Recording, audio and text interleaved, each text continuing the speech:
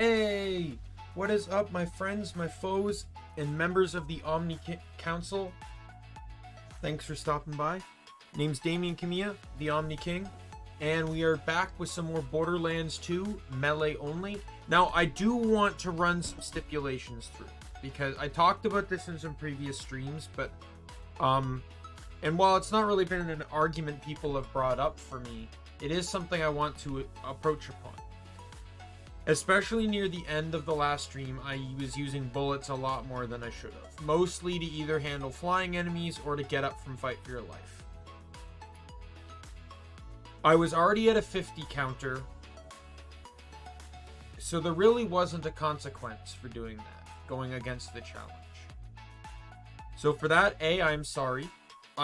There is an intent for me to still do that. This challenge may be melee only, but it doesn't mean that, you know, the challenge is there in spirit. If I want to fire my gun, I can fire my gun, right? There's no objectively amazing thing that's going to come out of not using guns, right? Like, I'm just doing it for fun. So if I fire my gun, then I fire my gun. Like, however, to be fair of the consequence, I'm pretty sure I adjusted it in the description. The +1 when I fire my gun is now a mandatory +1. It is unrestricted. Meaning if I am at 50 points, my exercise counter is at 50 points, I will still get the +1 under any circumstances. So, this way, even at being level 50, does not excuse my nature of using guns in this run. Alright, so that's what I want to approach upon the topic this time around. So, with that said, I don't really have anything else to add, so we can just get to the game. This stream is going to go as late as I want it to. I don't have to go to bed as early today, so it might go to like 2 a.m. for me. That's all I know. What is going on with my stream connection? I'm just watching, like, OBS has this little, like, colored light in the bottom corner. And it's green if you're good, but it scales down to red if you're not, and it's rapidly changing color. Anyway. I do have food. That's also why the stream started a wee bit late, was because I was making food. So, you may hear me stop to eat. But either way, game audio on, background music off, switching to game screen. Let's go. And we will continue.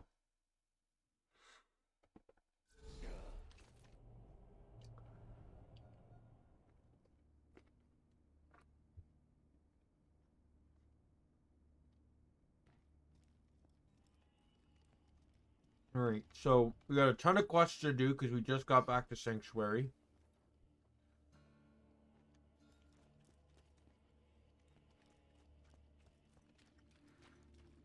However, not all of them will be getting done right now. Get up! Jack blasted my personal safe out of my own store. Oh, wrong way. My most precious treasure could be in the hands of some freeloading bandits by now. Head back to that city-sized hole in the ground and get my safe back. So this one's super easy, and I need to do this one. One of these gutter quadruplets pulled the trigger on that boy over there. Consider yourself deputized. Ask around at Moxie and Zed's, figure out which one of these identical scum stains pulled the trigger. Otherwise, I'll just have to hang them all, and I don't got that kind of time. So if you go to the... So I'm just going to answer this one. I don't care about the bonus objectives. But, you know what? Let's do the bonus objectives. I heard a gunshot a couple hours back.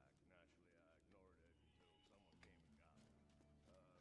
I found this boy bleeding onto the concrete. Single bullet in his throat. And I saw one of these gutter boys running away. And that's all I know. Don't you come back! Now, more's the pity.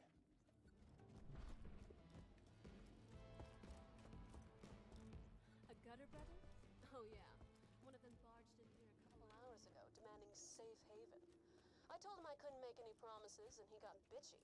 I had to pull out Ruby and put a few rounds in him. His shield ate the first two, but boy did he feel the last one.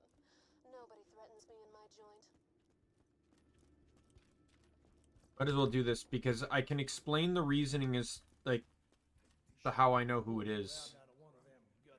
Now I know it mostly also from memory, but there's reasoning behind it. $5,000.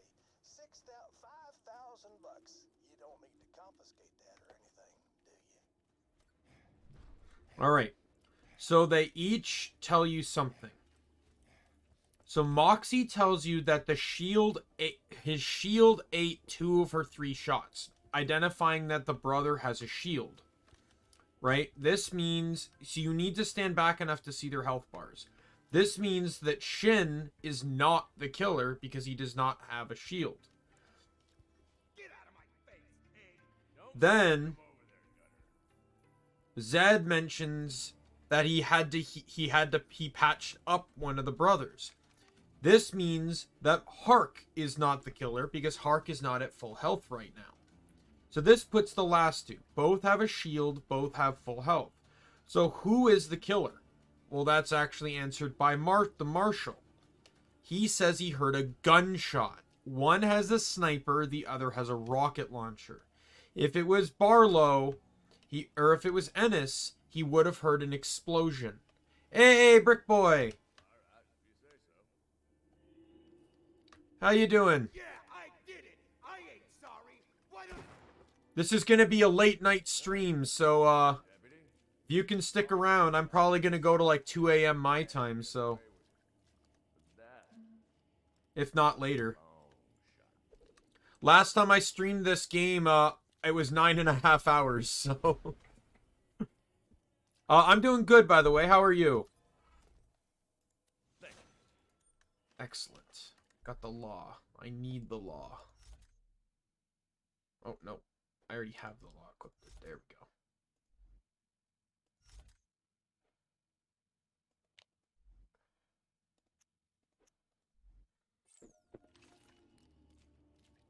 Yeah.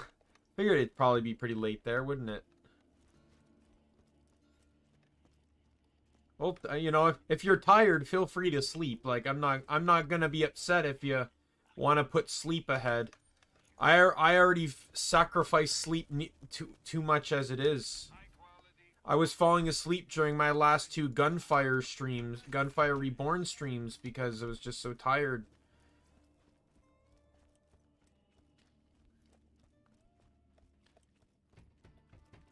Alright, let's get my gun out here.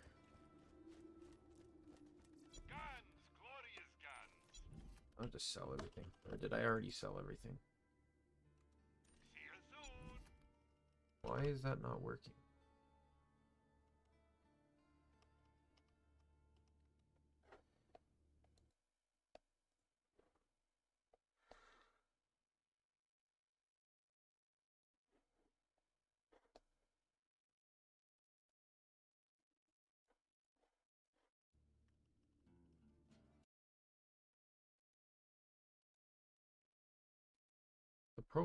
The profile should be tied to this game, so I don't know why it's not.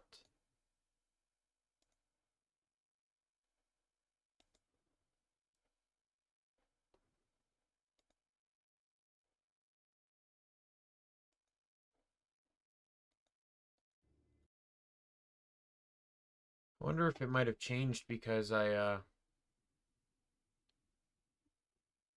oh. Fair enough. Fair enough.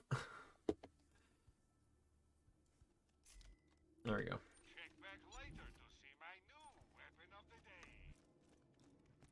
I assume Deep Rock Galactic's a game too, right? Is that like a daily reset or like a daily reset or something? That you need to work on or something or Some people who are not me might consider slag experimentation immoral. Some people would not be willing to pay you a great deal of money for bringing me experiment results from the Hyperion Preserve. Some people are stupid.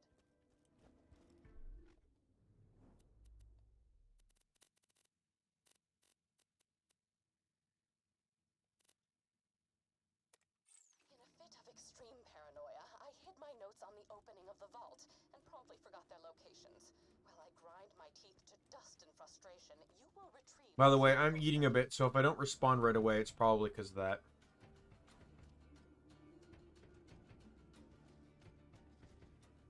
Ah, I see. I see.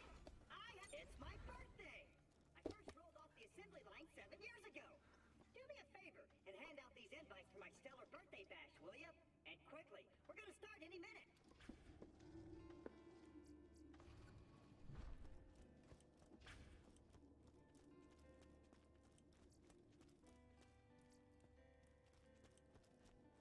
Well, that's good.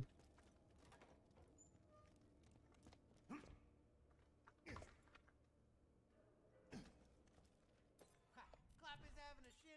Shorty must die. That crock blocker defaced one of my catch rides, and nobody does that except ladies I want to bang, and sometimes me when I'm drunk. He's hiding in stalker territory. Go get him. Couldn't get a drink. Thank God for the 2 pops I bought at work.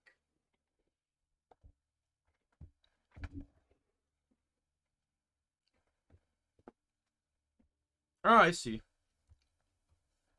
I feel like I've heard about it. The title sounds familiar, but I can't necessarily put an image to it.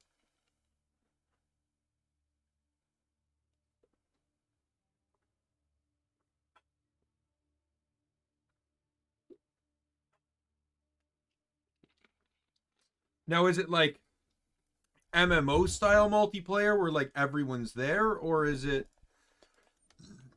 just multiplayer as an option? Oops.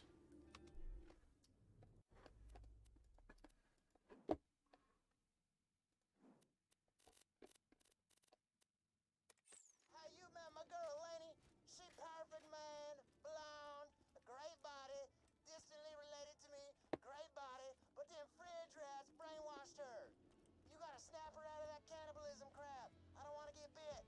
Bring Lenny her favorite flowers and food, and I'm sure she'll come around and stop by. Things need to be Oh, and if you find any porno mags, I'm just saying if you come across them in a natural accents, just snag those for me too, okay? Do you feel... Those crystalists are right bastards, aren't they? Scientific term. If you could find out just what got up the crystalists' collective bond and made them so cross, I'd be willing to pay you a pretty penny. Metaphorically. I'll be paying you a great deal more than a penny. It's just a saying I'm fond of. Off to the caustic caverns with you. Need to get this one. You're wondering why Yes, don't I go out require with his arm for the it. answer is old Slappy, a thresher that nearly killed me. Science demands I forgive it. Vengeance demands I kill it. Today, my friend, you will be my vengeance. Take my hand. Oh, I see. Old Slappy removed several of my lips.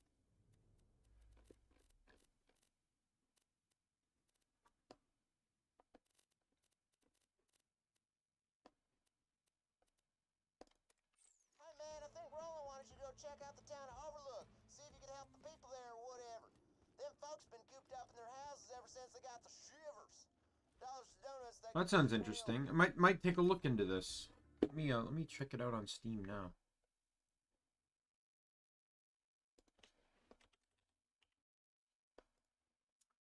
Oh, this one? I think I own this. Let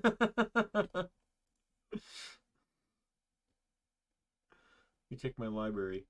Yep, there it is. Deep Rock Galactic. I don't think I've played it yet, though.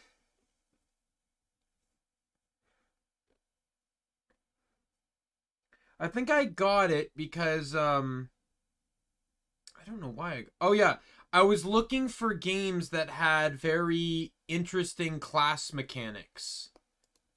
Right? Like, I was going through a stint where I really wanted games that had good class mechanics. And that was one of the games I bought, but I never actually got around to playing it. I lost the second prize to Jack, and the first to a thief named Carson.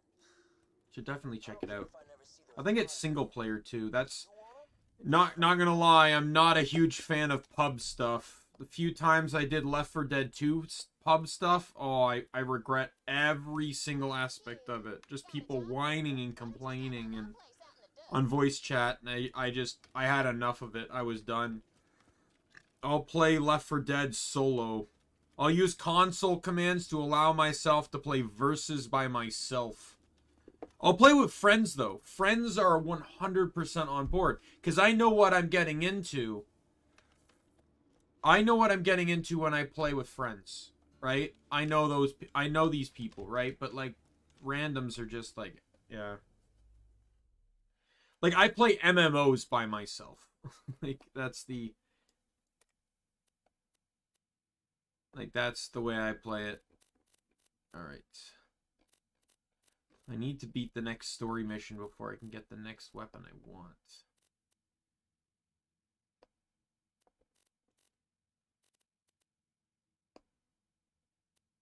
Let's just... I guess we can... Well, let's finish Claptraps here.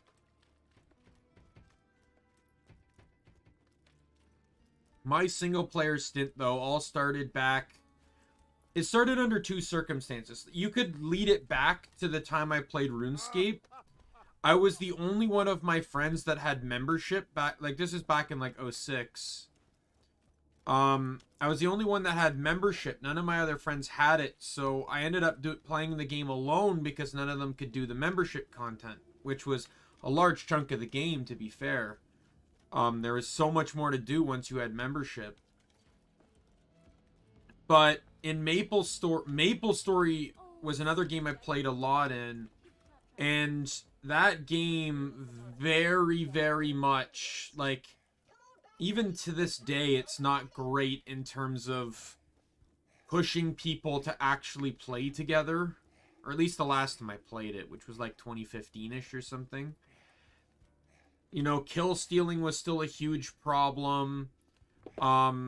For the longest time, it was actually a deterrent to party with people unless you were doing, like, party quests. It was... So I just kind of learned to play the game myself. You know, like, people would always just bother me. So I started playing alone. Nowadays, though, they make a lot of MMOs, you know, serviceable by yourself. You can do most of the content alone, so... Like, I really enjoy Guild Wars 2. You can do a lot of that stuff alone. But the environment in Guild Wars 2 is very helpful and friendly. Because there's a benefit to other players helping you. They're never at a disadvantage to help you. Outside of just the time. In Warframe, though, I love Warframe. Like, the pubs, it's like... The pubs, everyone knows you're just in it for what the goal is. Like, you're in it to finish, to get the reward and get out. Everyone has a relative understanding of what to do, and it's very quick. And even then, like, you can still do most of it alone. Like, there's some mission types I prefer to do alone, like Spy, because I really, you know, you really don't want to necessarily have someone to screw you over by tripping off alarms and stuff while you're trying to farm things. I might want to play Warframe on stream, but if I do that, I have to rebrand my account because it's currently my personal account, but I also, like, have a lot of money invested into it, so I don't want to lose all of that. But you can, like, rename it. I basically just have to rename my character and then quit and destroy my guild and probably wipe my friends list. Yeah, you know, I have all the frames, and some of the frames can make certain missions easier. Like, I have Loki, who's like the mischievous, like, spy type character, and you know, like, I just have, like, I beefed up his duration, and just, like, I have no armor on him on that set, and I just cloak. I just go invisible, and I run through missions.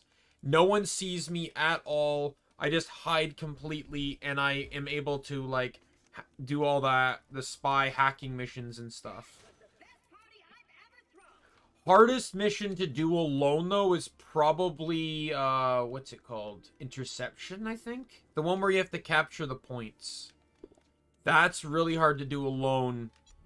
It really depends on the class. Some classes can make it easier, but if you're really not good at keeping track of that kind of stuff, it can be really tricky. And the type of map you're on, too, because sometimes there's a lot of running around. Alright, let me see. Let us do...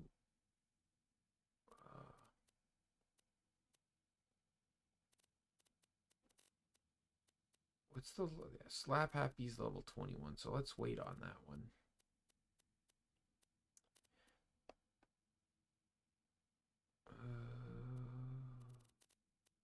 Let's do hidden journals. Why not?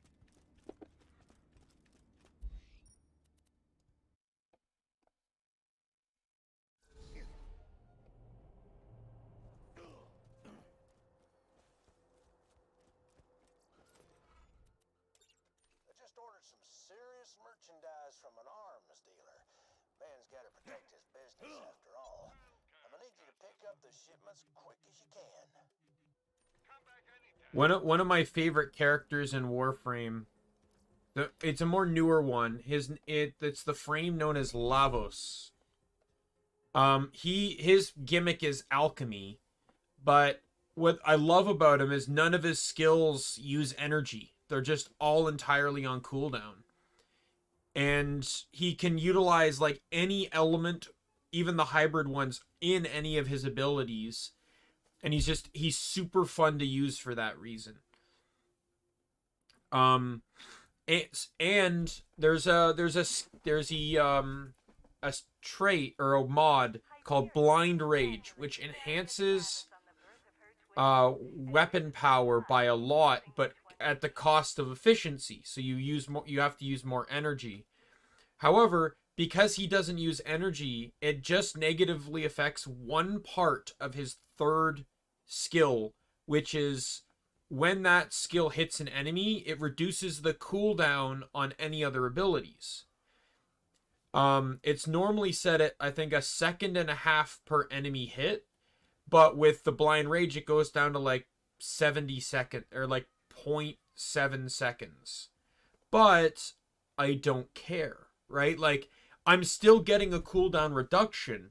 I just get massive damage on my abilities, and it's really fun to not have to play around the energy. Was hired to wipe out the stalker population a while back. He also adorably tried to write a book about his adventures in the Highlands. You find the chapters of his book, and I'll plagiarize the living daylights out of them for mine. Win, win, win, as they say. Nobody says that. I say it. I definitely need to do this quest, so I'm gonna jump ship and do this quest instead.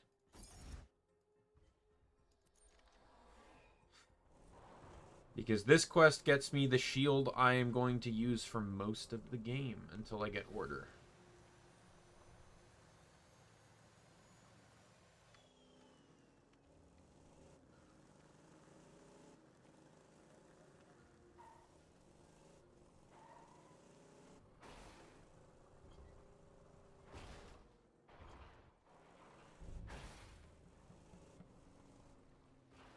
No problem, no problem. Feel free to lurk. Feel free to lurk. I'm just happy you're here, man. It's always nice when someone shows up in my stream.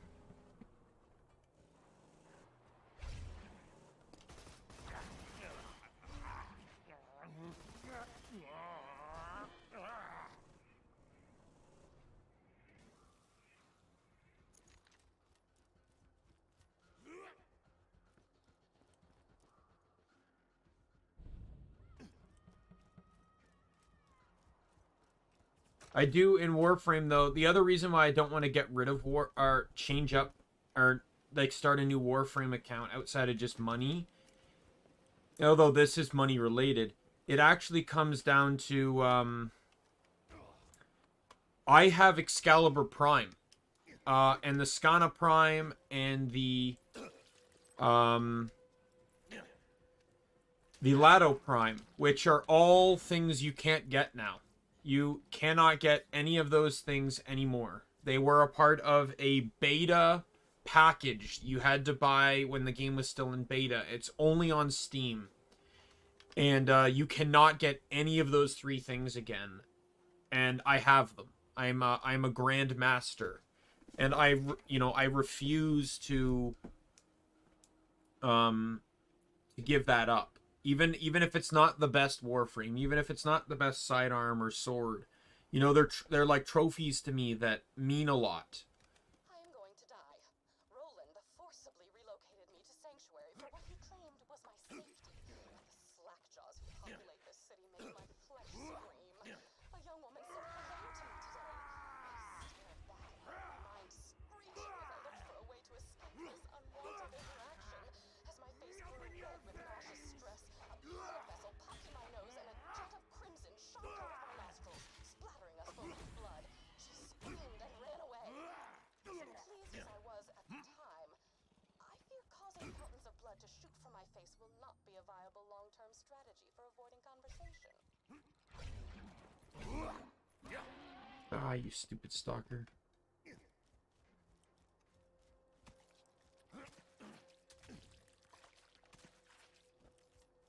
Chapter 1. Today, I punched a stalker so hard it turned inside out. End of Chapter 1. It is a known fact that stalkers find echo recorders delicious. You'll likely find the rest of Taggart's chapters within piles of stalker defecation.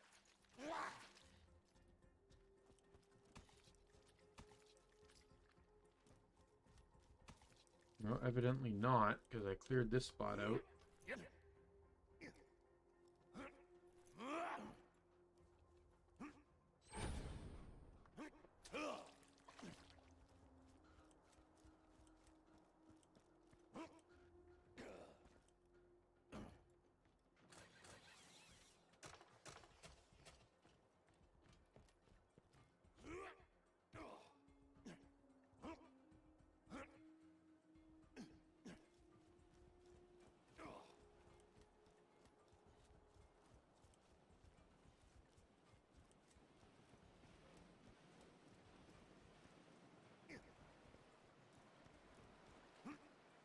Alright, let's get, I guess, get over there so I can...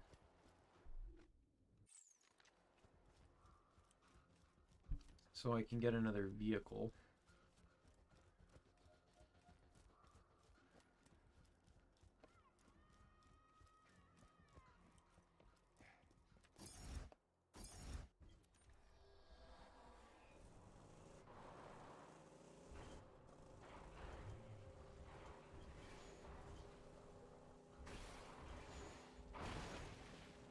Alright, let's search more stalker poop.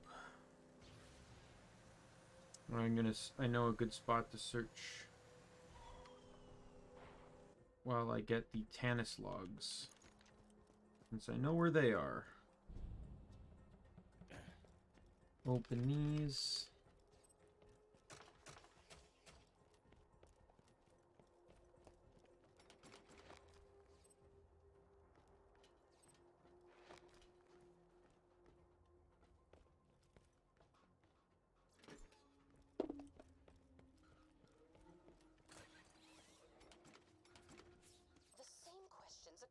Oh, really? You can do that? Oh my god, that is hugely game-breaking in terms of completing quests, anyways.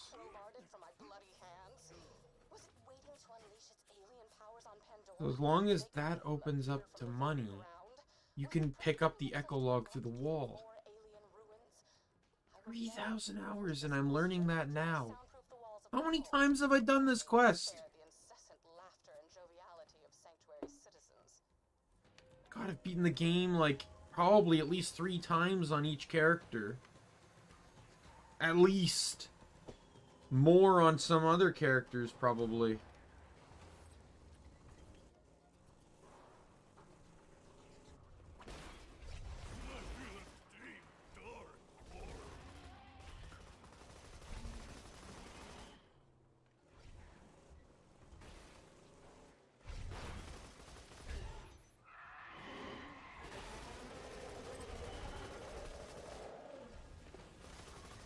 Oh, God damn it. Okay, well, you can die. Thank you.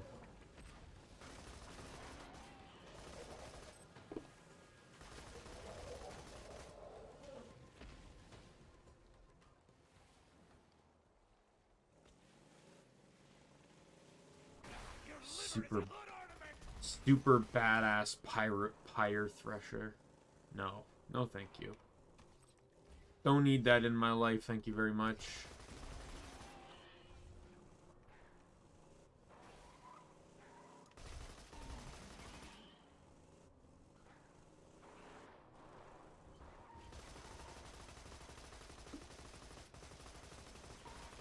Chapter 2. Jack wasn't kidding. These stalker things are something. I pounded one right in the throat with my thumping hammer, just like Mom taught me. And it pretty much exploded. And then Chapter 3. My boys found out the stalkers don't cloak so well once their shields are down. They get all panicky, start roaring to power up their friends. It's cute. I saw a huge stalker staring at our camp the other day. I decided to name her Henry, you know, after a... Oh, hold on a second. Hey, Mom! No, I was just saying I named a stalker after you. Where is this invisible bastard?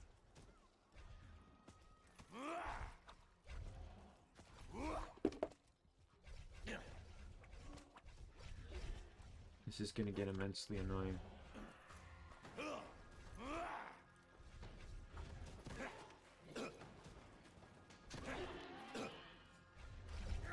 Just start swinging. I swallowed your soul!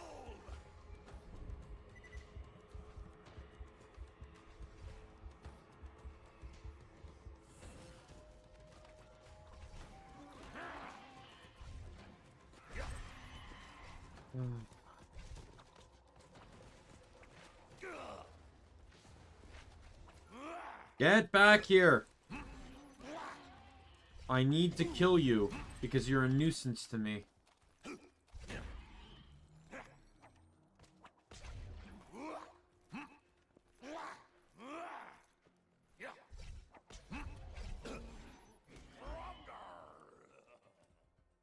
There we go.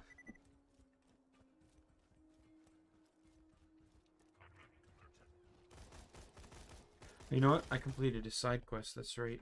The one in town. Hello.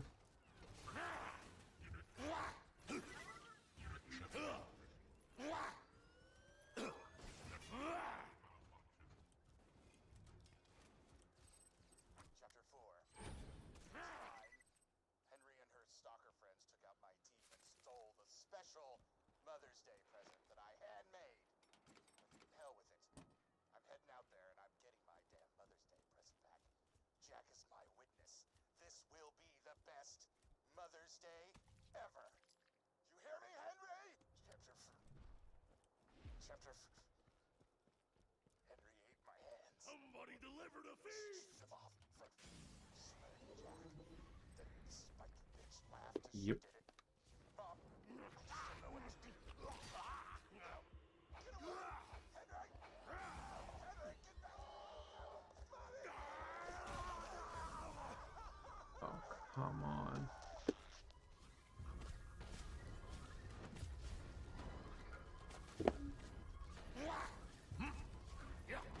Yeah. That was gonna happen.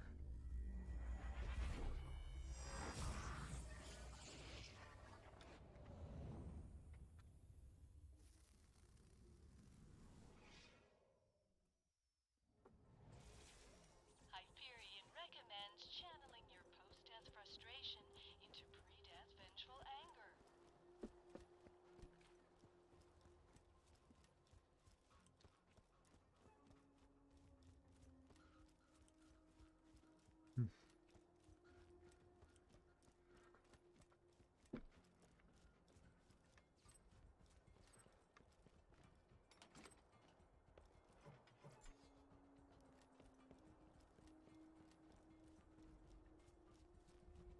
Please tell me it's gone.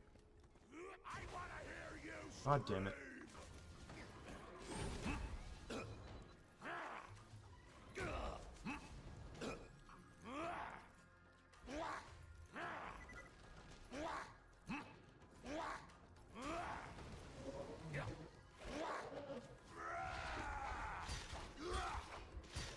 Die. I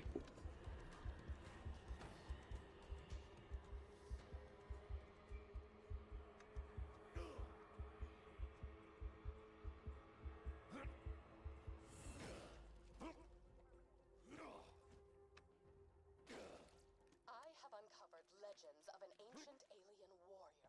The legends tell of a All right. magical key that can bring it back to life. If my hypotheses are correct, which they always are, the legends may be speaking of the vault key. Also, a young man told me I was pretty on my way back from the grocer's. The reaction was surprisingly tame. I only spent the next 3 hours dry heaving into a bucket.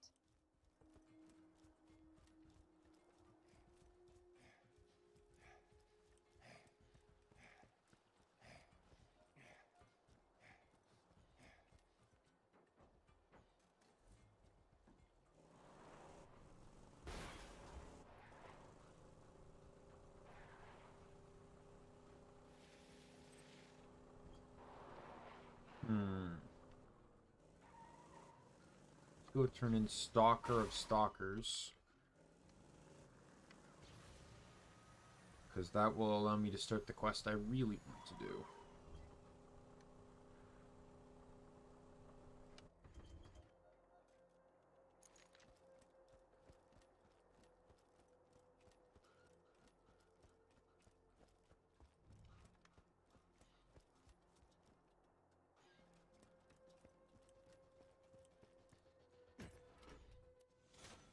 Beaten, was he?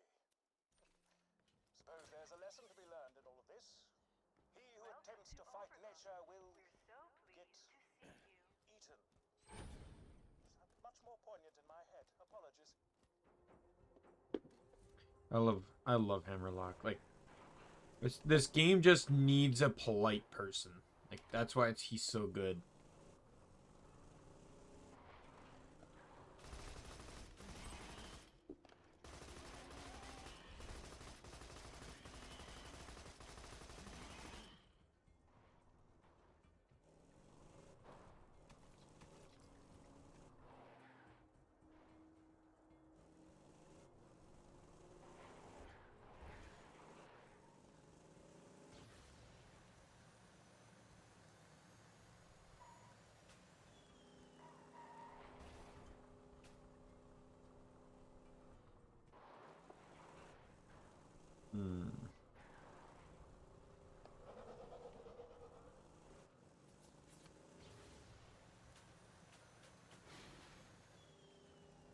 Alright, well, we'll go in here.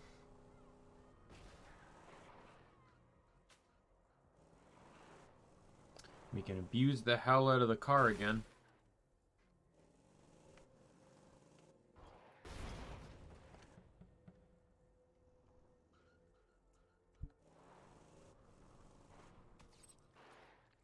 Alright, welcome back. Mission go well?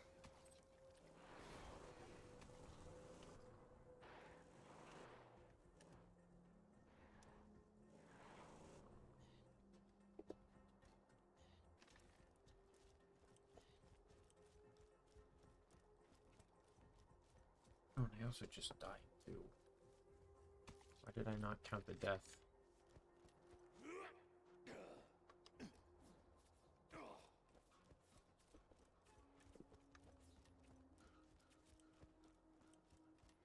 Alright, time to leave that car there and spawn a second car. So I can teleport to this one.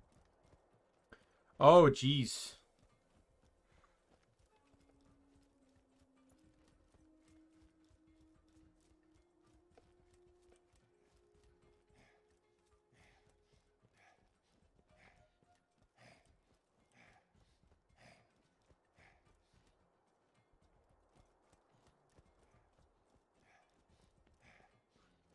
Hey y'all, welcome to the new and improved Catch a Ride. Now with 47% more than 26% death annually.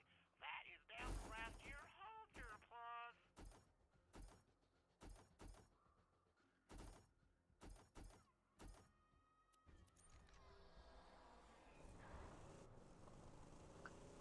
That's kind of impressive then. I suppose it probably depends on the mission type though.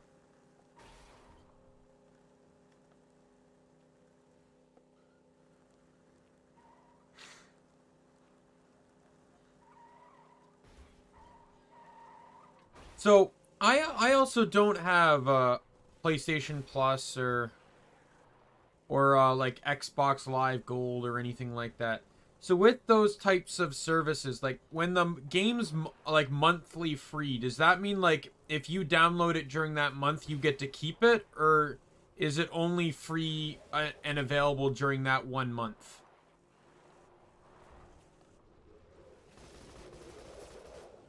I love it when you splash on my windshield.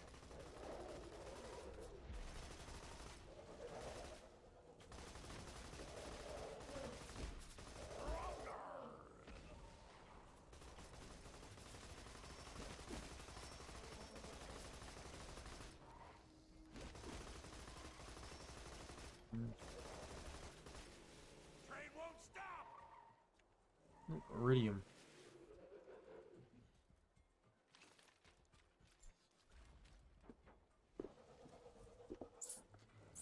I think I killed all the stalkers.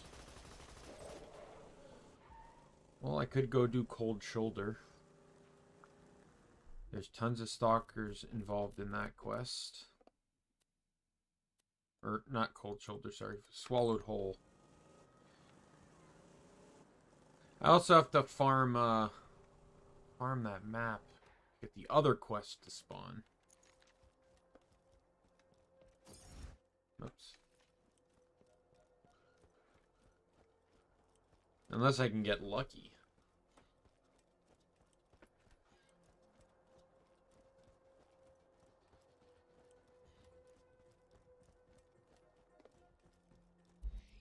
Greetings, residents of Overlook. Oh, right. I, Handsome Jack, am moderately happy to welcome you into the Hyperion family. Oh, okay. Watch out for those attacks. So I get, yeah, so that sounds completely reasonable then. I don't know, like I said, I don't pay for those kind of services, so I don't really know what's reasonable. Like, I've heard varying things about them. It's like, oh, you know, I'm paying this much, and then I get this, like, cheap indie game that I'll only spend 4 hours playing. But then you also get, like, you know, sometimes you get, like, you know, 80-hour games. So I guess it's kind of a toss-up what you get, with the service.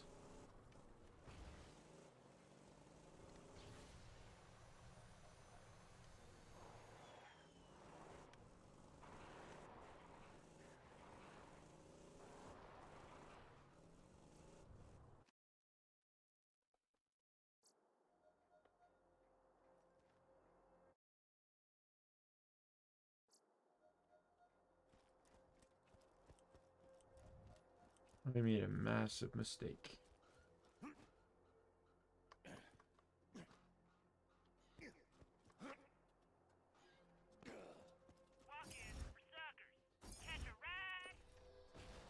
Oops.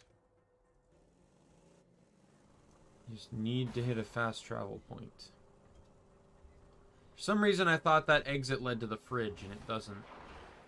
Because now I have to deal with the stupid fridge glitch. God, I hate this glitch.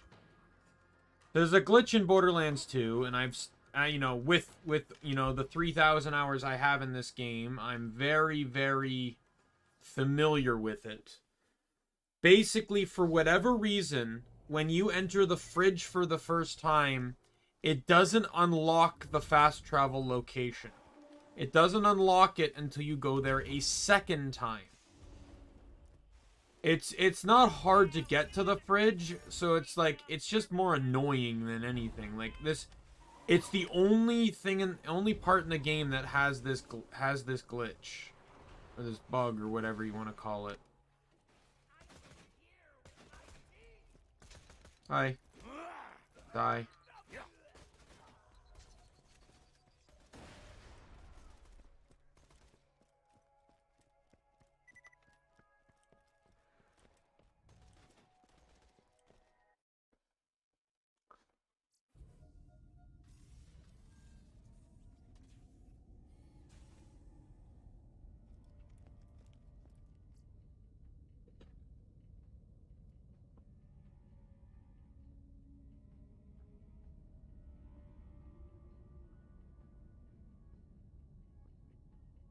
Oh, I see.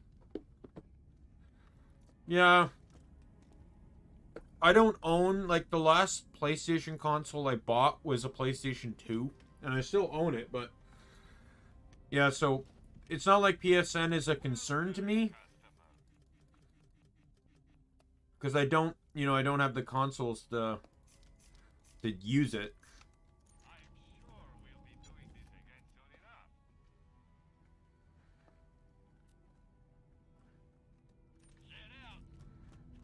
Now it should be in there. Why is it not in here?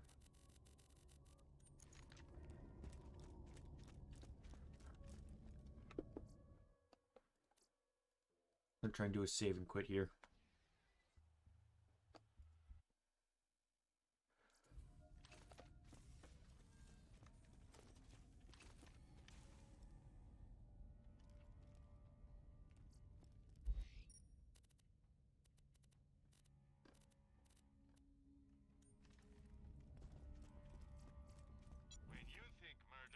I think it wants you to enter from the other map. The other side of the map.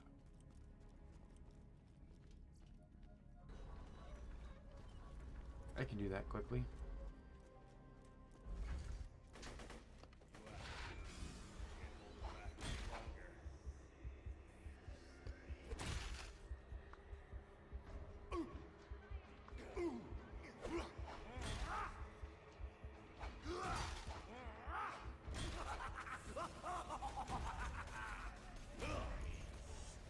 Okay. Well, you're dead.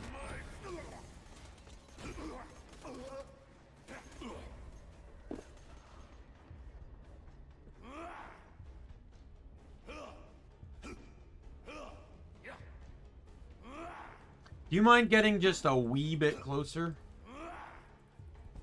I hate you.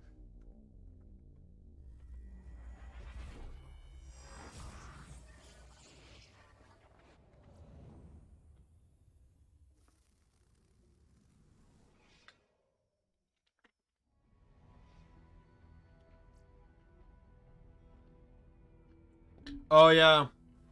That was more like a mini DLC. Those were referred to as the Headhunter ones. If I were to break it all down, favorite character is Krieg by far. Like when I first got this game, this was my first ever shooter, right? So I was very nervous. I hugged a sniper rifle because it was the best way to keep my distance. But then I got more comfortable playing the game, and then I started playing Zero. And Zero, I played Melee Zero though, not Sniper Zero. And I just loved like just being able to go in with Execute and Many Must Fall and just ending a room without being seen. It was so much fun. Then they released more characters. Then Gage came out, and Gage became my new favorite character because I loved Death Trap. It was so much fun to use him. Now I'm more of an Anarchy build player, but the Death Trap build still means quite a bit to me. But then Krieg came out, and all changed. Krieg took what I loved about Melee Zero and just intensified it because you just get to go berserk about it. Like, and,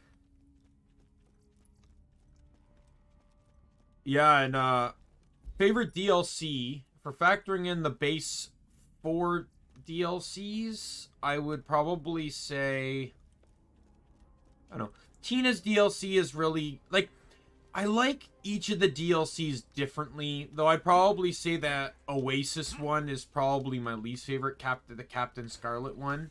I like Torg's DLC because of Torg. I like Hammerlock's DLC because the environment is so different compared to the rest of the game.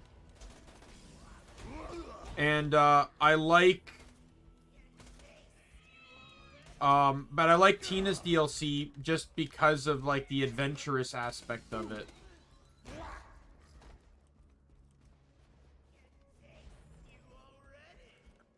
For the Headhunter DLCs though, like I like the Halloween one, but I wouldn't say that one was my favorite. What's the Headhunter one I like to play the most?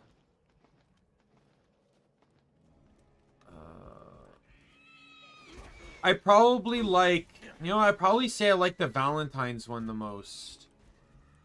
I like it, I think, for two reasons. So, the first reason I like it was the first instance in Borderlands 2. Oh, okay, yeah, fair enough. What I liked about the Valentine's DLC was that it was the first instance in the franchise where they had the playable characters speak in correspondence to the story or the objective. Like, your whatever character you were playing would respond to, like, if a NPC asked a question, your character would respond in the manner accustomed to their character. So it was the first time they did that. But I really loved the banter and dialogue between Ellie and Moxie. It was so funny, right? Because Ellie is just trying to be straight to the point, while Moxie's trying to be all elegant about it. You know, Ellie's saying, don't do this. Moxie's saying, oh, it'll be fine, right? And just, like, the way they are,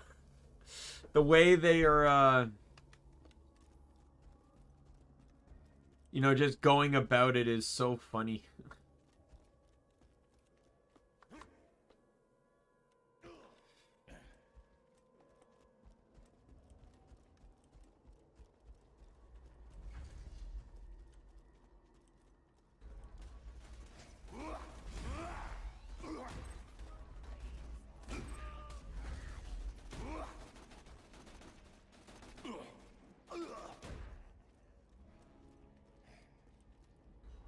I did like the Baja one though, but I think that's the one where, like, because you look at the beach one, that one was okay too, but it kind of felt like Brick, Lilith, and Mordecai were kind of having their own conversation while you were just out there to save Hammerlock. Like, it seemed like almost two different stories going along. Like, you're listening to some kind of, like, audiobook while just almost kind of like you're watching a YouTube video while you're playing the game you enjoy, right? Like, that's kind of what it felt like. It didn't really feel like anything was connected.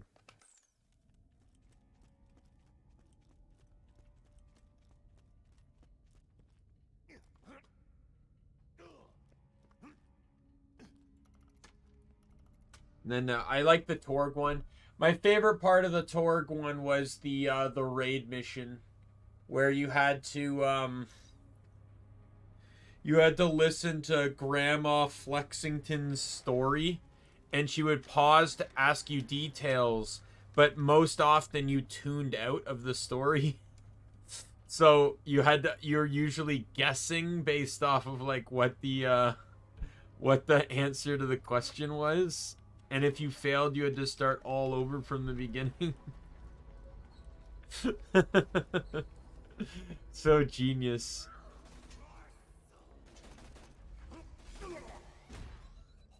I also love how the devs kept expanding on Torg's name. So, like, in the second DLC, Mr. Torg's Campaign of Carnage, you know, he's called Mr. Torg, and you're like, okay, well, you know, Torg's his last name then, I guess, right? Then it's revealed in the Tiny Tina DLC that no, his first name is Mr. Torg. And then Lilith's like, wait, your first name is Mr. Torg? What's your last name then? Flexington. So his name's now Mr. Torg Flexington. And then in that Headhunter DLC, it's revealed by his own grandmother that they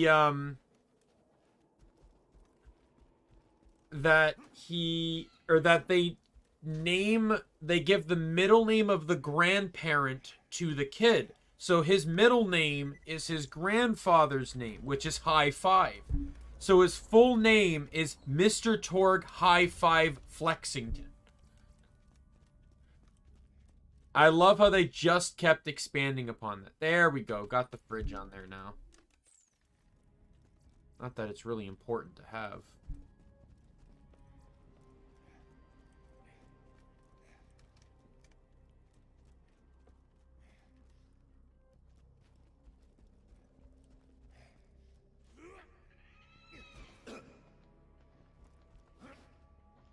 Wonder if I'll get the Goliath to spawn. Yeah. Well, it's like you said you only played like the Headhunter ones, right? The single mission DLCs. So two of the things I said were revealed in the full-length DLCs, so you wouldn't have seen them otherwise.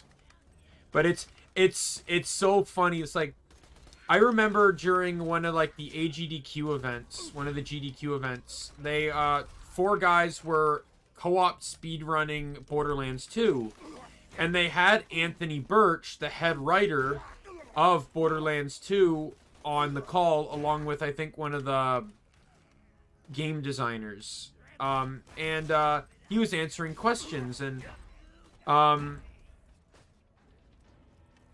he pointed out that he had no control over any characters that pre-existed in the world. He only knew like Scooter, for example. They asked him about Scooter, and he's like, well, you know, I could only write for Scooter. I didn't create Scooter, so I can't do, you know, I couldn't really do too much with him. So they asked him, it was like, well, what about Mr. Torg? Did you enjoy playing or making Mr. Torg? And he's like, oh yeah, I enjoyed Mr. Torg, right? So since Mr. Torg was a Borderlands 2 character, he had full creative control with that character. So he could do whatever he wanted with Mr. Torg. And he did. It's so cool. He's the type of character that he is. It's just so funny.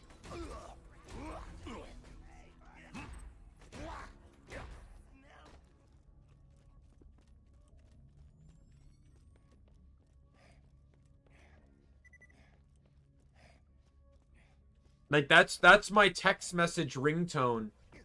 And I used to have it as my ringtone too, where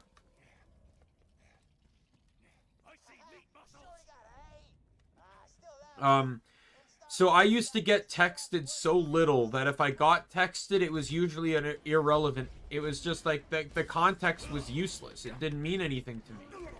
So there's a line Torg has in this, like, you can go to the Borderlands 2 website and just download audio clips from some of the characters in the game and just install them as ringtones or text message or notification tones. And there's a point in the game where Torg, he says, if you're in the arena, he's like, if you're alive, grab some ammo. If not, this message is irrelevant. And one of the snippets is the last part of that. This message is irrelevant. So that's my text message ringtone, because and anytime I get texted, or like I get a text or a notification, it's pointless to me most of the time. So it's just it just screams out, this message is irrelevant.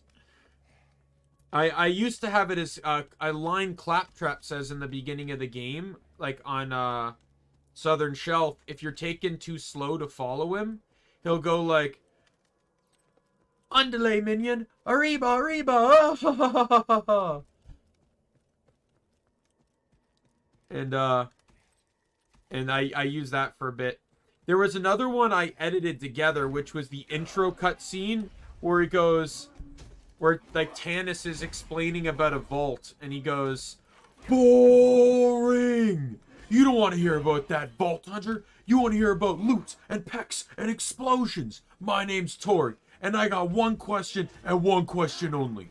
Explosions? They had the first part as like a ringtone, but the last part, the question part, the explosions, that was like a separate as a text message ringtone. So I combined them and made a single ringtone with them.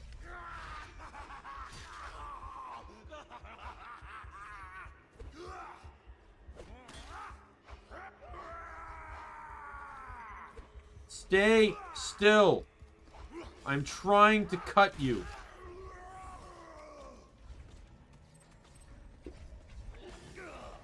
Where are you? Where are you? And I leveled up. Funny story. I would have had someone do the same to you if you underpaid me for that whole future ride you had. I rushed. It's a hurt. That's what it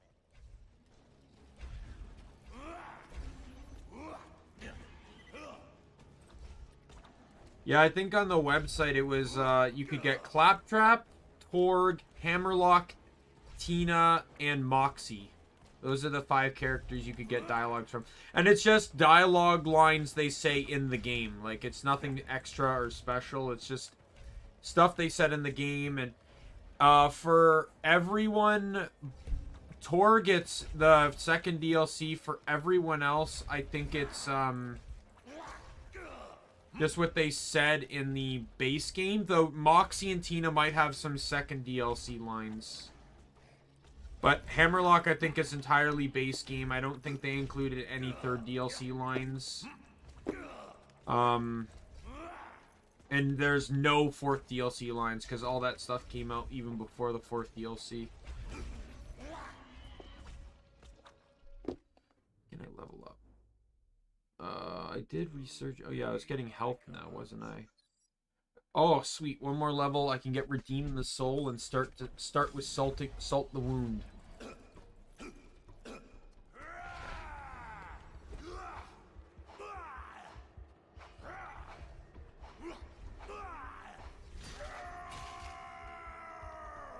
Zero has the best time with these guys. Undeniably so.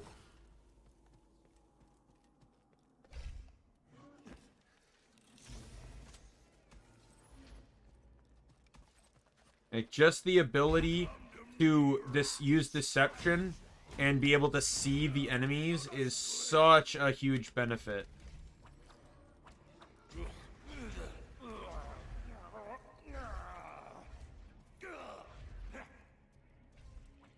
Now, granted, I'm also meleeing only, so these guys are actually a lot more annoying. Because I can't fire bullets.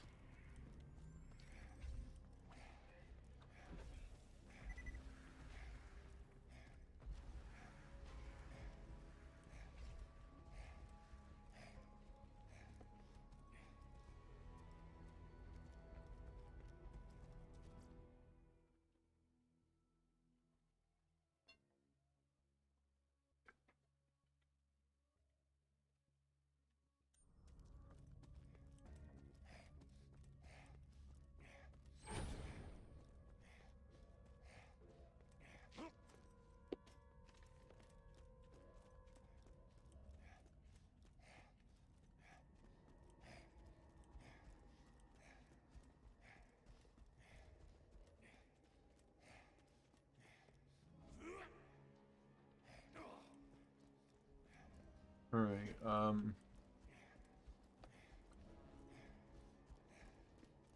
I got another quest to do, but I also have other things to do as well.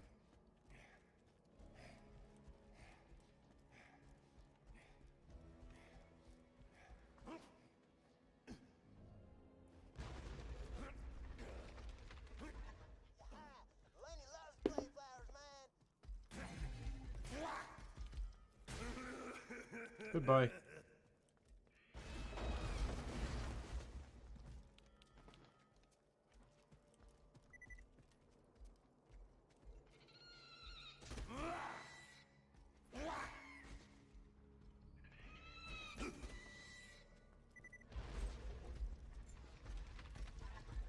Bump. Oh, come on. There we go.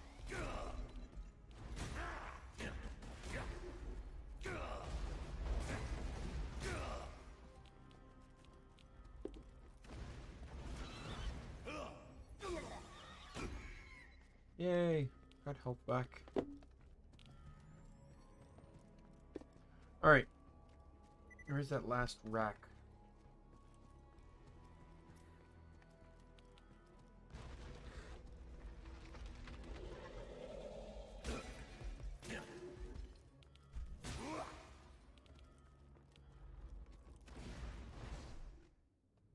While I'm here, let me just change this over to cold shoulder.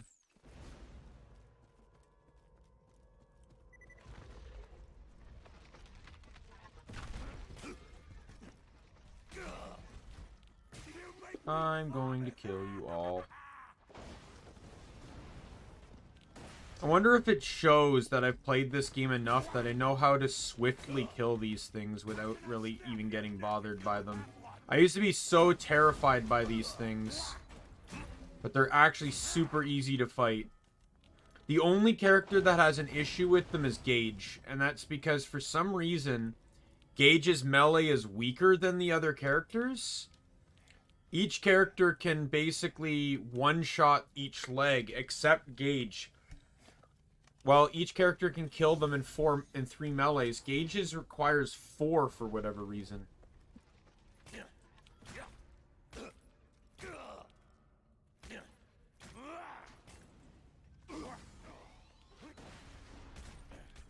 Oh, if my favorite character lines aren't even in the game anymore.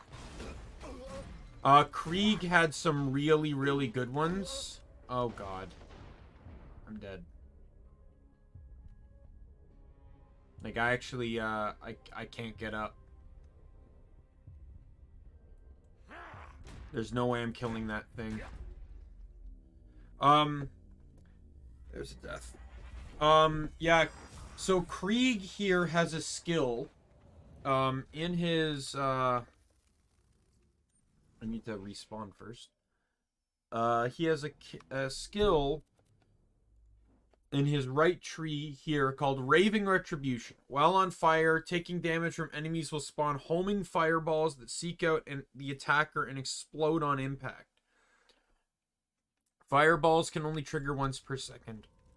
Ooh, 1 sec. Throat tickle.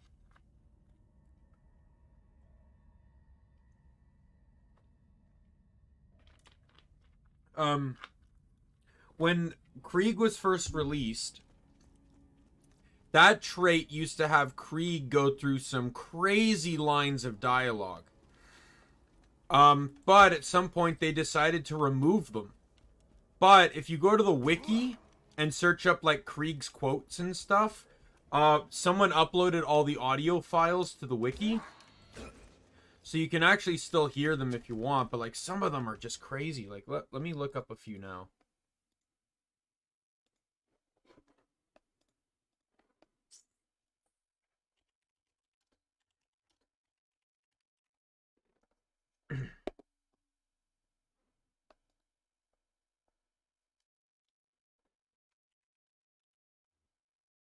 Yeah, raving, wild dream.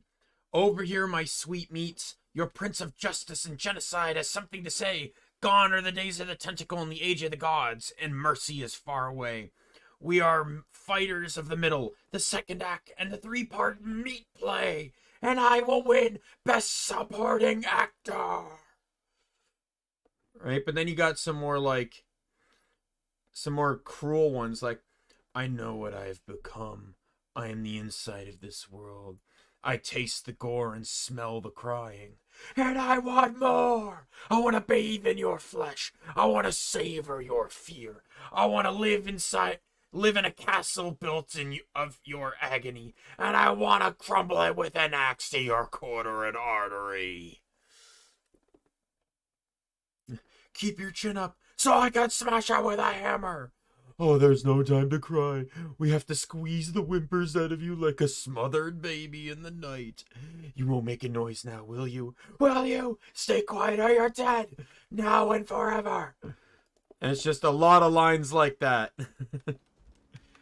What's my favorite one? There's a particular favorite I had in that year. I like the alliteration one. Pitiful people prepare. Pled plentifully plentiful platitude. Phenomenal patriot pounds.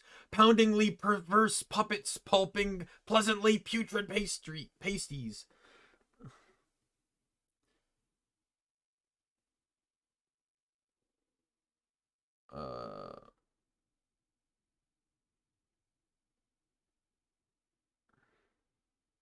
This is my favorite song. Dance to the drum beat of the ballistic, fetishistic, sadistic pistic.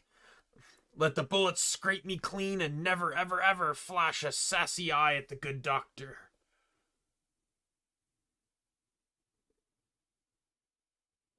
Yeah, like this one's good. There is no me, there is no you. There is only the never-ending spit and bile of combat, the 24-hour murder spree of shining metal. I drink the blood and eat the loot and breathe the numbers because I am a monster, now and forever. Yeah, some of them are good, some of them are like crazy.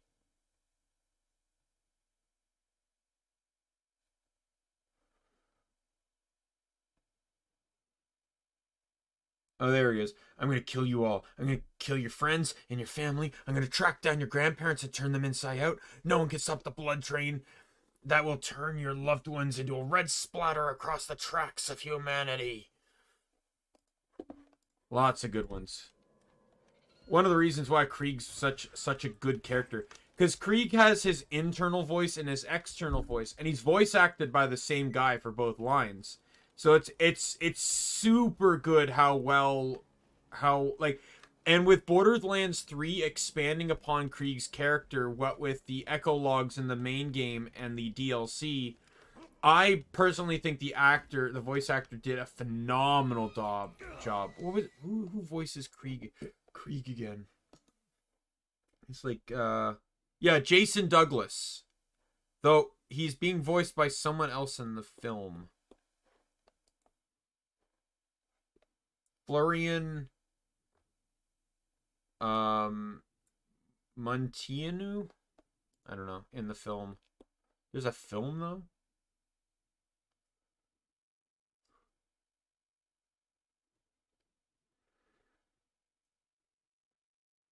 Oh my god, Jamie Lee Curtis is playing Tannis. That is so perfect. Kevin Hart is Roland, yeah. Some of these are like really good.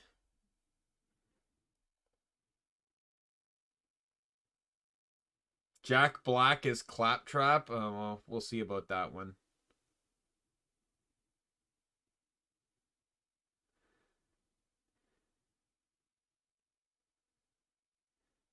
It's a live action movie, apparently. That's going to be interesting.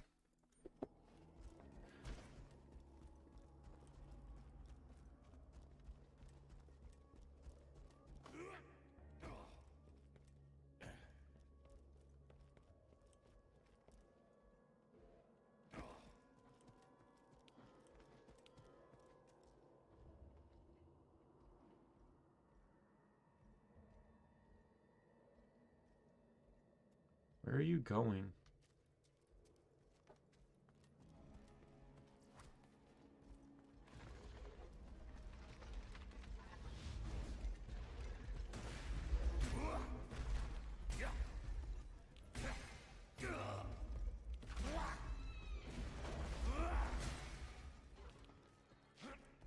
Nope, there's another one.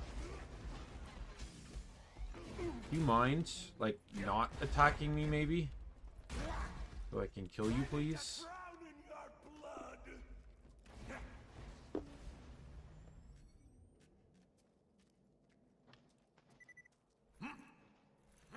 Alright. Well, it sounds good, Brick Boy. Thanks for dropping by. I appreciate it. Have a good sleep. I hope you got your promotion at the very least before sleep encompasses you. But again, thanks once again for stopping by. I appreciate it.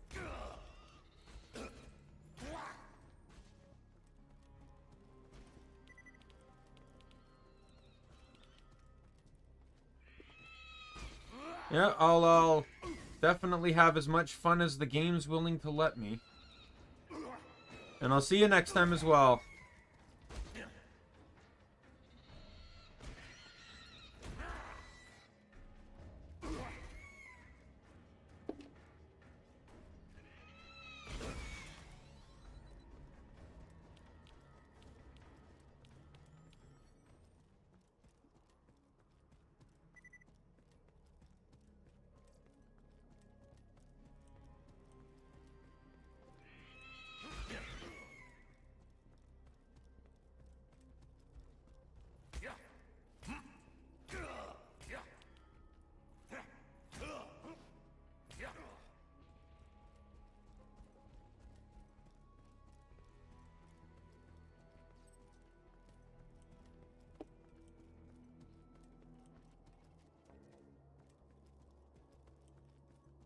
some flowers over here. I might actually record myself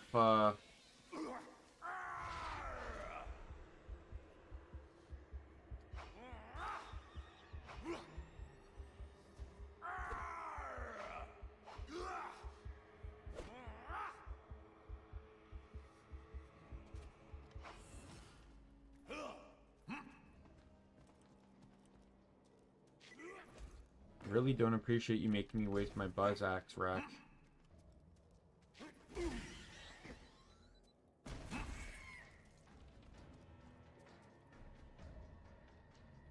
There's an enemy over there.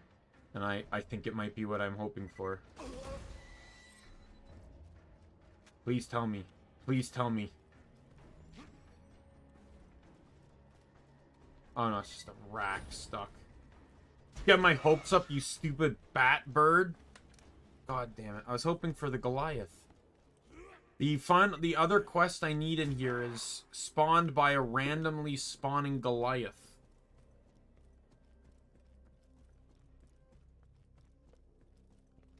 I bet Lanny will stop craving human flesh soon as she smells them slices.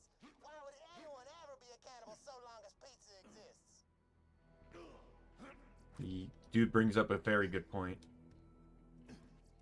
Unless, of course, some sick person wants to combine pizza and cannibalism, but, like, let's not even go there.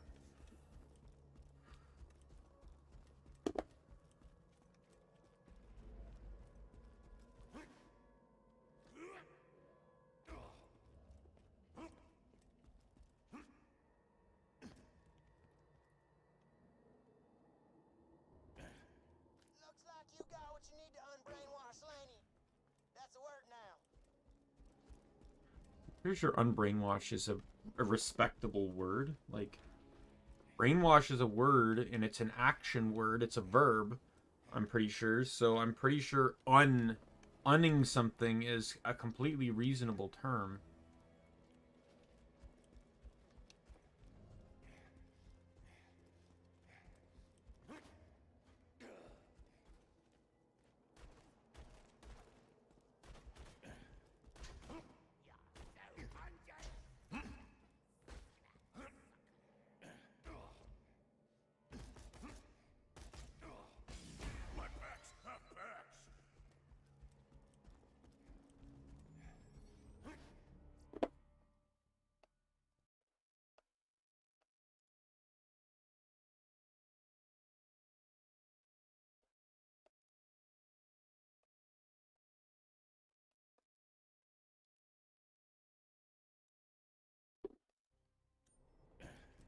Alright.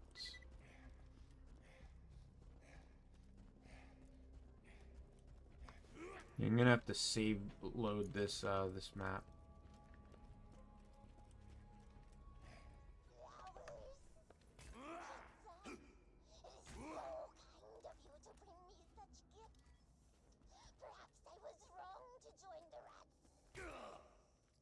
Ask my I knew you'd come back to me sooner or later. Was that Scooter? Why do you think I fled here? It was the only place Scooter would not follow me with his stupid advances. If Scooter's you must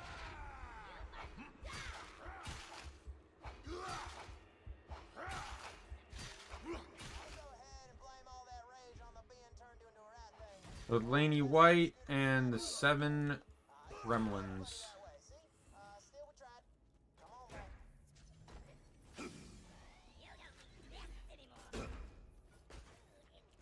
Oh, god damn it. Oh, there's my first legendary drop.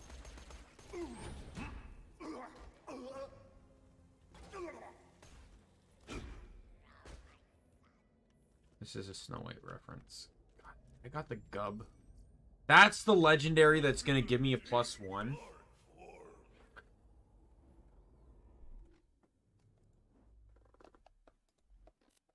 Here's the thing, though, and, you know, my personal opinion, the gub's not a bad gun. It's just, its accuracy is so awful.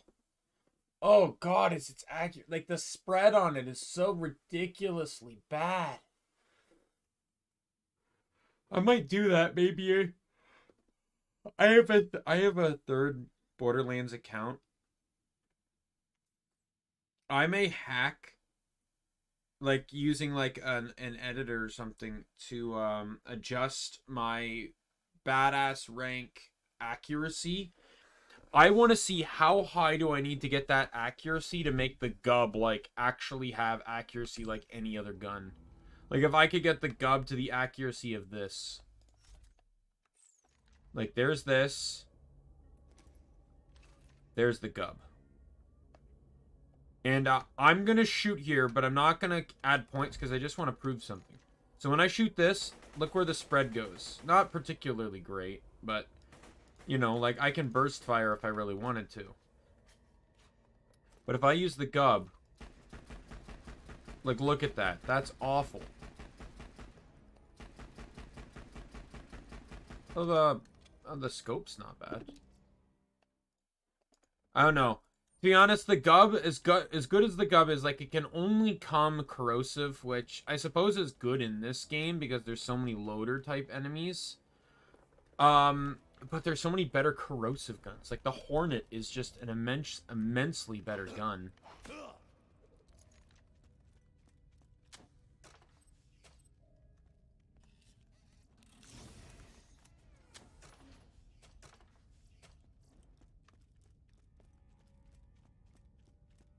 Alright, well, sadly I'm going to have to fight Lanny again because I'm not going further in there until I get the quest relating to it. So,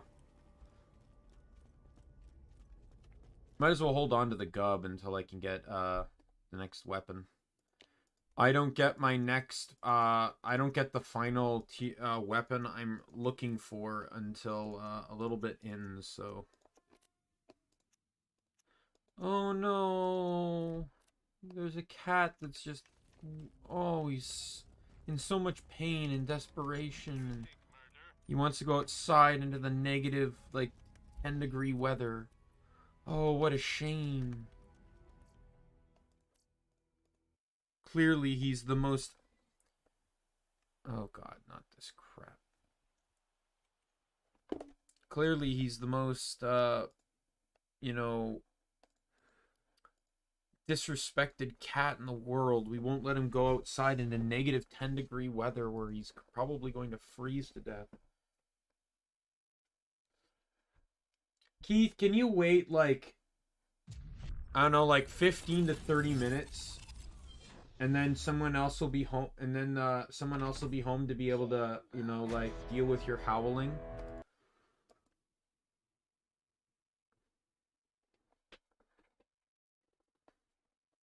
Like I'm not like, I don't say that, like I love Keith. Keith's a great cat, but like he has this really like guttural meow, like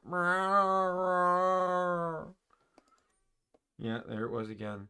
And he really only ever does that though when he wants out. And it's the middle of winter, or it's the winter time in Canada. We're not letting him out. Oh dear God, cat. Oh, you must be suffering. How dare we not let you freeze to death? How utterly dare we? Let me know if anything catches your eye. See you real soon, I'm sure.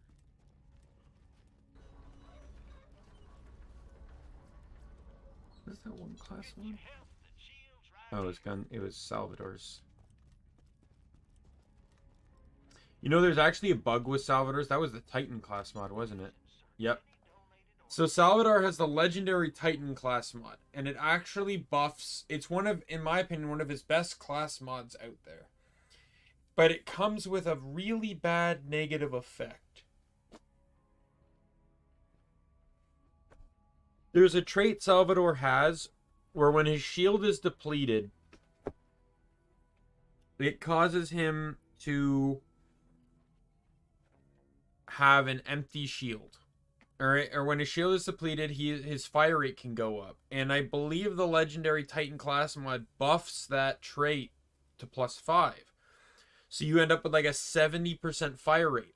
However, you can't use it with the Rough Rider shield, because the Rough Rider shield, a shield that has no capacity, gets affected by the negative shield capacity, which basically means that you have a shield with negative value, and as such will not apply the bonus of the mod, or the trait, I should say.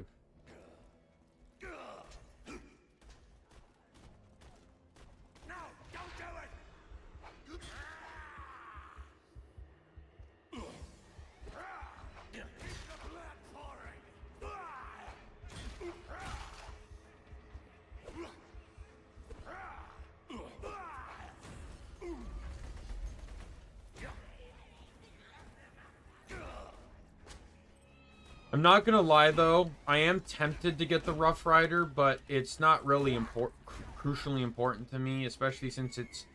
Now, if this was Borderlands 3, I would probably definitely go for the Rough Rider, but this is not Borderlands 3. The Rough Rider does scale with leveling to a degree.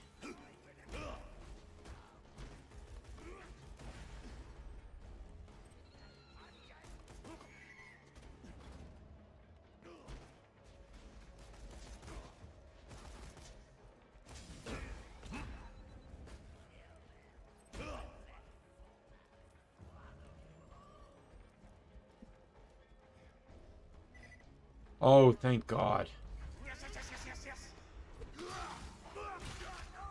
I've had to one time sit here for 30 minutes trying to farm that stupid Goliath.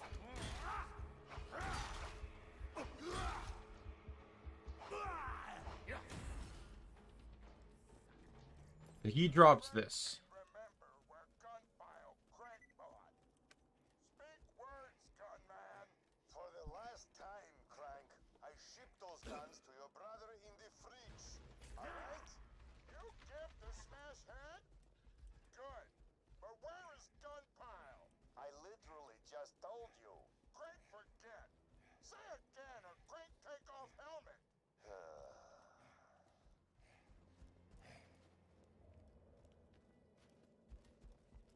No, this is a good quest to get before you fight Laney, because the 7 midgets that spawn with her, like sleep, like the they count towards the 10 midgets, which is really nice to have,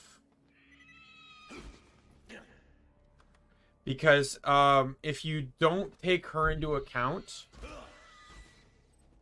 you actually cannot get the 10 midgets in just heading to the quest objective.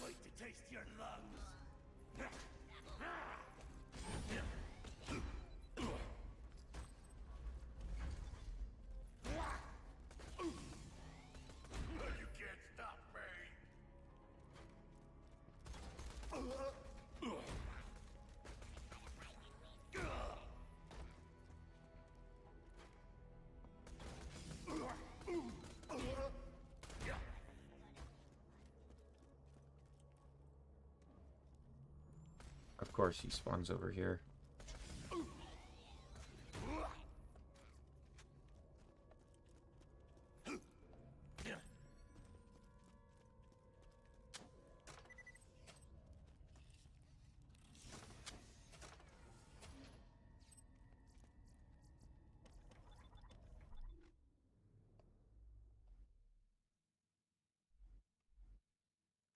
Right.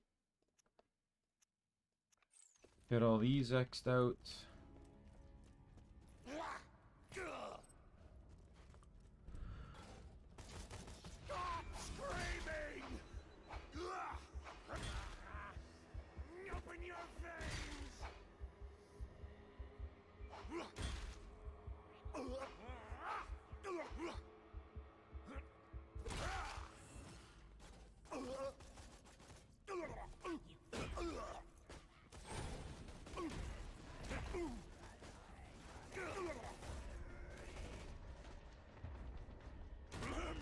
Idiot.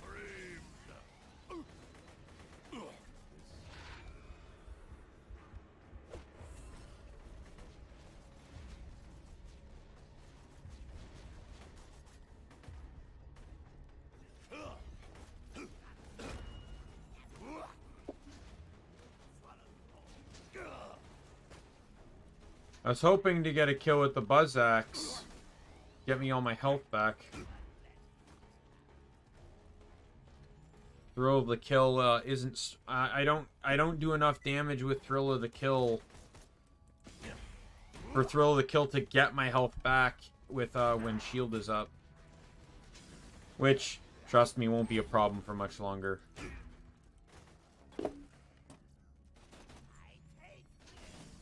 Not only that, but I'm... Yeah, like, I can get these two, and as they damage my health, I get more damage. I get more damage too.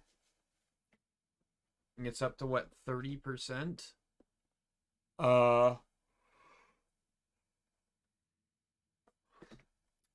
This one will give me more fight for your lifetime, which is great, because it'll help me crawl towards the enemies. Once Silence the Voices comes in, though, that's where the game starts to get fun. Because that's when I get overpowered, but that's when I also will down myself more than half the time. You're really going to learn statistics when you come to understand how frequently 12% actually can trigger.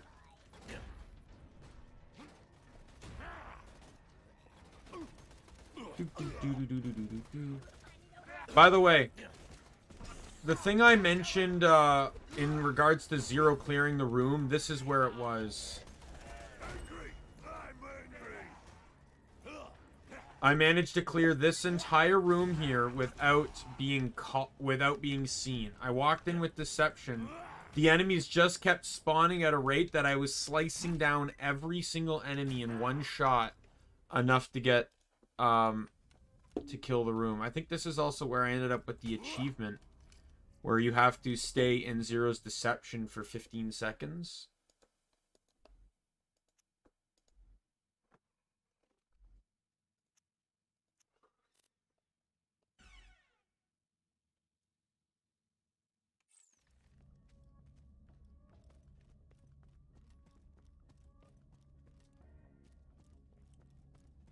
It was one of these rooms anyways.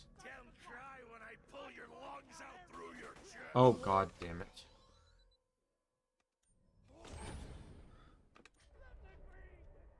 C20, okay. That's 4.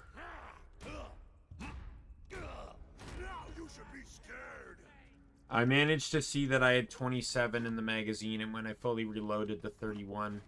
That was so stupid. That was a reflex. I'm still mad, though, and I'll take the 4 points.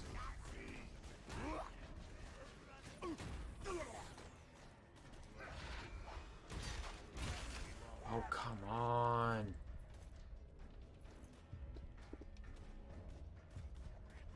My flesh is forever. Oh, god damn it. Don't back up. Don't back up. Got it.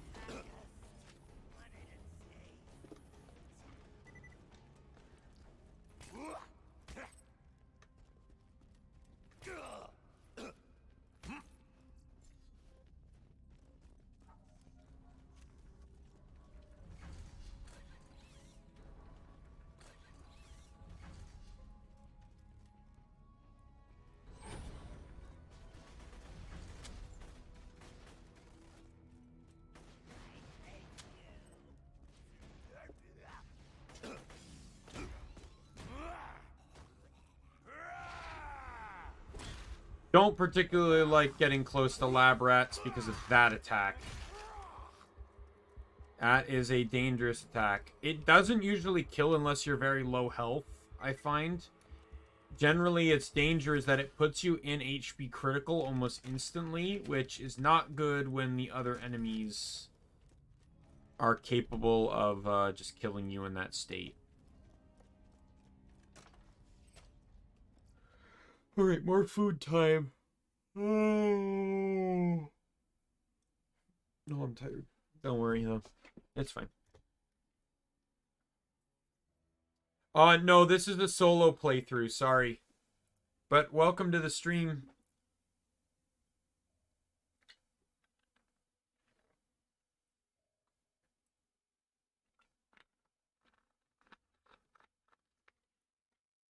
And I'm just doing a melee only playthrough for fun.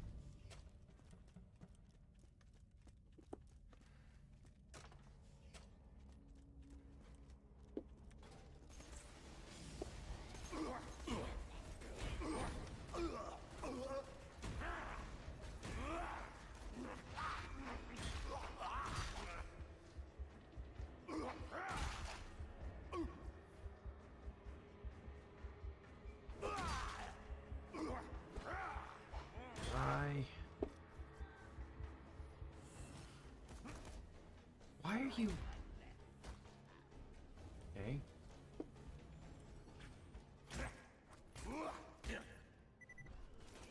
Alright. And so the boss spawns. Time to smash head. Die. Got him.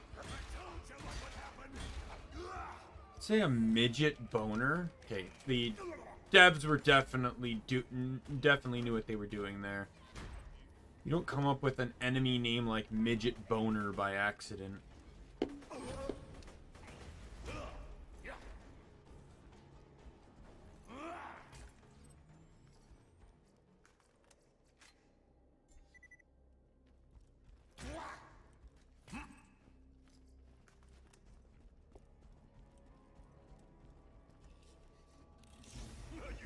Oh, got a blue. Is that... What's that?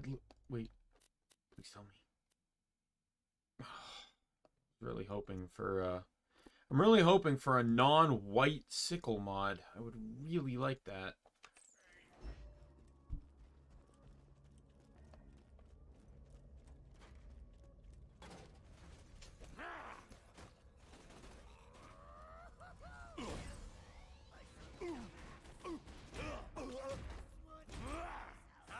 Slice your eyelids so you can watch the end.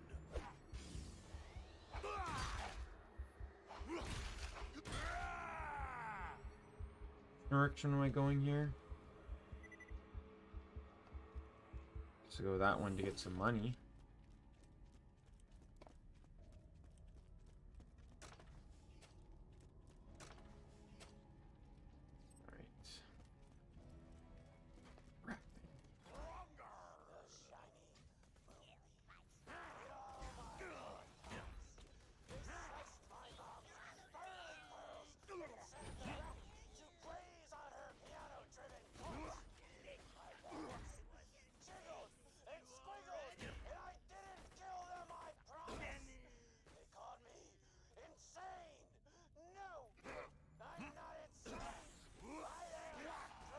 Die. Thank you. Definitely gonna try the Moxie Arena at some relatively soon. Really, it's just free experience, and I really want to get that. Even if I can't do like the final wave, still think doing what I can would be great. Okay, I'm dying there. I was had too much death penalty to be able to recover from that one.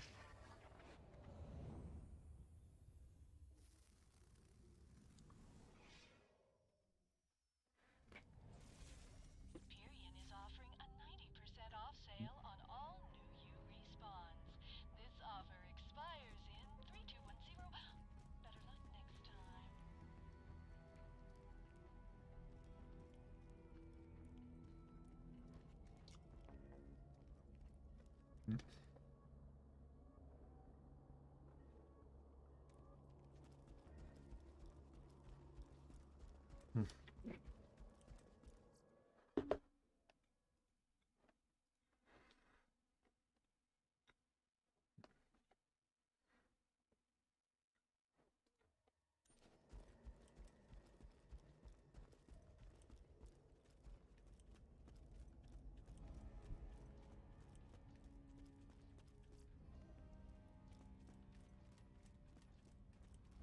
Alright, I'm not going down easy this time.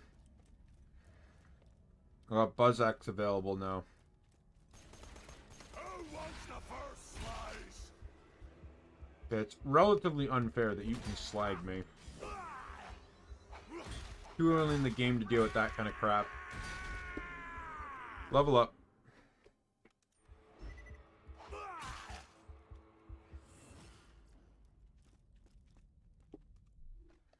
Alright. Finally got Redeem the Soul. That's going to be huge. 13 badass tokens.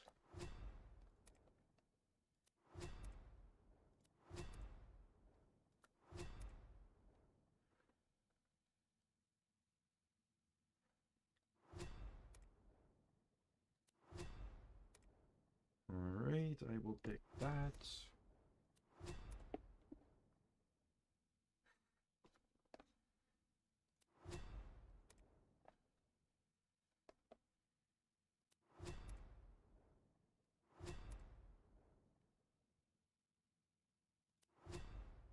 One more. Gun damage. Sweet.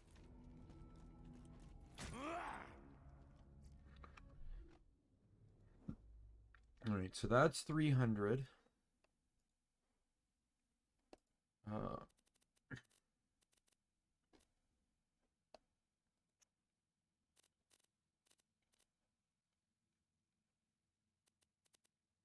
Like a TD or assault rifle, or a TD or SMG. And it's the cheapest thing in my inventory. Who would have thought it?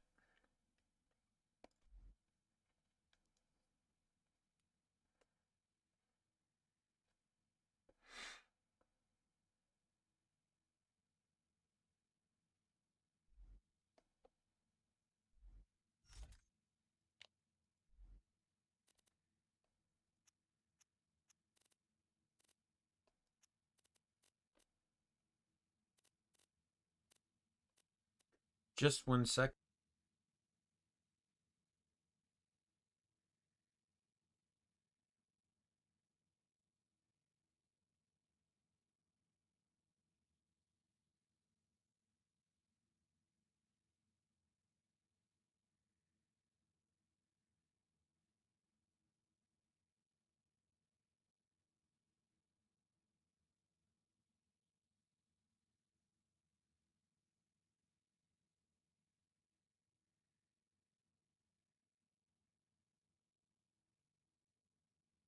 Alright, I'm back. Sorry, needed to tell my my roommate something. I'll take that.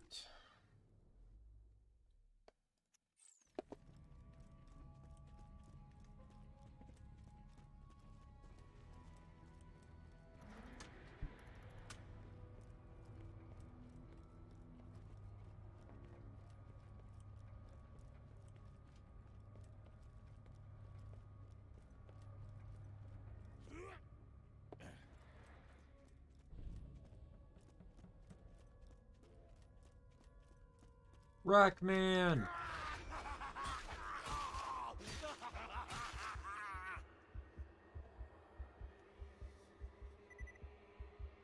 I think I killed him in the middle of one of his attack animations because his body did not like dying. Not seen ragdoll like that before. Sadly, I didn't get the gun ring. Yeah, 2 snipers. There's money in your pocket.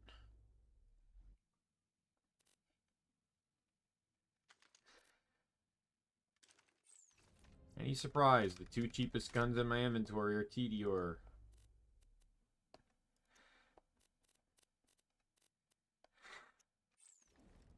A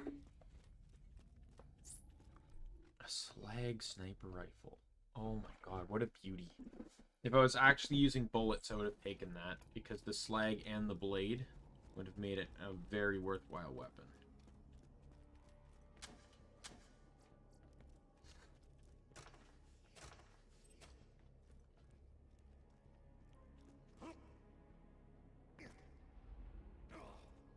Oh, god damn it.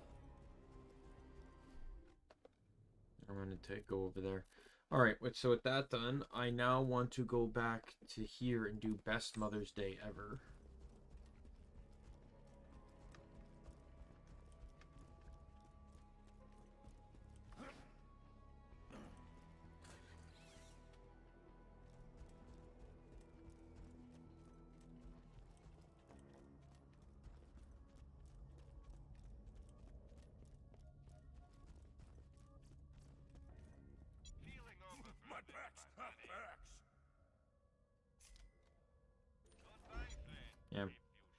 probably just gonna sell that.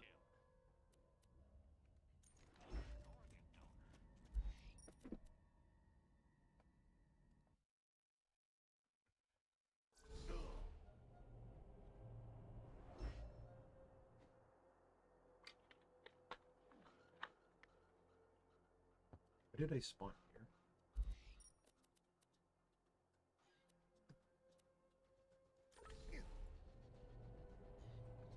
This is the location I wanted to be.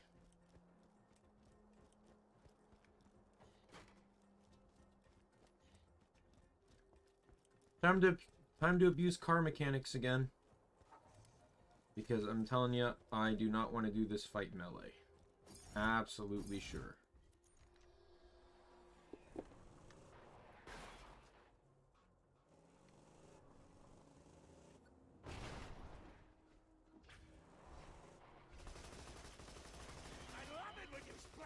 I like this idea that a stalker has minions. I've always found that funny about this quest. It's kill Henry's minions. It's like, are they not just like part of its family or something? Like,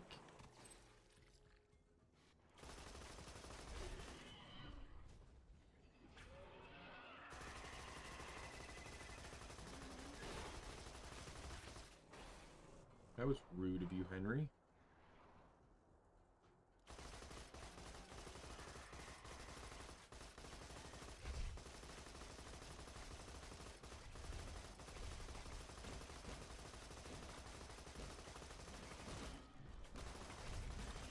Dead.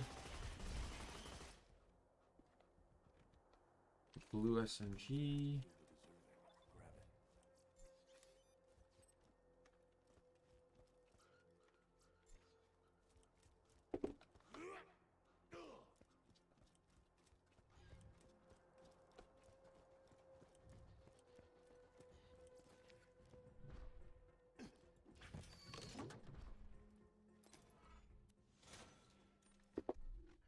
Oh, there we go.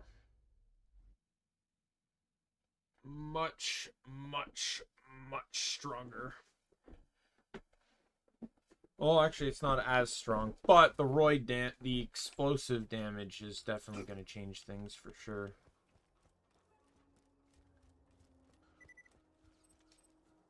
Also, it is actually going to make the melee stronger too. Or not the melee, sorry, the if my shield's depleted when I get in the car and my shield stays depleted, my shots are gonna have the same effect. Like, let them take out my shield here.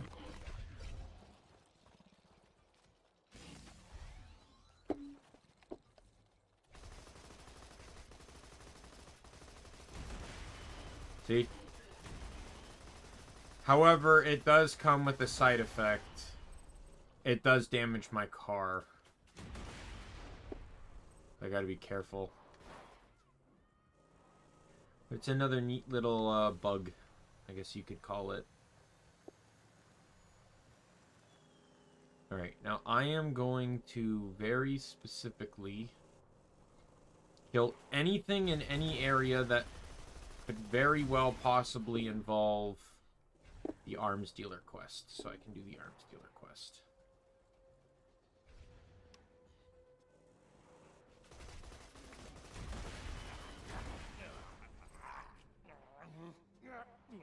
That way I don't have to worry about enemies being in my way when I go deposit the limbs.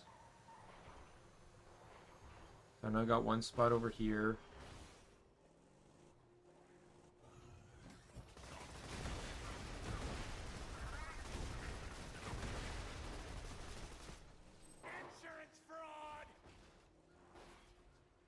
Get rid of all those exploders.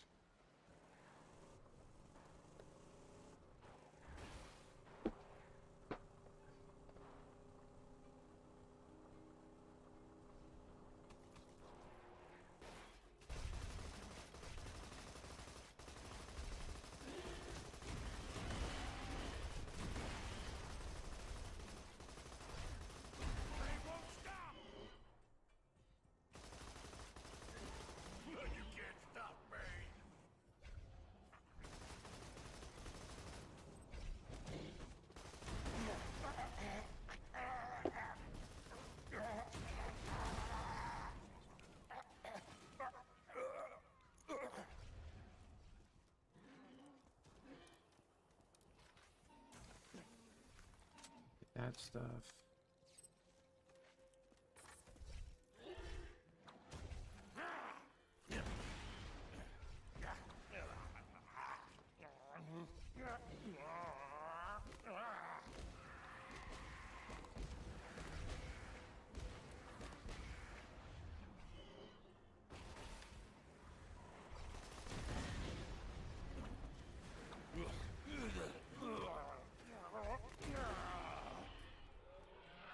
Oh my goodness, survivability is not as good, but also better at the same time.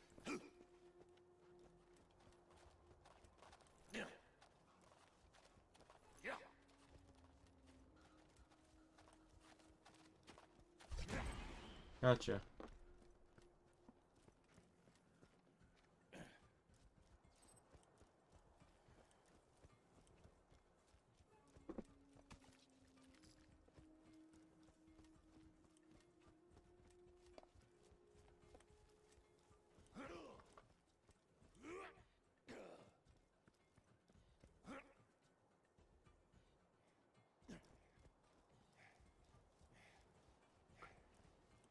Alright, there's one over there, which is fine.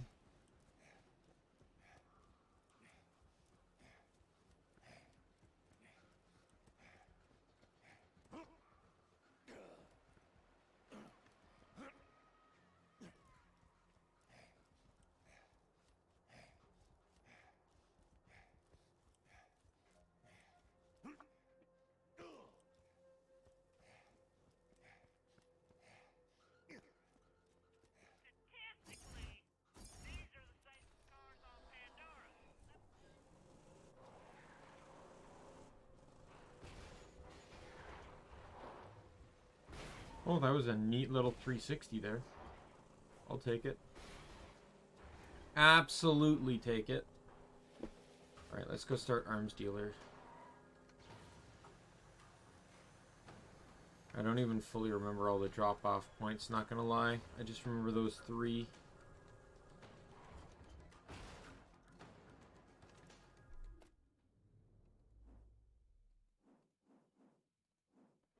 One more token again, jeez.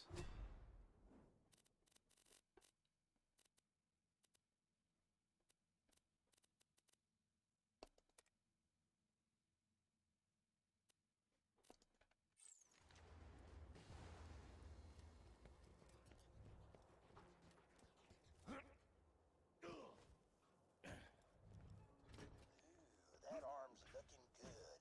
He must have worked out.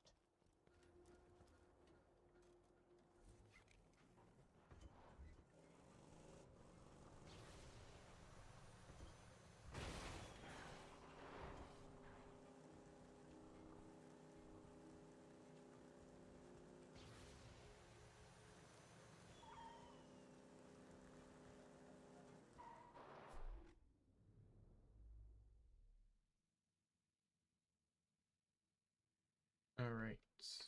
Right. I'm screwing up. Forgot about this house down here. I remembered the house itself. I just forgot where the house was, and even if it was a part of this quest. Come on. I think I've already lost this. That arm must have belonged to a seamstress or something. If you can tell from the metatarsals.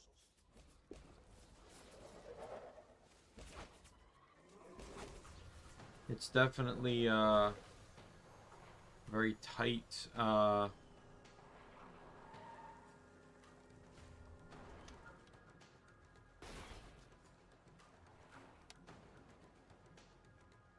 There's a very tight time limit on this quest. You nearly got them all. Just keep hustling.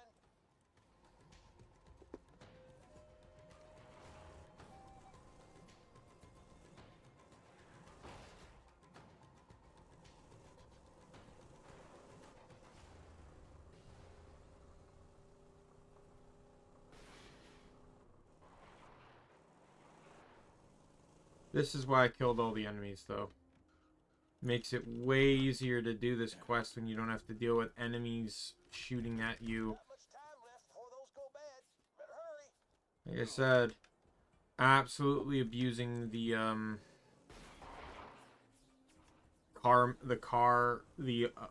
allowance I gave myself to use the car's projectiles. Like, you can say, oh, I'm abusing that, and absolutely I'm abusing that, but technically the car is not a gun. The car and its turrets are not a gun. Well, I suppose you could say the turrets are guns, yes, but to me, the car is not a gun. The car is a car. It just happens to have a gun. And I'm not going to be defenseless while I'm in a car. Good hustle. Just put those babies in my P.O. box, and we'll see if that arms dealer lives up to his reputation.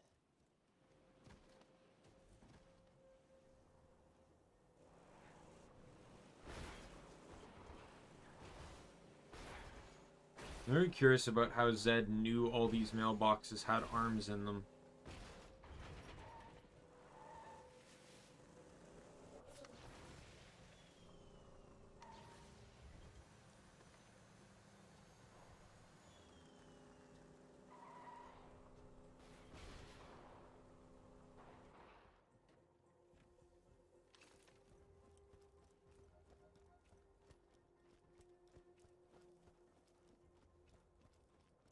Welcome to Overlook. We're so pleased to see you. Haven't found anything good. Can you stop, please? Thank you. Those are some pristine lips. Oh, I already unlocked that skin. Are you serious? I bought a skin I already have.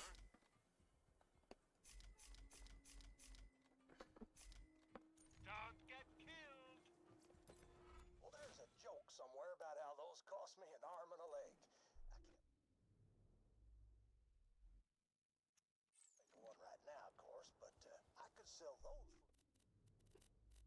Alright, let's do... Where's the last hidden journal? Oh, right. I'll do the Overlook quest then. I'm not going in there for the journal if I don't have to, if I can't do the Overlook quest.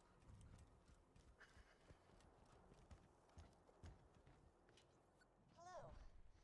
Given the skill with which you dispatch those robots, we of the town of Overlook thought you might give us a hand, so to speak. So, first item on the agenda, we're all dying of a brain disease. If you could get us 3 shipments of medication, we would live, which would allow me to keep paying you. Medicine machine needs a new battery. Please climb the clock tower ladder and remove the clock's battery. Always happy to do business with a vault hunter.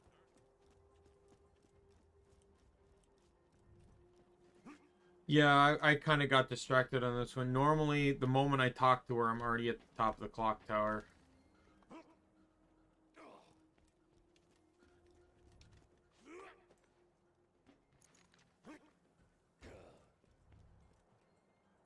Are you serious?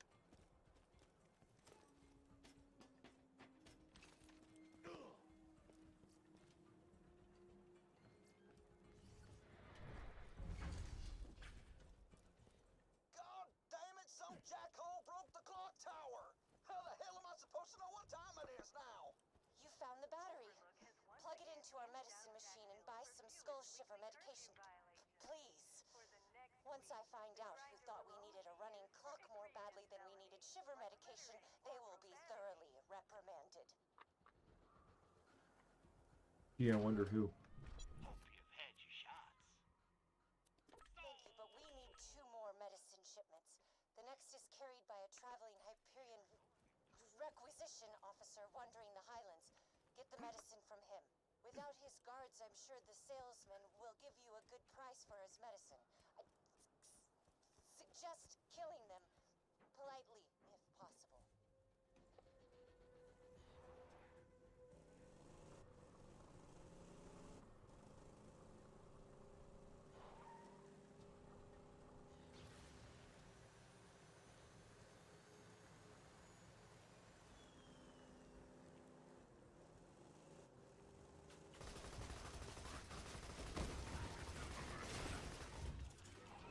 Oh, time to kill you all.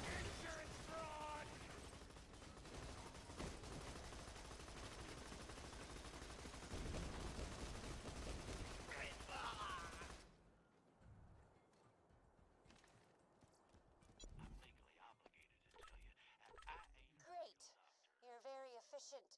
I respect that. The last medicine shipment was being delivered by boat, but we lost contact. Find it, please.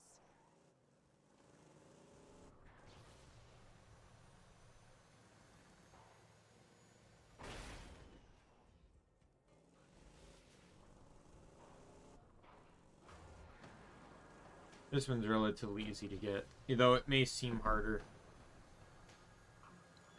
A lot of threshers spawn, and occasionally a super badass one will spawn too. But you don't really have to worry about any of that.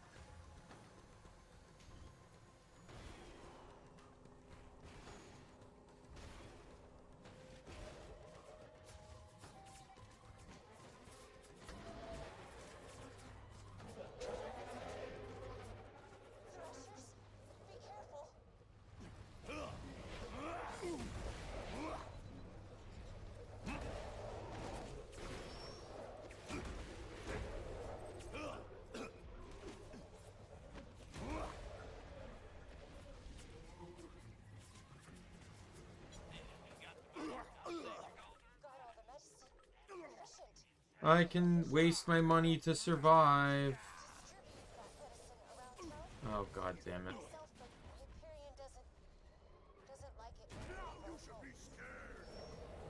Okay, well, I'm gonna have to kill to survive now because there's no way I'm getting out of this without killing everything.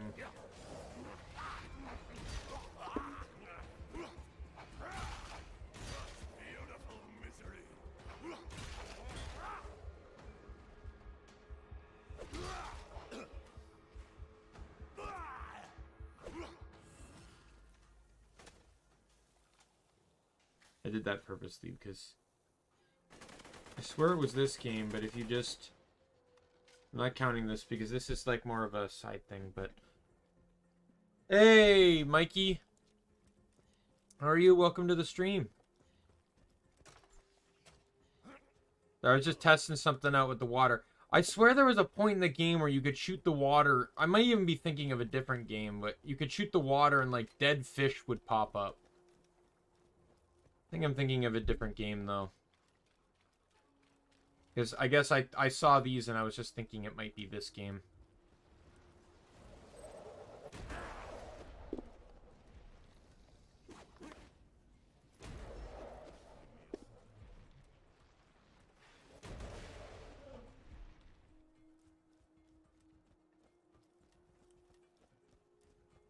Alright. Man, this would be a lot easier if I had a car. Keep it threshers.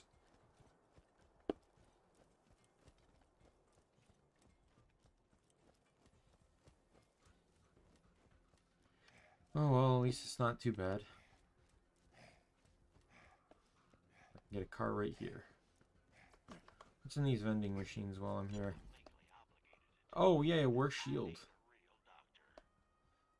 Better melee, but it's not my class. I don't appreciate that game.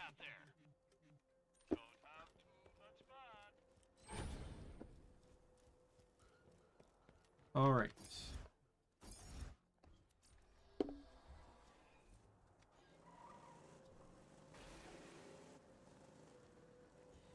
It's, I'll admit that I'm not gonna say this is fully melee.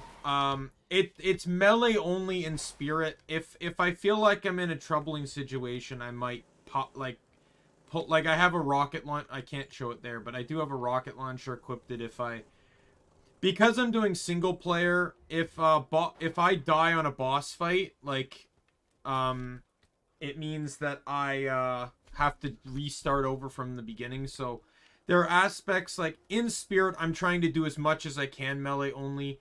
And that in itself is hard. Because the hardest part of that challenge is mostly the flying enemies. Because the only way to handle the melee only is to use Krieg's buzz axe. You have to use the throwing axe of his action skill. Which, is not easy to aim on enemies like buzzards or the like. You can bring me medicine all day. It don't make you less of a skag sucker. Sorry about Dave. He's a But yeah, that's the hardest part. Like, Krieg's my favorite character, and I'm very used to playing melee almost exclusively on him. So, it's not really too much different from how I normally play Krieg. It's just, it's mostly the flying enemies that are the biggest change. Now that our brains aren't going to rot from And that I can't slag enemies either. That's also a huge one too, is that I can't slag any enemy. Like, normally when I'm running, I'll spray to slag them, and then when I get up close, I melee for the kill. I could scavenge them and build us a shield. Hyperion suggests staying But it's not always are dangerous and do not have cables. but it's not that easy in melee only. Shields right here. That'll buy you a couple of seconds, if nothing else. Come on back anytime. Just drop whatever shields you no longer want into the grinder. On the other hand, money is also almost not even a thought, because you don't really need anything.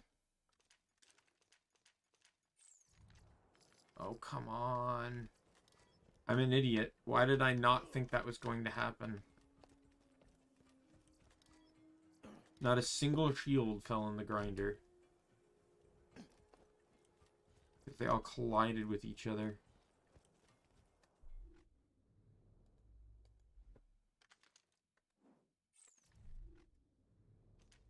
Oh, god damn it. Thank god it's only grinding shields. I will say it's not particularly fun in a playthrough like this to get a legendary to drop, because you can't use it. Like I got the gub dropped and I can't use it. You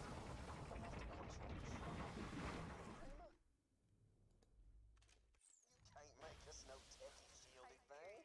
It was a woman. Yay, misogyny. Now, if the town needs someone to make us a big old sandwich,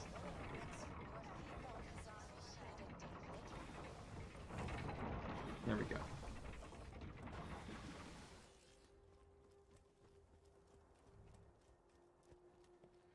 Yep. y'all's just gonna blow yourselves up.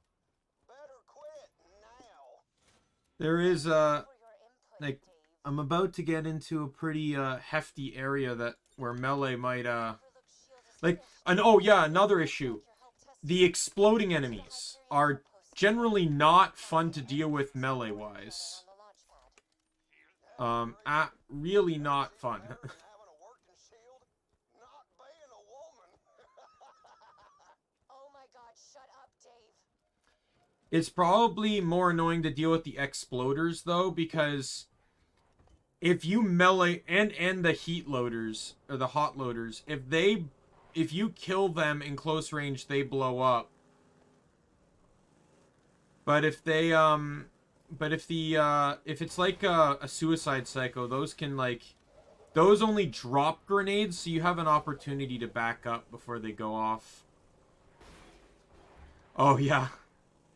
Now thankfully, unless I get super lucky, I should not see a Norfleet in this, because that drops from Vermivorous, who I do not expect to be fighting in this playthrough.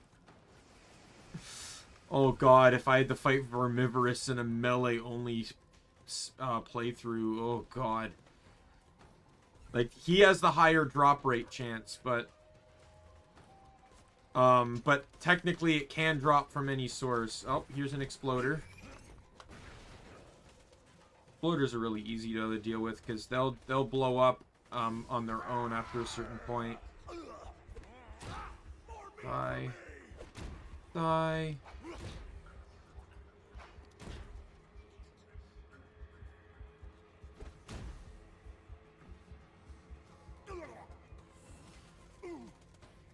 I'm being attacked, I'm being attacked, I'm being attacked.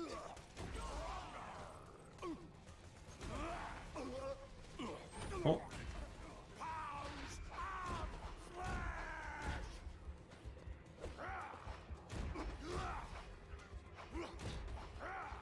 Oh god. Got him.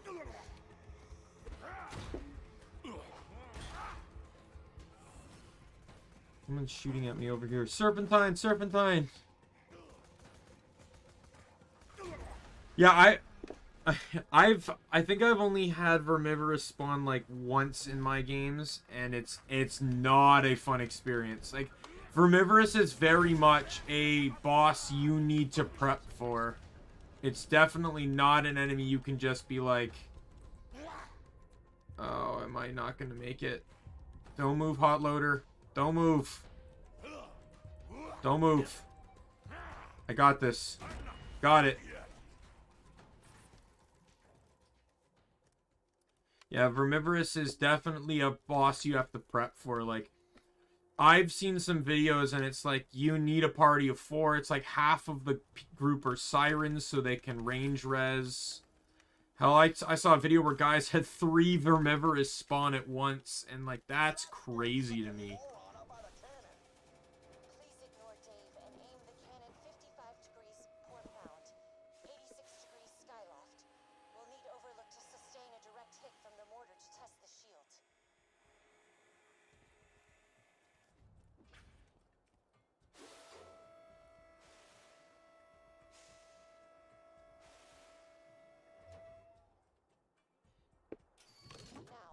Yeah, I don't plan to face any of the...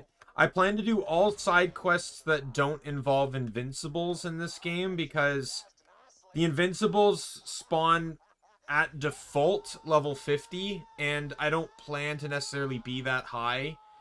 Nor is really fighting them melee only viable. Like, someone like Pyro Pete, it's definitely viable, because, like, Krieg's one of the best characters to kill Pyro Pete with, but I also need, like, I need Bloodsplosion for that if I want to do that. I also need Slag, I need grenades, like, there's a whole method to be able to, like, one-shot, like, kill Pete with one melee attack.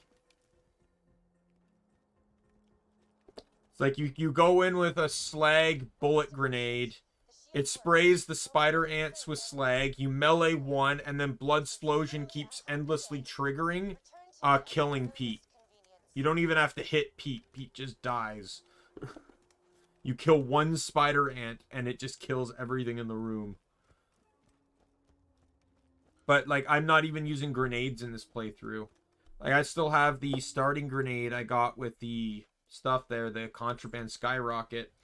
Mostly just because it levels with me, so I don't have to worry about upgrading it. But it's abiding similar to, like, the gun rules, where it's like, I'm really only going to use it if it's either story required, like, quest required, or if I really, really feel like I need to use a grenade. I was considering using a transfusion grenade, but I thought I might carelessly use the grenades too much.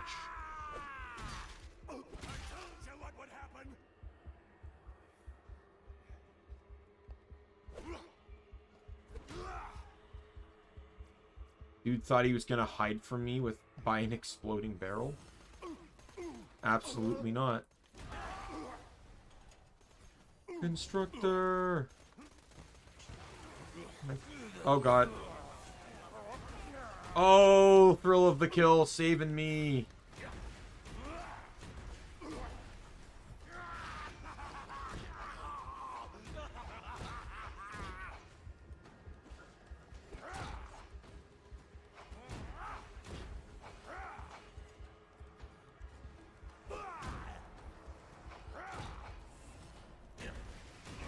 There we go. Oh, there's a turret. Yeah, once you can get a base setup, you like, I had to hop into the first DLC to get the rapier, so I had the strongest melee weapon. And then I have one of the best melee shields in the game right now, though because of leveling restrictions, this will get outdated soon. But it'll get outdated by law, by something that'll benefit me with law much later in the game. Alright, 2 badasses here.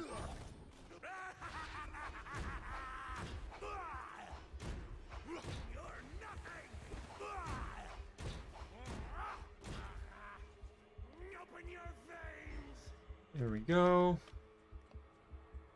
Kind of just like a mash to win here. Like, this is my first ever melee only challenge. I should point that out. I've never actually done a melee only challenge, but I've seen people try it, and I thought, like, oh, this, you know, this seems interesting. Oh, God. Crap.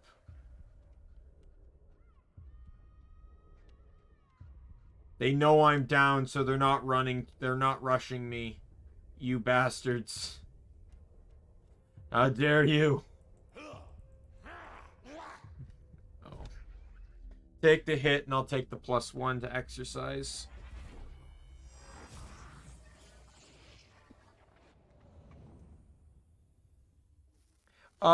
Usually it depends on my, like, IRL work schedule, but on Twitter, I post a schedule every week that has my stream times. Usually I generally I start streaming in the evenings, though, unless I have the day off. If I have the day off, I'll start streaming in, like, maybe the afternoon.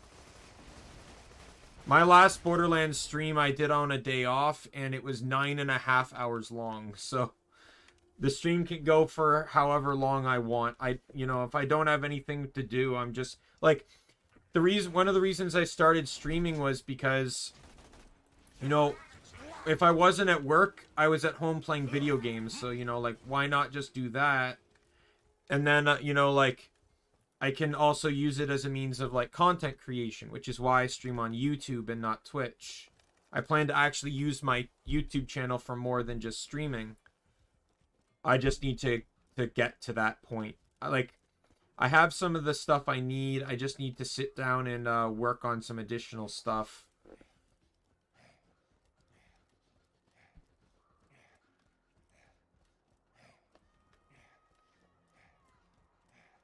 Yeah, you can just, my Twitter's in the description. It's also my @ handle is right there above the chat window there on the stream.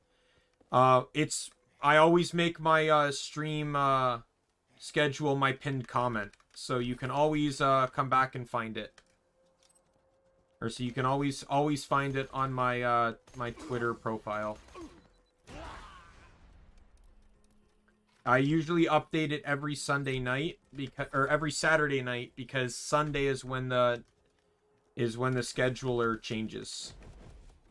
I do it so that way no one also gets confused on dates, and I maintain a consistent schedule with like, I see some streamers where it's like their schedule starts on a Wednesday, and then it's almost very inconsistent. I want to keep a consistency as to not confuse my my fan base or any viewers that wish to keep watching me.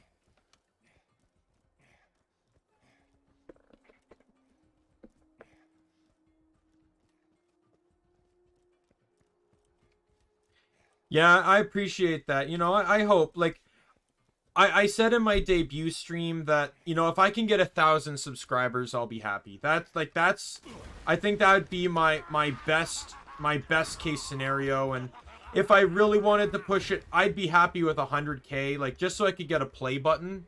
I think the play button would be so much, like, just the proof. But really, I'm just kind of happy to do this, right? Like, and I can't wait until I can start creating more original content and not just streaming. Like, when I get around to that and I can share a lot of my imagination and my ideas, I feel like that's also definitely going to help too. Like, I don't want to just be a streamer. Streaming is just something I want to do alongside it. All right, sounds good, man. My next stream, I think, is on Wednesday, and it's Borderlands 2 again. I think it's at 1 p.m. So it's an earlier stream because I don't work that day. But I'm off tomorrow, so I won't be streaming tomorrow. But yeah, look forward to seeing you there then, or seeing you there, Mikey. Have a good sleep.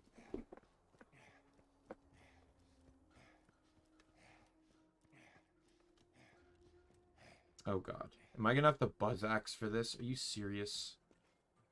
I'm gonna have to wait the timer? Can I jump? There's no way the game's gonna let me get up there, is it?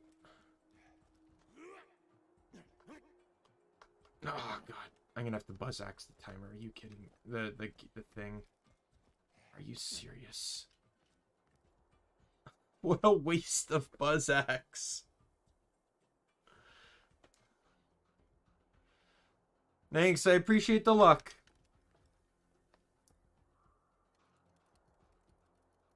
Oh god, I have to wait up the timer on the cooldown. There we go. All just to hit that stupid box. Yesterday, I had a conversation. What a waste. Granted, it was only a conversation inasmuch as my grunts of social terror could be taken as human speech, but Roland did not seem to mind.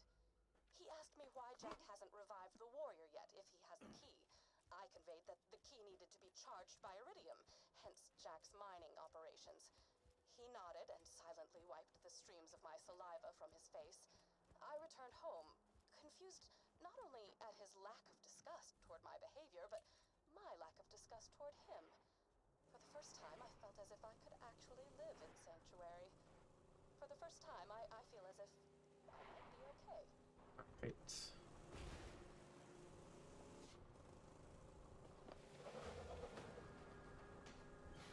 Okay, what's... Oh yeah, and then Overlook's quest is done. So that finishes up all the quests here. Oops. Oh, come on. What am I getting stuck on? Stupid meshes.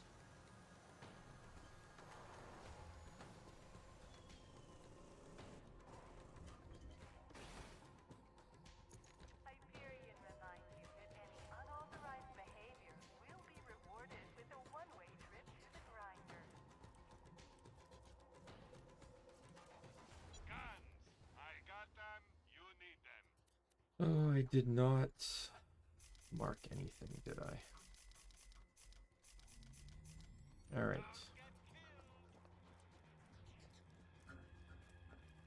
You know my favorite thing about Dave? He's dead. He's dead. Feeling overburdened by money. Alright. What other quests do I have? I got Slap Happy, I know that. Oh, and then the Dust quests. Alright, well, we can do Slap Happy next, because that'll probably be the easiest one to do.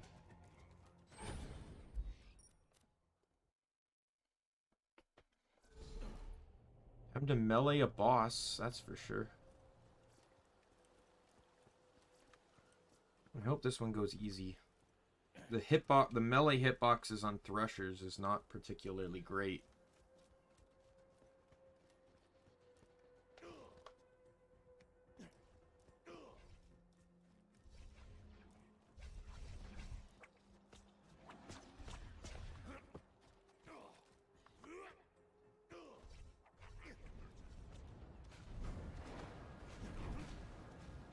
Don't worry, don't worry. I'm just passing through.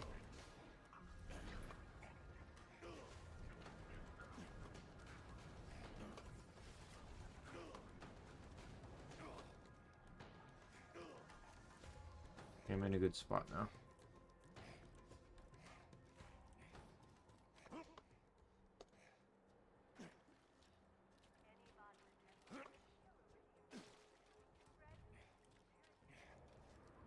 That's right, All right. Slappy. You smell it, don't you?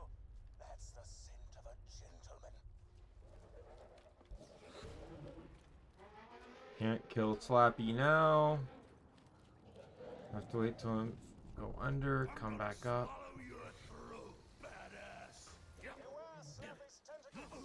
Blast them out. They'll regenerate channel later.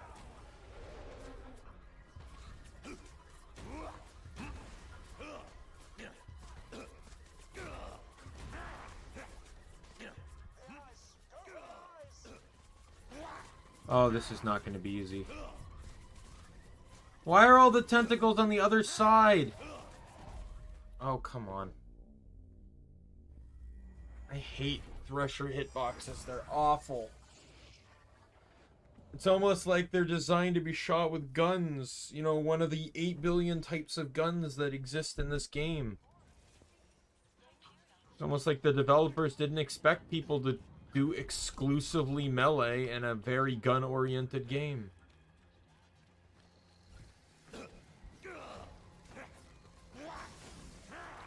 I'm also sort of underleveled for this quest, potentially. Okay, don't go under.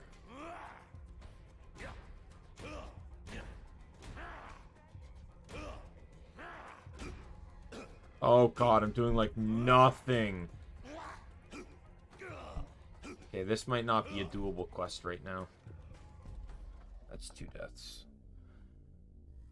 Absolutely might not be a doable quest. Just 1 second.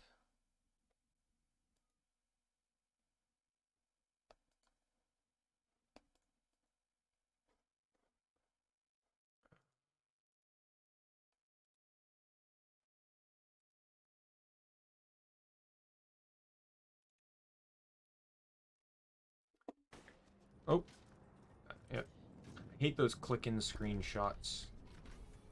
Worries me because it's, you know, it's supposed to be melee only, right? I don't think I can fight him just yet.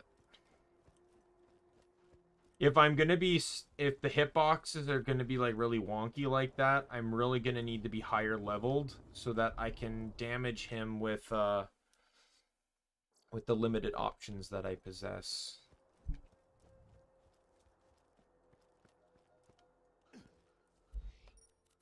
All right. So with that being said, then I do have the dust quests.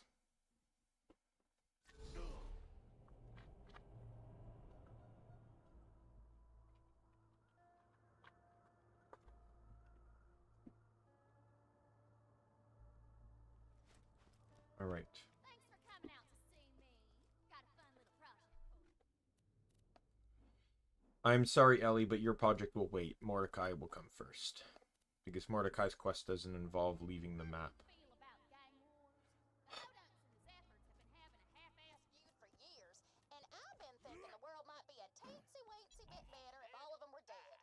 Or at least one of them. Grab those explosives and the clan emblems. The emblems are back in the junkyard. Here's my plan. Explosives alone won't do it. We'll need each clan's family emblem. Check my junk yard. I'm pretty sure I got some old emblems lying around somewheres.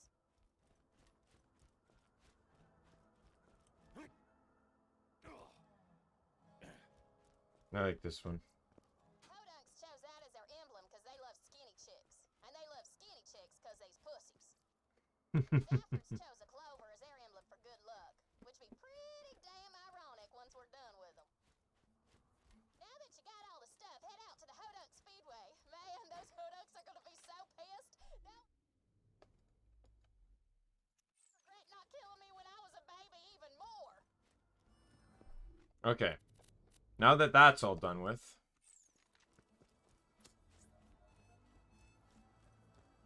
you can actually do Mordecai's quest, because Mordecai's quest, like I said, won't require leaving the map. Actually, well, it will require leaving the map, but it won't require constantly leaving the map. Ellie's quest has a lot of back and forth. Though, I will say, to be fair, Ellie's quest is one of my favorite quests in the game.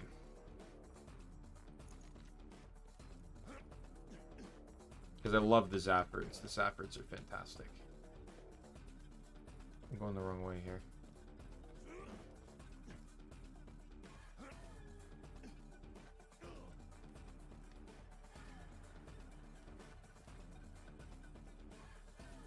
Where's the chest, Carson? What was that noise? It sounded like some Hyperion screw trying to pump me for info. Didn't it sound like that, brother? Sure did, brother. Why don't you... Mavis, no! Gettle's after the treasure, too? Crap. He's a Hyperion goon, more bent than a boomerang. He probably took Carson to the Hyperion friendship gulag. Love the name, the Friendship Gulag. So good.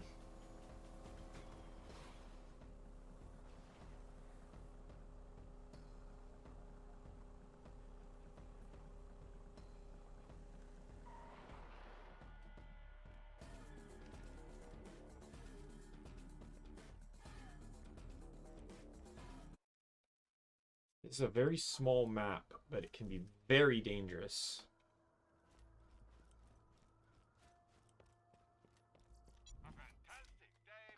Really, it's one of the first map instances where they almost flood you with loaders. Kind of setting you up for how the rest of the game is going to be.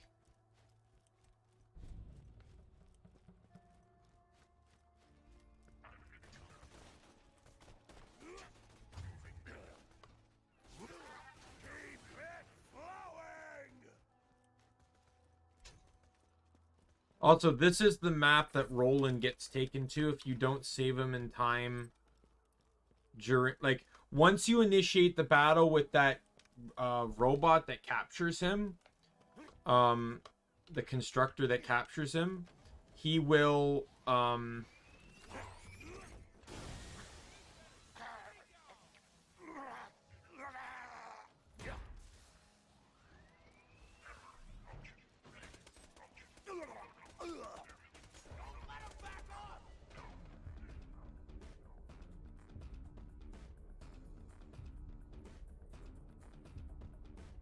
yeah, he'll be taken here if you don't end the fight fast enough.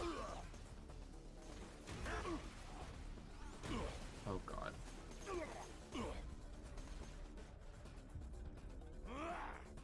Well, that's it for me, because these engineers are not going to, I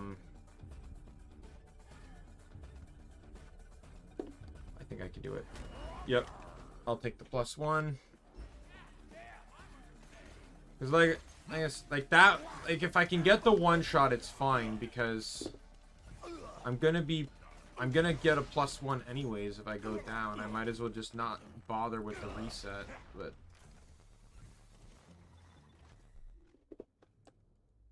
Like, to be honest, like, that's the thing that probably bothers me the most, is just the resetting. The constant, like, when you die, you go back to a different location, and... Like, I still accept most of my deaths. I'm not too worried about it.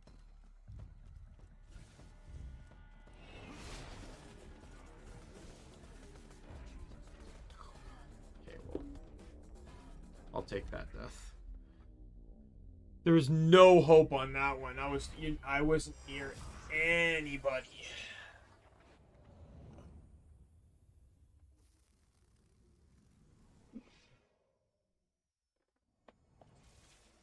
Thanks for using this Hyperion New U station. Please try again. Oh, geez, you're weak. Are you kidding me? My shield's not even gone yet, and I'm already one-shotting you?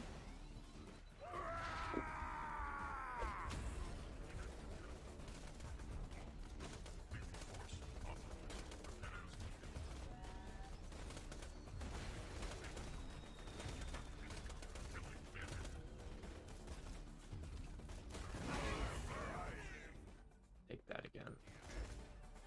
Like I said, I'm not playing this game to die every 3 seconds. Like, I already know I'm gonna be going down a lot because of the nature of the playthrough.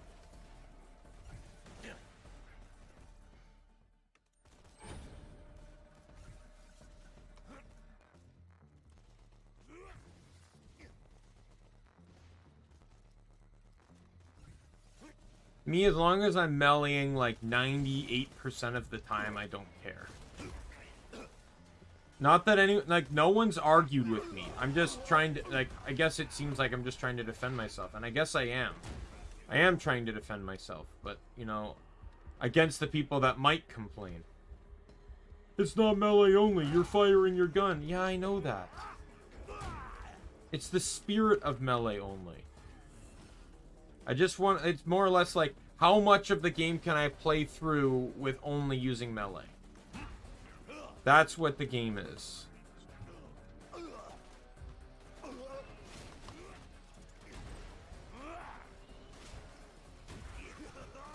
Oh, god damn it.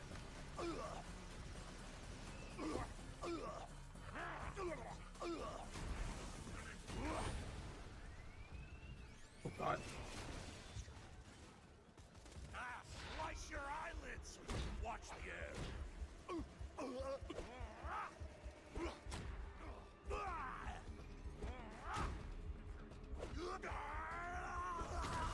Got it. Oh, what a second wind. Oh, what a second wind. Totally planned. 100%. Die. Thanks for the help.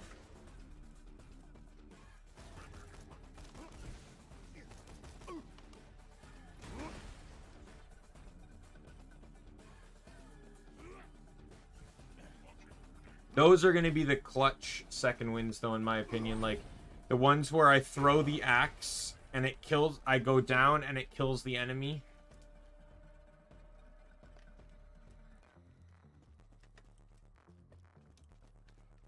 Yeah, this is where the instructor will hold Roland if you wait too long in that fight.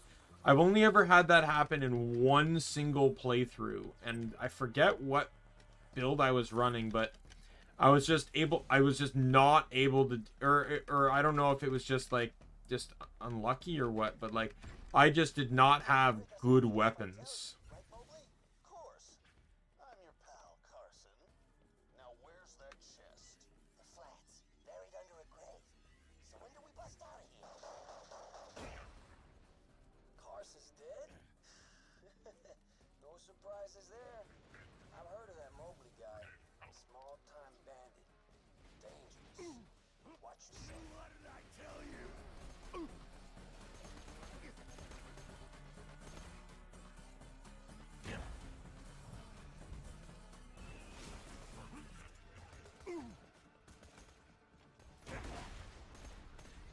Oh god.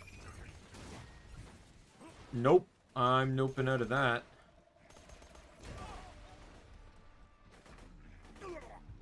Cannot wait until the third DLC where there's no exploding enemies. I told you what would happen.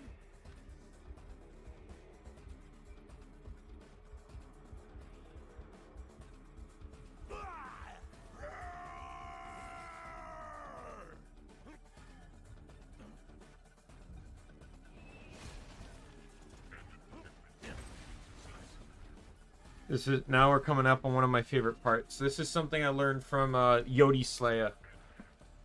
Something that really kind of cheeses the next part of the quest, because I think what the devs intended for the players to do was, knowing where they need to go, they need to now go behind Ellie's house. Right, like that's where they need to go. You go behind Ellie's house and you walk the pathway behind there. Right? Well, you don't actually have to do that. I learned this trick from Yodi Slaya during his legendary drop guides, where both Mobley and was it Gibson or whatever? Like both of them can drop a legendary. And the fastest way to farm them is you drive your car over to here and you just get on the ledge here. Boom. This leads all the way over to where you need to go.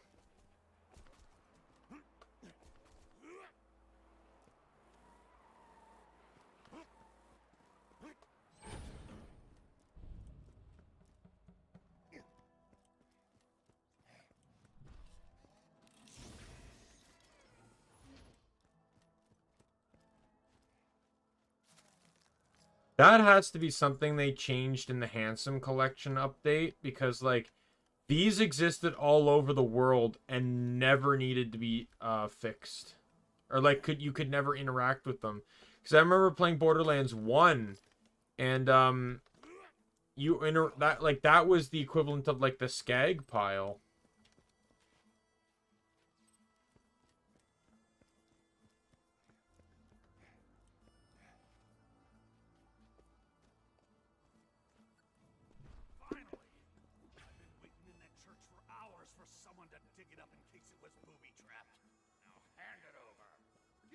Kettle. Bandits. Damn it, Vault Hunter! You led that Hyperion jackass here. You bandits, put down your guns and move back from the stash now. Better idea, jackass. We all draw when the church bell rings for the third time. A trucks can stand off? Fine.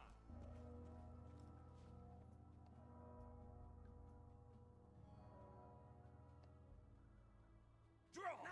Don't do it! I just got a legendary. Beautiful misery.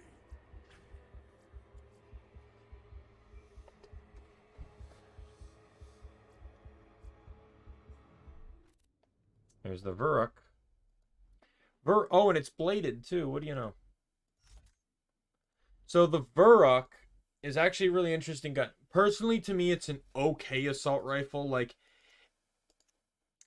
it's the best assault rifle in a game filled with awful assault rifles.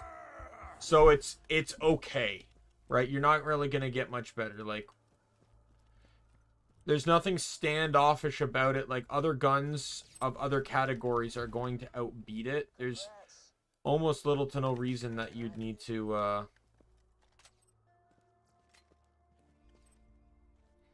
there's almost little to no reason that you would, like, you really don't even need to use assault rifles in this game, like, because they're just so bad. But this assault rifle actually has a good use on Gage. Because of the nature of her anarchy tree, you want to have weapons that fire as many multiple projectiles as possible, but also consume as much ammo in a shot as possible.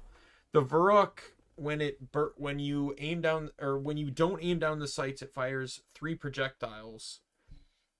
And when you do, it fires them in this weird pattern. But it consumes 2 bullets per shot, which is perfect for Gage, getting through that magazine size quickly. And with the multiple projectiles, it helps with triggering... Oh, level up.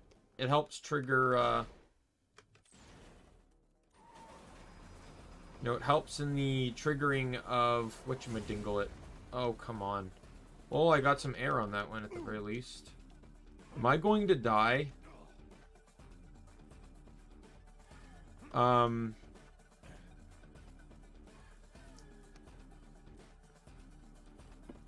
don't even know where I was going with that statement. Oh, I'm dead. God, I hate this map. Yeah, and they actually ran me over, so that was an insta-kill.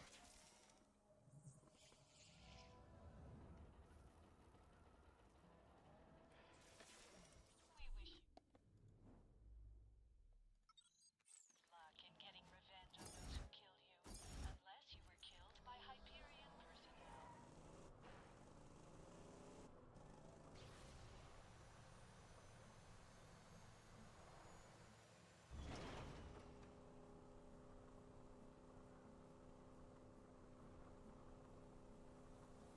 I love it when you splash on my windshield.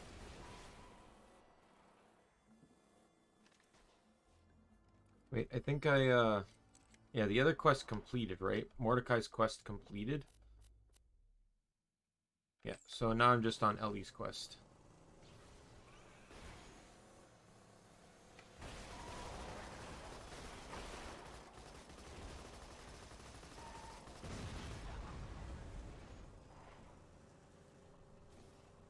That there is the 3rd largest tire on Pandora.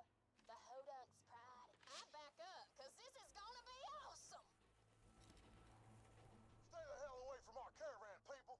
We're carrying very valuable stuff for Papa Hodunk, and I ain't getting robbed.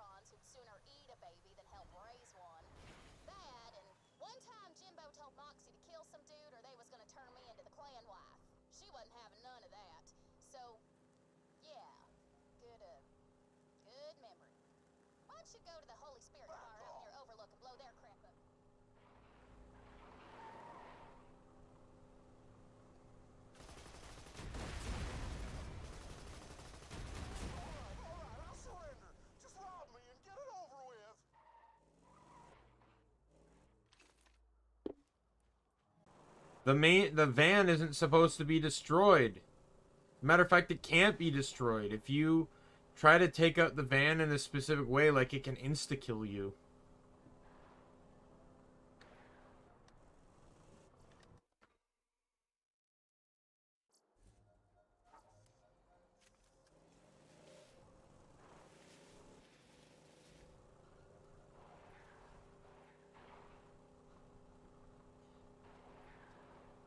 Like, my god, if you had the Borderlands 3 ability to fast travel to any fast travel station, this map would be the blessing. This quest would be the blessing for it. Family base of operations. Boy, there's one real easy way to piss off a Zephyr. Destroy their liquor. Just put those charges on the distillery and start a running. Now all you gotta do is play both sides against the middle and see who comes out on top. Should be fun. What's going on out there? Piss on me eyes. Is that the Hodunk emblem I see? Them bastards broke the truce. You rednecks will regret messing with Mick Safford. He sounds pissed.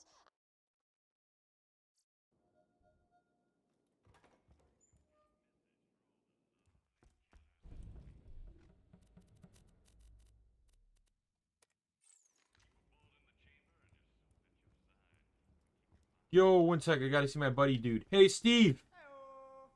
Heyo! Hey, Steve, how you been doing? Good to know, good to know. Oh, what a good day it is to see you, Steve.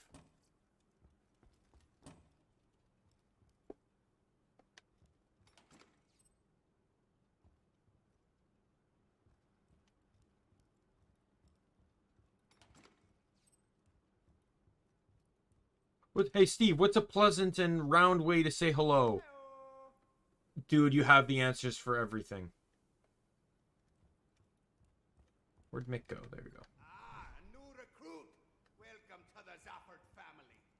You didn't see the bastard who destroyed my distillery, did ya? Let me get you. I am alive. See, this is one of the reasons I like the Zaffords. Like, first thing he thinks to do, even after his distillery was destroyed, is to try and get you a drink. First thing. I don't drink, but what a polite man. The Hodunks are nothing but selfish and demanding during this whole clan war. The only reason to ever pick the Hodunks is if you want the Maggie, which is an admittingly good pistol. Because you farm it off of Mick.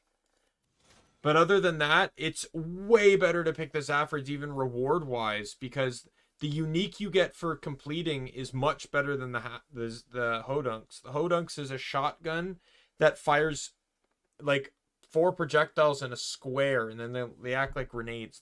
It's awful. I think it's that one. That or it's a different one. I don't remember. But either way, it's still bad. The Zafford one, it's a SMG that does slag and shock damage, but it also slags you when you hold it. And still, it's a very worthwhile gun to have. You gonna help me get them Hodunk bastards? Good. If there's anything they love more than getting to second base with their sisters, it's cars. I want you to get out there and ruin their race. Come into me basement. You picked the right family in this war, boyo. Ages back, one of the But then the drop rate of the Hodunks is the Slaga, which is considered one of the best weapons in the game. It sounds like the war's back on. Like, it's one of the best, people consider it one of the best guns in the game just because of its capabilities of slagging. It has pretty solid damage. It's an excellent SMG even for a bandit gun. Welcome to Dr. Zed's portable clinic. What can I get for you? Oh my god, I just got a much better mod there. 2+2 to silence the voices? Are you kidding me? I don't have that yet, but that's huge. Without the Vault Hunter's intervention, Jack will ravage this planet.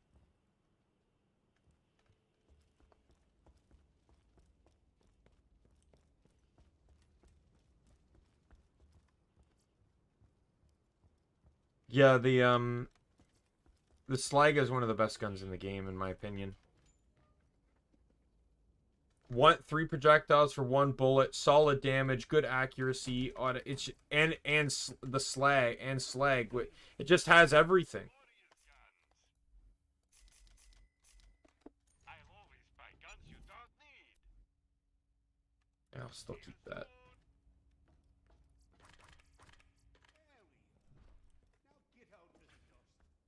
I'll be up at the bar if you need me.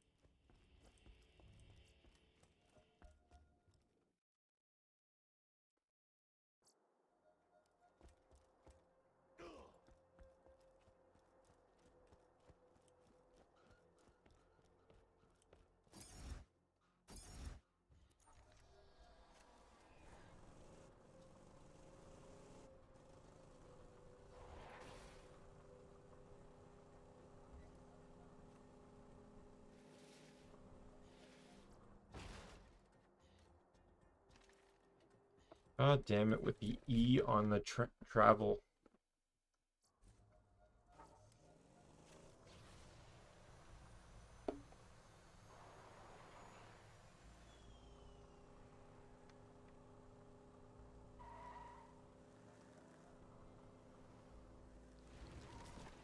Train won't stop!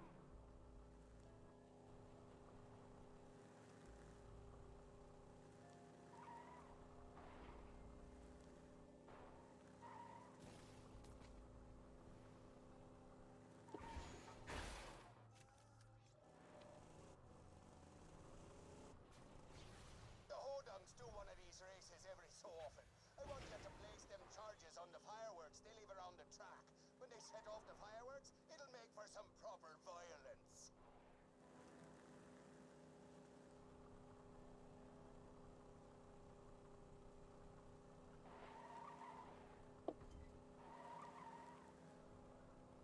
I also like to be very particular. I destroy my own car for this, but I don't care.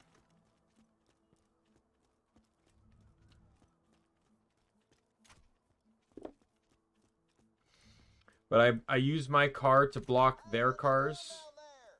Double checking all the fireworks? That's cool, man. I already done that. Thanks, though. Pyrotech's a nice guy. Jimbo sucks, though. Now that the dynamite's ready, head up to where the Hodungs got their pyrotech set up. It'll be a great place to watch the destruction. Kill that pyrotech. No witnesses. Dang, dang. What are you doing? Here, come to wish me luck when I set off those fireworks? Man, when those dudes drive by and are all like, "Meow," when I hit the fireworks and it's like kaboosh! And the ladies are all like, "Yeah, it just never gets better than that." Except that one time I tied 2 cats together and used them like a skipping rope. Blood and fur everywhere.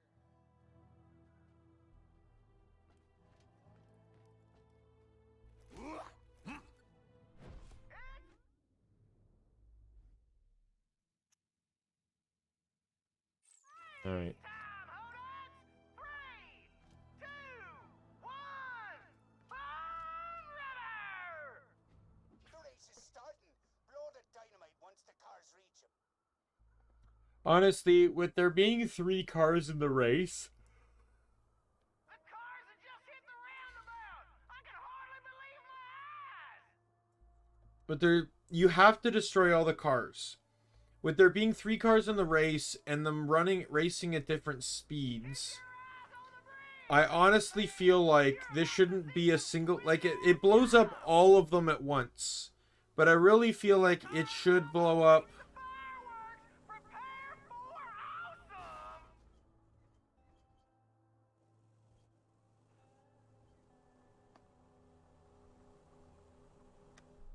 awesome! Busted some of the cars. Now get down there and finish off the rest.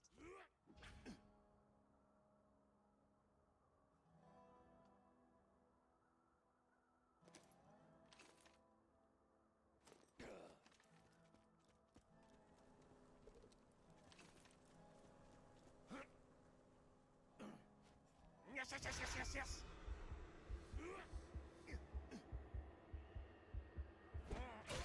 Watch out, sweetheart. I saw those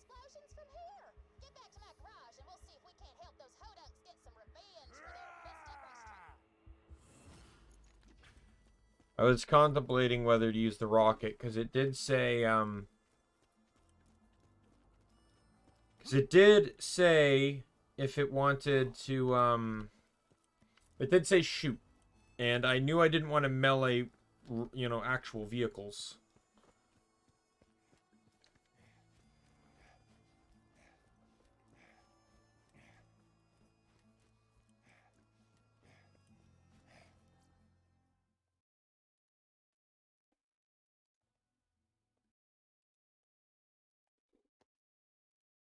Just a second. Just double checking something here.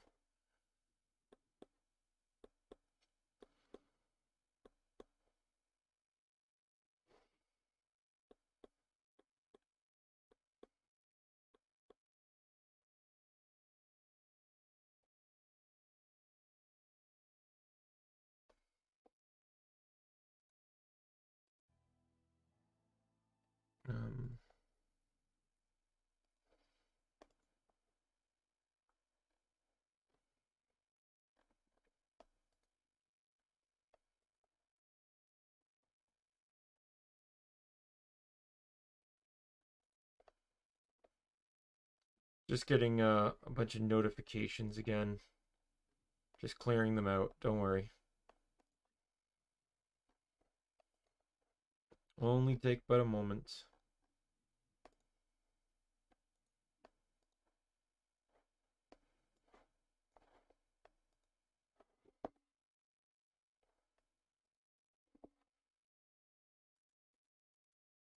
Just really bothers me when I get unread notifications.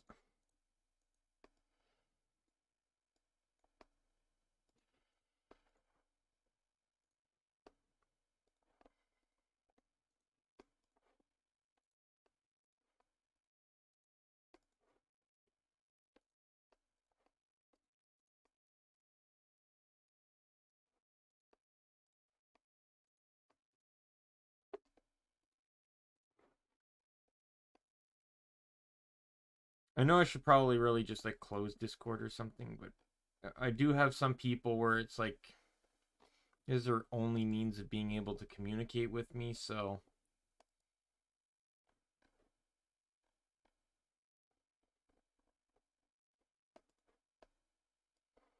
there we go. All good, don't worry.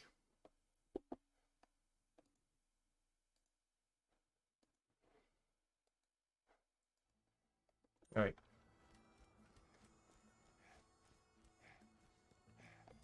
Actually get a car now.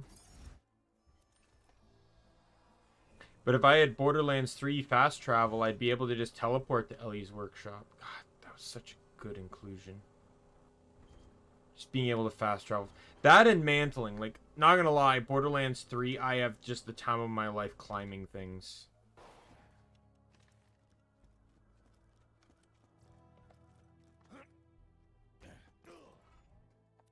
After this red harvest between the two clans, you're gonna be the last man standing with a fistful of dollars. Yo, Chippo.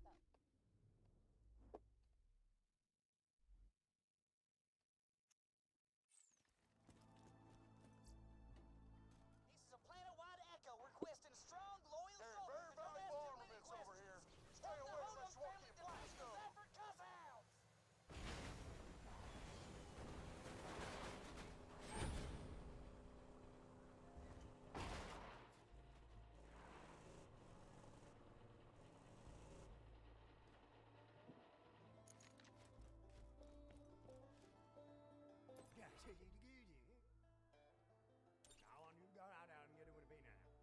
Pa wants your help waging war on those puke green Zephyrs. You're gonna clean out their cash stash for us.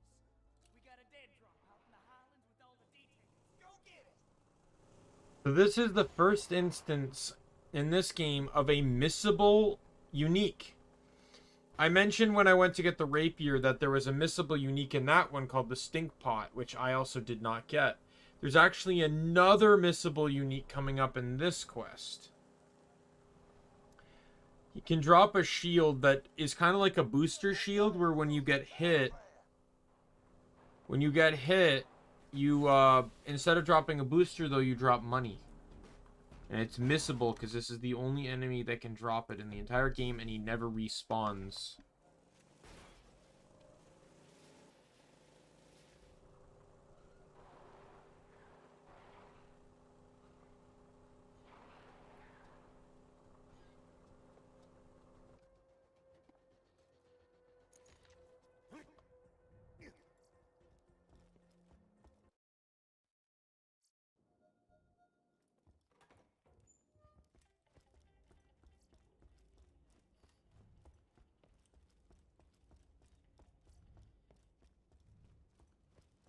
You won't find better merchandise anywhere else, I make sure of that. The Zafford's got a secret cash stash around here, but we ain't sure where. The bagman leaves the Zafford bar every so often. Paul wants you to tail him to the stash, then rob the place. But don't get too close to him.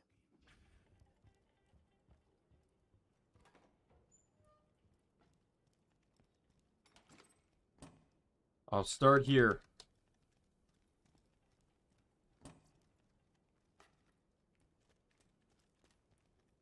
Now, man, what going in there? That there's the bagman. Follow him to the cash stash, but don't get too close. Best part is it's a single path, and it doesn't even matter if, like, you only have to follow him while being undetected. You don't, but if I just stand here, there's no consequence. He doesn't get away from me. Voice in me head. Good joke, voice in me head. You always know just what to say. Am I being followed? Nah, impossible. Just a few more years of making these trips to the cash stash and maybe Pop will finally love me. I'm a much better son than Lucky. I'm sprightly, I'm more talkative, and I wasn't buried alive in a shallow grave. One of my best qualities, that is. I agree, voice in me head. Nearly to the cash stash now. I can't wait to get inside and not be ambushed. That's my favorite part of these trips, really. Not getting followed and ambushed. Is anybody there? Suppose not. And he's already there. I now have just safe travels all the way up this path. If they wanted to make this challenging, they really should have made you get in trouble if you were too far away from him. But nope. No consequence whatsoever.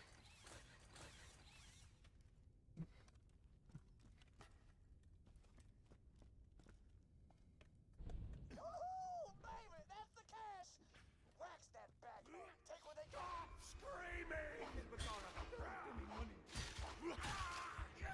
And I did not get the shield. All them cash boxes now that you got the bagman's key. Back up though, because he has that.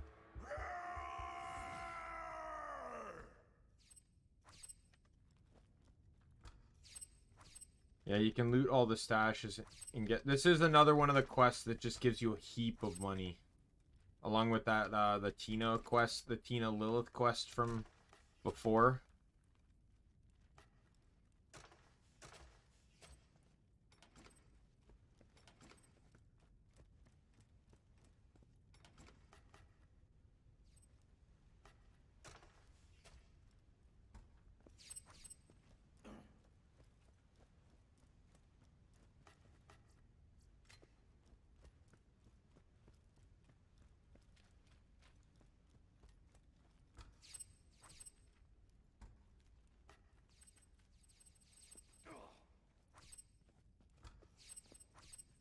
Yeah, in the Captain Scarlet DLC, you can kind of get chests like this. When you open a chest, it can be random what's inside, whether it's an assortment of money or whether it's just ammo or a weapon or even bombs.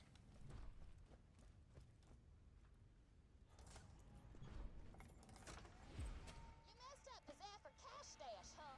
That's great. I hear they're planning something pretty ugly to get back at those hodunks. Thanks for helping me out with this, by the way. My ma always says I wouldn't survive an all-out clan war between these idiots. I guess part of me wanted to prove her wrong.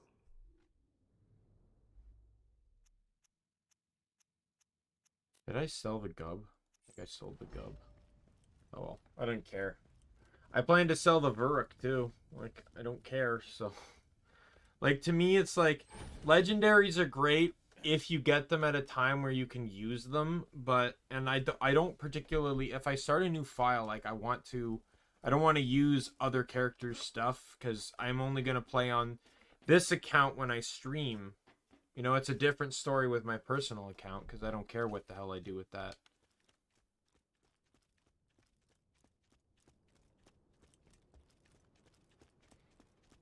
So I just want every file to be independent. Yo, Steve, how you doing? And absolute Chad.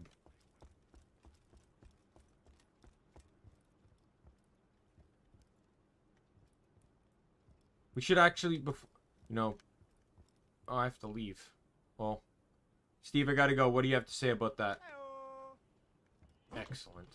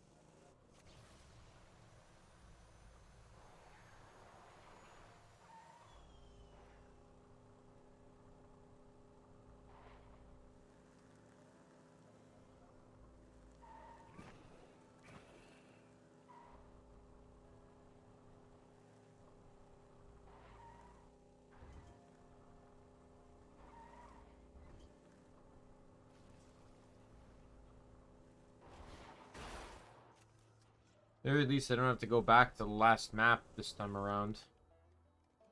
I just have to go back to the entrance of it. But there's a benefit to it. I'm telling you, boss, and that man, if you think about it, you yawning now and down the pine. But the bring, and you come in now with a loud confidence that slapping. I got another job for you, boyo. Meet with my man out in the dust. He'll give you the details. Right, this is actually a really good gun. Tri-barrel Jacob shotgun with a predictable pattern. Not only is it a good gun, it's a fantastic gun for Jade.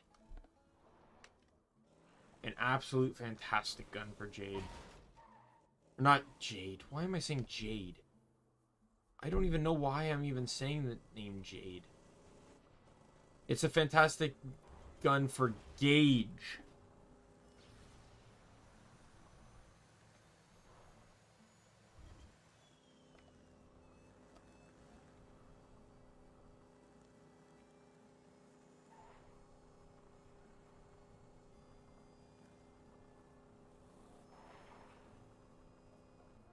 Who's your guy?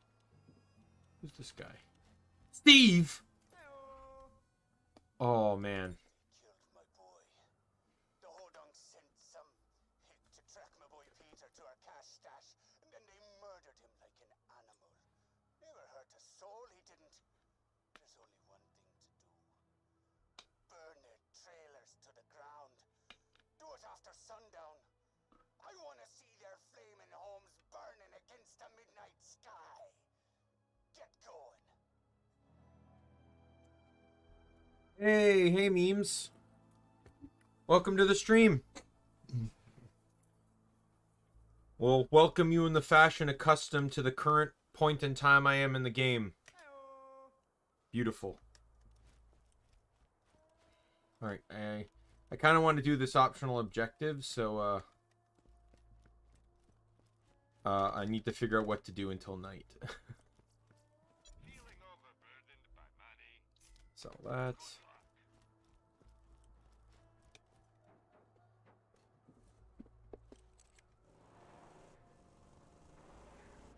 Maybe fast traveling might be able to consume some of the time. Let's head to Ellie's garage.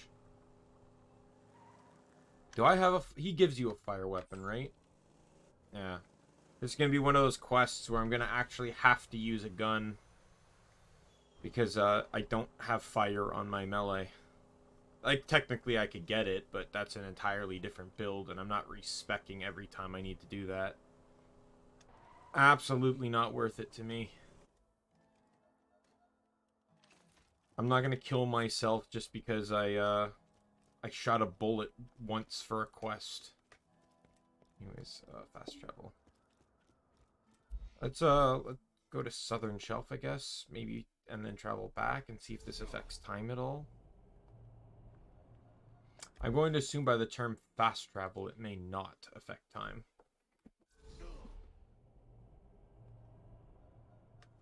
It indeed does not.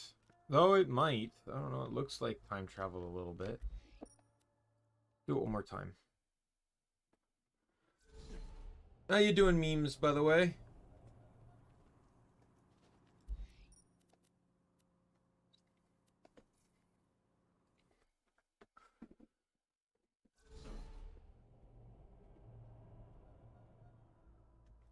Getting a bit later.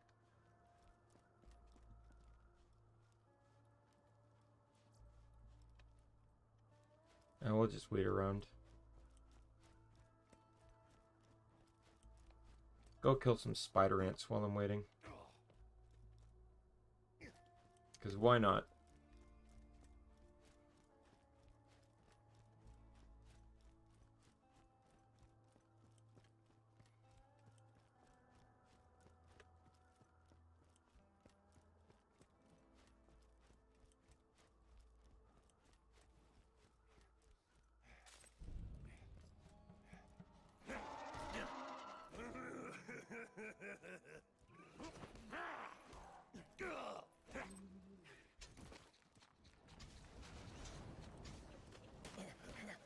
Are you going to get rid of my shield?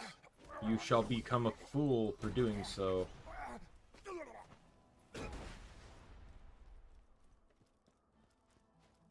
What a fool you are.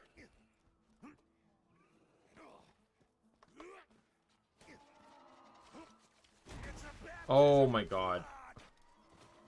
Didn't even hit the crit. That was the head. That was the resisted part. Oh god, I love Krieg. Man, if only I could hope to get Bloodsplosion on this build. I'll not get Bloodsplosion in this playthrough, sadly. Because minimum to get to the capstone, you need 26 points. 27 technically if you count the Buzz Axe ability. And you get that at level 5. So 6 to 30. So 31 you'd be here. And then you'd need to be 26 more points down. So you'd need to be 57 to get Bloodsplosion, which is just not feasible. Even factoring, like, not factoring in Commander Lilith, doing everything would get you to about level 43. From my own personal runs and stuff, around 43. So Commander Lilith, I can't imagine is going to give me any more than maybe a couple levels. That's if it scales. You only end up at 43 because you eventually start over-leveling compared to the DLCs. Like, Tina's DLC does not compare with, like, it caps, I think the highest enemy might be, like, 39 or 40. Like, it's not good. So it's like, you end up over-leveling, or it might even be, like, 35 or something. Like, you over-level beyond the playthrough level cap for enemies.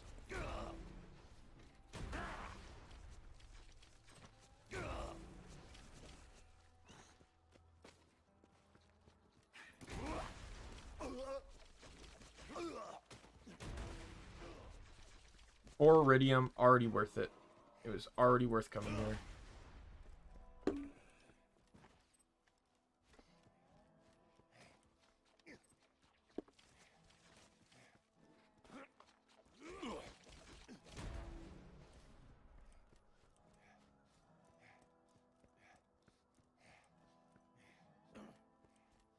Alright, night's coming, so I'm just gonna head back.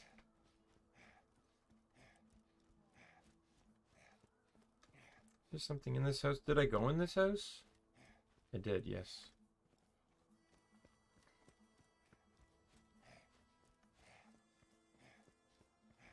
You know what? I'm so stupid. I didn't... Okay, I gotta fix that. When I go back to the Highland... When I go back to the Zafford's place, I gotta fix something. I went through an entire area and I didn't get an achievement. I do it every... Well, it's an Easter egg, but it has an achievement tied to it. But I do it every time I play this game. How did I not do it this time? I've done it tens of times. Not completed the game hundreds of times. Don't worry about that. Yeah, like I've completed. I do it every time because why would you not?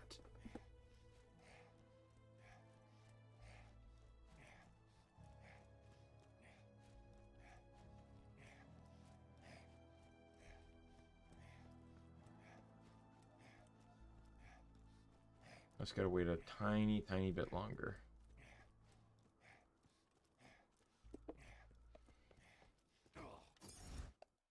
Oops. That was a mistake.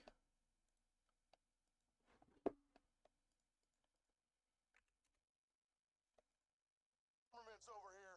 Stay away unless you want to get blasted.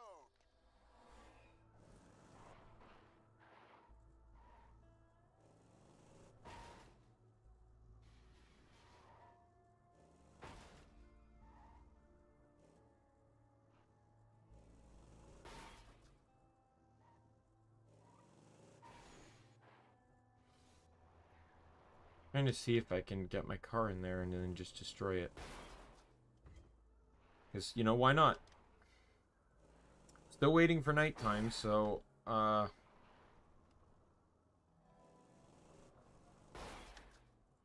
if I boost?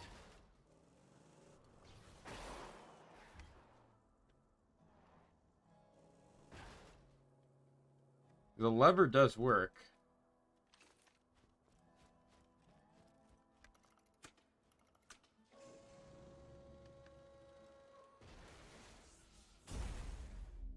What?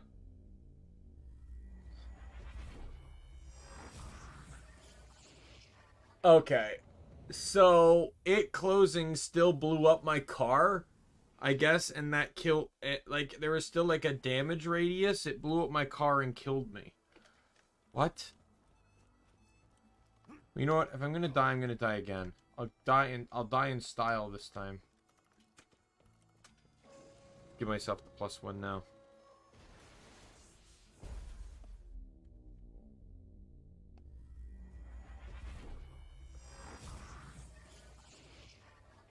Not like I need the money anyways. What ammo am I gonna buy?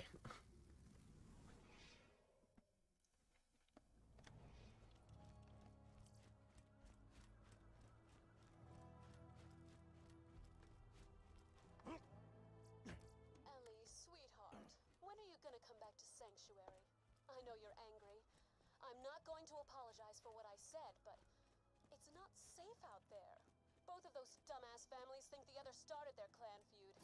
Neither of them knows the war actually started thanks to a big misunderstanding regarding a bar-tab stock car race. Long story. Maybe I'll tell you sometime.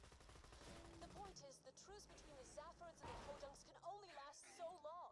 Sooner or later, war will break out again, and you do not want to be in the middle of it. Trust me, sugar. You don't have the Constitution for it.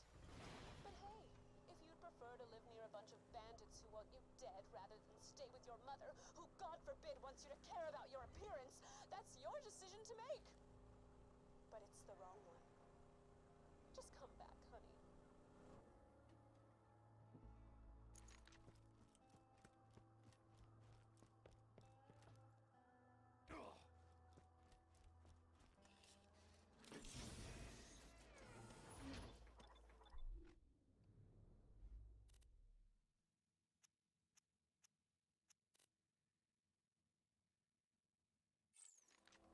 There's another one here, yeah. Oi, rednecks! I hear you're spreading lies about the Zafford Hodunk War again, scaring your little kids with stories about grandma eating boogeymen and the like. Well, let me give you the only bit of education your back-burnt teen suckers will ever hear. Your family started the feud. Your great-grandpap Lyle Hodunk stole 2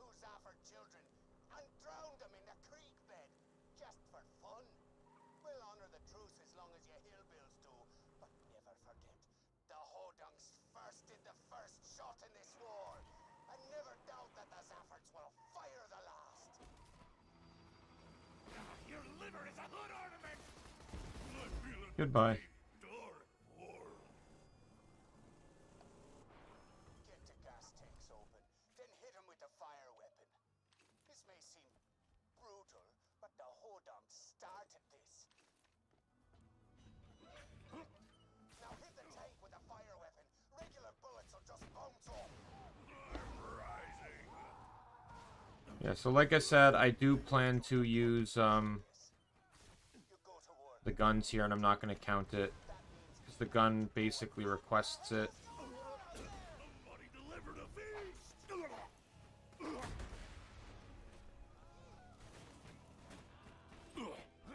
There is nothing but agony! You woke the wrong dog!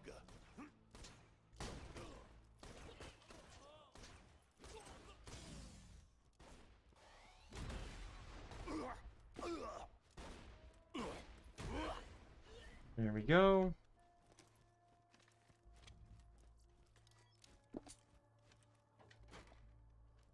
Granted, I suppose if I respec, like, the other reason is I don't want to just keep endlessly respecking. Like, I could respec this to get Hellfire Halitosis, and I'd have a fire, right? I could also get Fire Fiend, which which theoretically puts fire on my melee.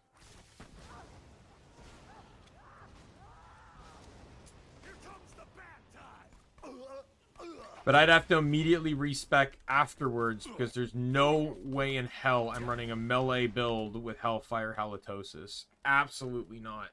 It's the worst skill Krieg has. It's just an interruption to his actually good melee.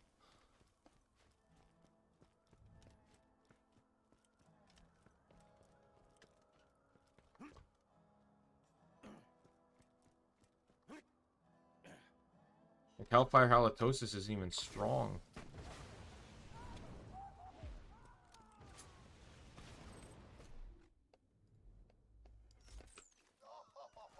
You did well, boyo. Get back to Steve. Get back to Steve? Why would I not want to get back to Steve? Effort have you set them fools on fire, huh? That's pretty hardcore. If I know the Hodunks, they ain't gonna take this lightly.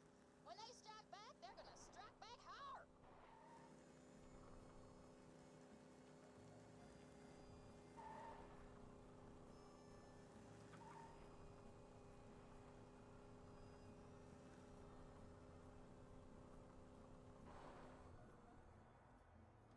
Yo, Steve, I haven't seen you in a little bit. What do you have to say? What do you have to say for yourself? You know what? All is forgiven. A few years back, an ex-Hodunk killed my son Lucky. We're holding our annual wake for him soon. I'd be proud to have you there. Get your health and shields right here. His efforts have gone too far. We need a killer, and we need him now. Oh, Steve.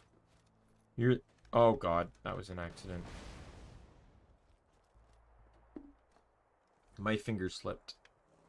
And, like, it legitimately did. I was pressing D, and C is my grenade button.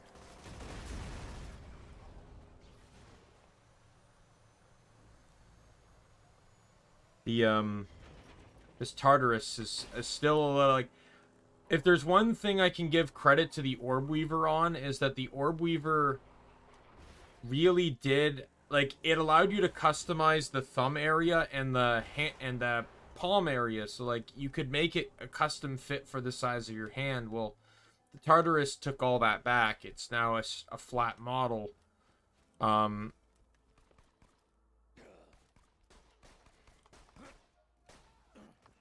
that's a wee bit annoying.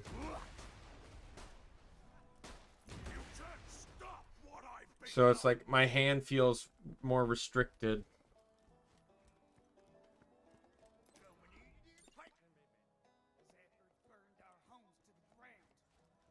Crash their annual wake for their dead boy, Lucky. The Zephyrs won't let you into the wake if you're sober, though.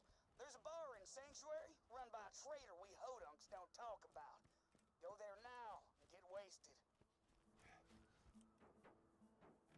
Okay, but I hope you don't mind if I take a detour first.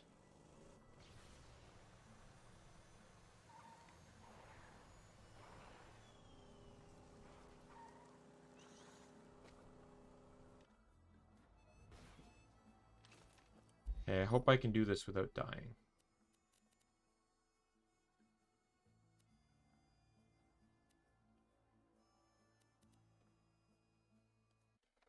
Hyperion Bridge is probably the closest one to it.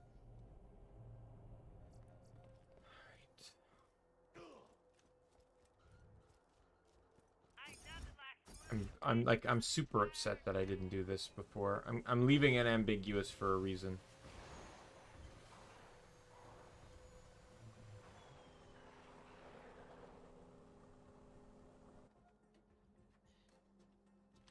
Everything's still gonna be dead? No, yeah, they're respawning. I'm gonna try and fight as little as I have to. I don't actually want to kill anything additional. Like, I'm not fighting my way through here. I just want to do this.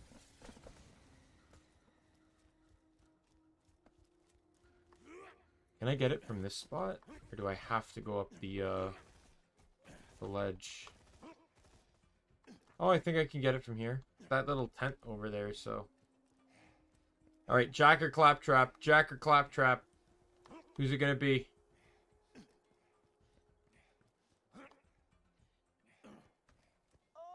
Jack.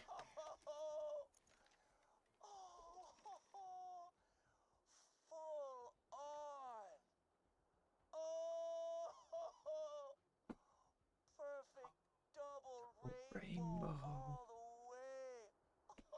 Jack's is better. What does this mean?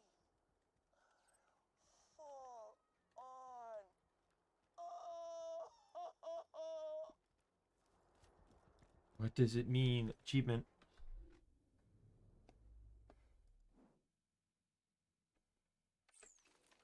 Alright.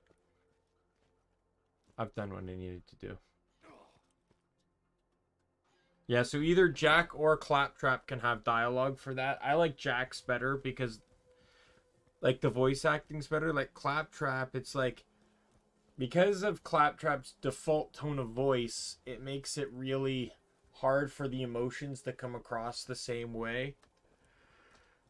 It's also funnier that Jack...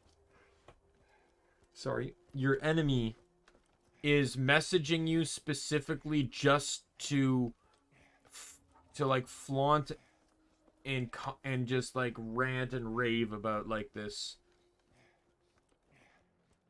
double rainbow.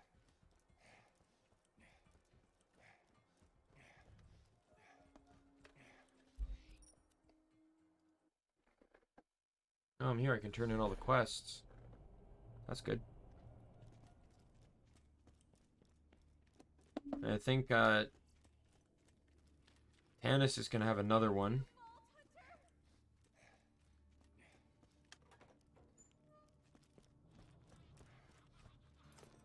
You listened to my notes, I assume. I would be upset were it not for the equally privacy-indifferent background check I ran on you before hiring you for this job. I hid the copious material I compiled after opening the vault those 5 long years ago. In a fit of spastic paranoia, I did not write down the locations to the information. Find it for me and be handsomely. Oh, were you expecting me to say handsomely rewarded? I've been relocated to Sanctuary against everyone's better judgment. Jack isn't his real name, and it isn't even handsome. Double true. I was perfectly content to live out my days in a non-standard living arrangement with 2 ceilings. I should discuss the... Remember, this is not story, so I do not care if I hear everything the audio logs have to say. Systematically unpleasant torture at the hands of Jack's cronies.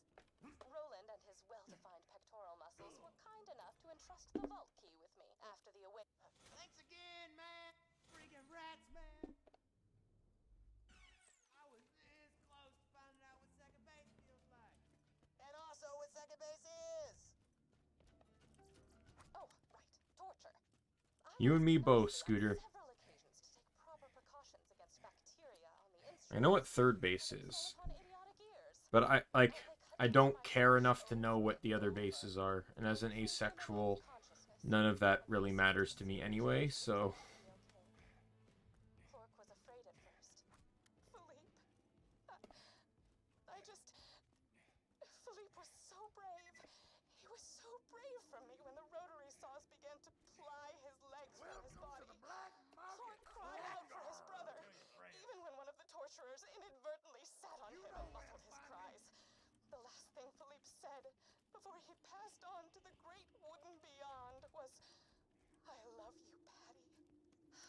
It's lonely here in Sanctuary.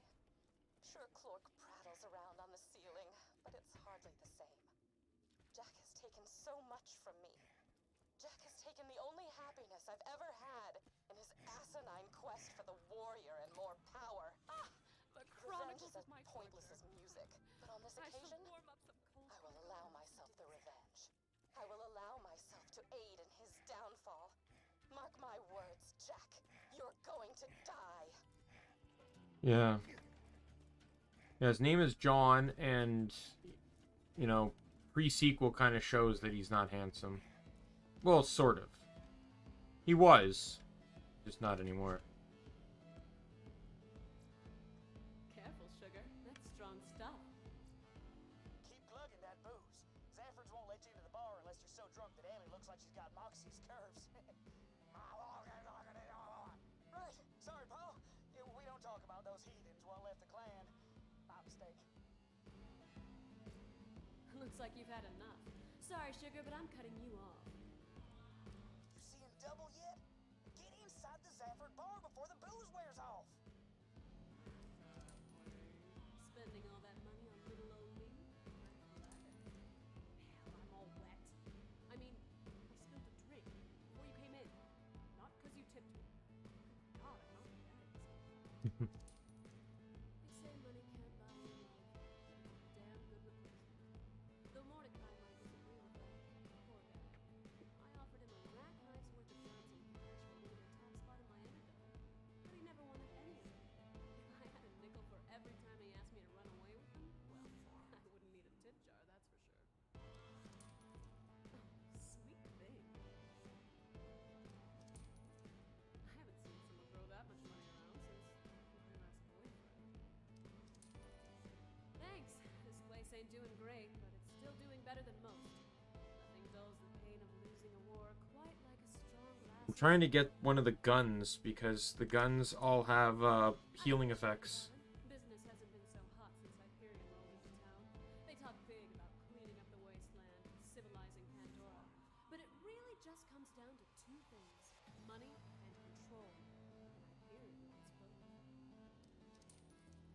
Spending all that money on little old me? I'm flattered.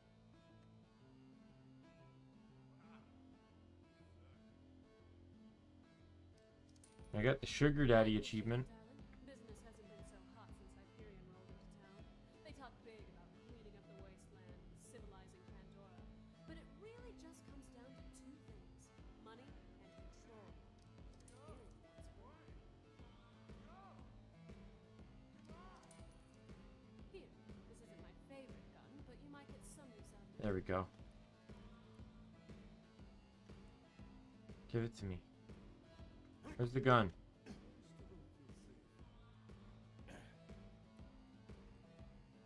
Give me the gun.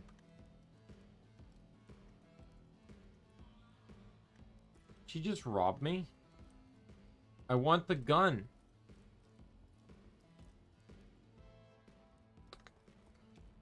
Might be the booze effect. Might have been a poor time to do this. Well, I can try again later. Not like I have any need for the money. I just want the Moxie gun because it has a health regen on it. Like, damage gets me health back. One of the reasons why I love the Moxie guns.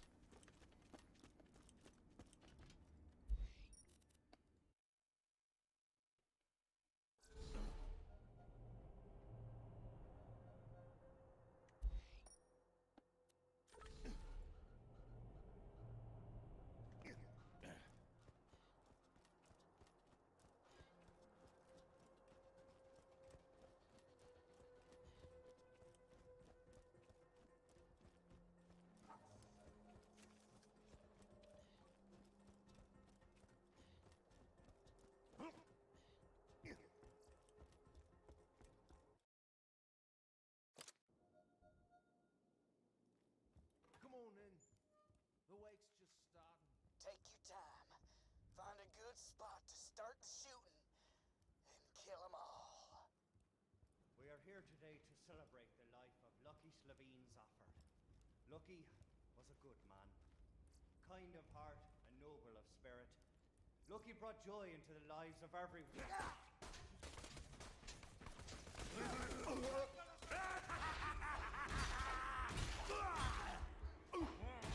Pain is life!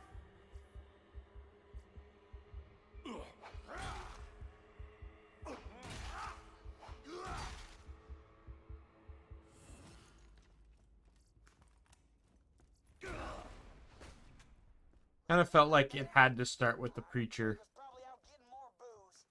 Ah, well. Come on back. Who crashes awake? That's it, Hodunk. No more messing around. A fight to the death. Zafford versus Hodunk. That a one went about? Sounds like we're near ready to end this war. Woo! They sound angry. Haul your sweet ass back to my junkyard and we'll see about ending this war. This is what I like, though. You have, like, because of your helping Zafford and being a trusted member, trusted by him, he could have just as easily walked in with you there, gun in hand, blood still on it, and he would have not accused you of anything at all. If anything, he probably would have said, "Oh, you must have shot the idiot before he ran off," or something like that, right? Like, he would not have accused you in the slightest.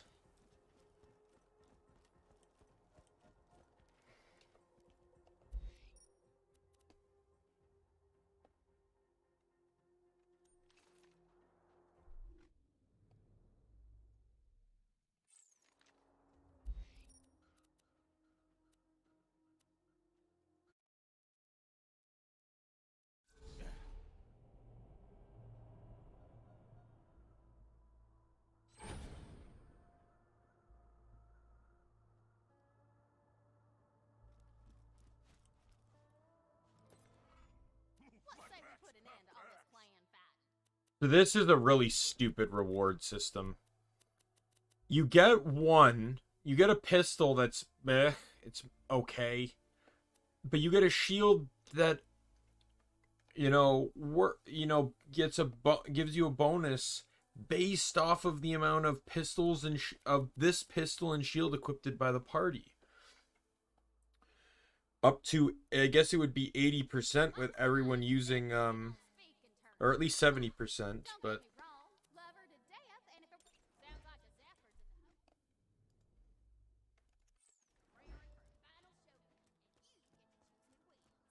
Get out there before the fighting starts. You don't want to miss the fun. Oil! We're finally gonna finish off these Hodunks for good. Come meet us by the Lynchwood train station. Hey, buddy! We got the Zeffords in our crosshairs out by the Lynchwood train station. Come meet us and we can end this clan feud for good. Only one gang is gonna survive this. Your choice as to who. Once the shooting starts, just blast away at whichever side annoys you the most. And be careful, once the fight started, you can't leave until one of the families is dead.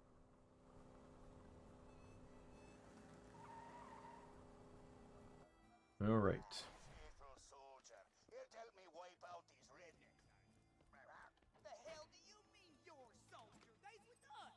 My one covered fanny. We ain't sitting for more Zafford lies. Time to end this. Enough of this. Shoot Hector. Hell with that. Shoot him in. Screw you. Shoot those Hodunk bastards. Now shoot the Zeffords. They trashed me boy's wig. They burned our homes to the ground. Shoot him. Shoot him.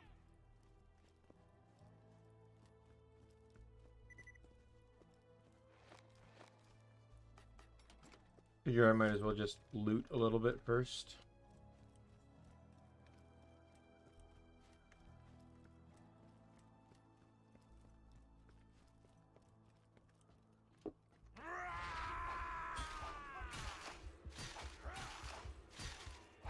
Never stop the killing! Never!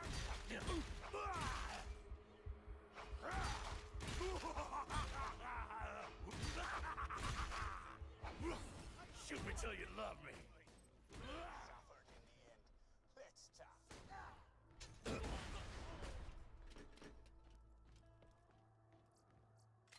Now, either gun I would have gotten here would have been useless because I can't fire a shot, but this is still the better choice.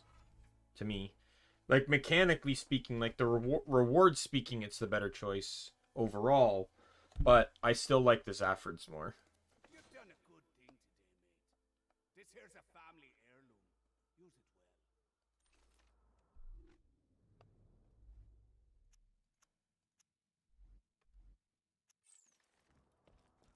well. Alright, and with that, I'm done.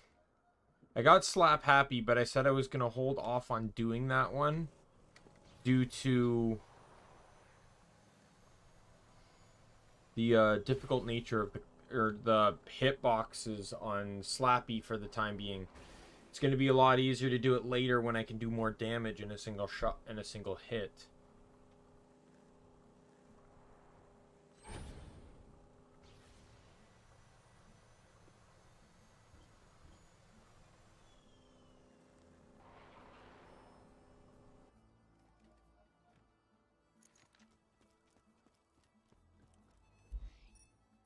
We can just go to the wildlife preserve now.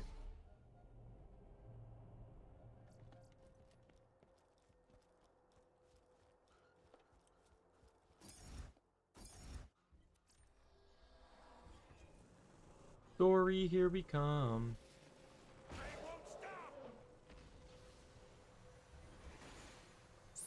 This is also going to have a really annoying boss fight for this run. A really annoying boss fight all on its own sometimes. But having to do it melee only is going to be really hard.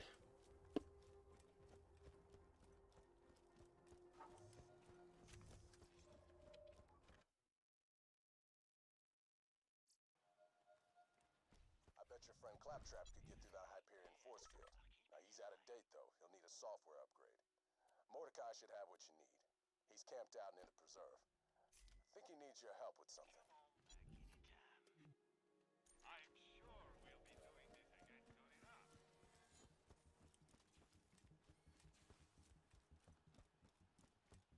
Flag Stalker.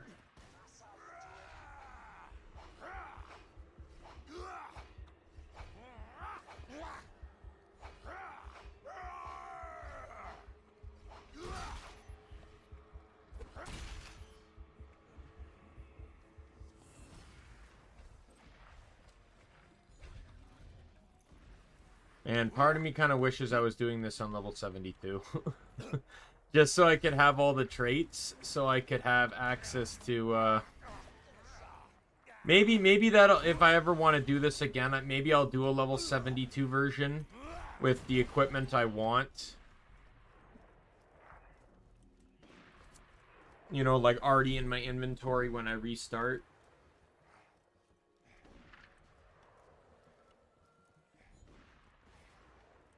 Because it'd be nice, or not 72, level 80. 80 is the cap now.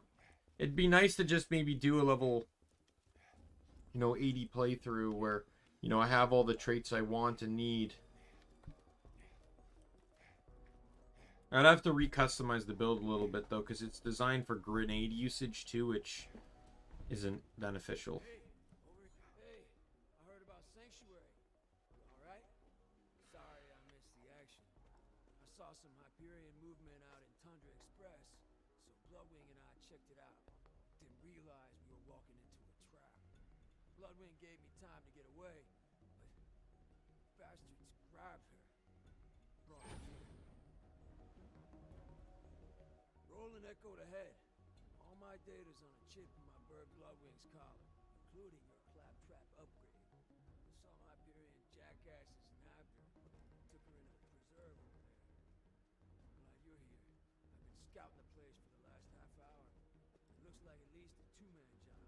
If you can get inside from the shipyard, I can give you support and lead you to Bloodwing. You get my bird, I'll get your claptrap upgrade. I'll provide support. Just like in Tundra Express.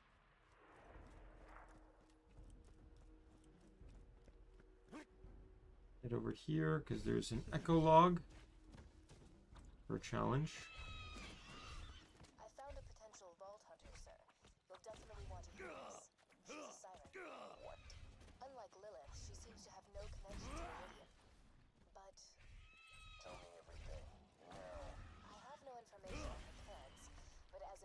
she was left with the order of the impending storm. The who? They're an order of monks who rule the planet of Athenas. The earliest surveillance footage I can find is from 4 years ago. Play it.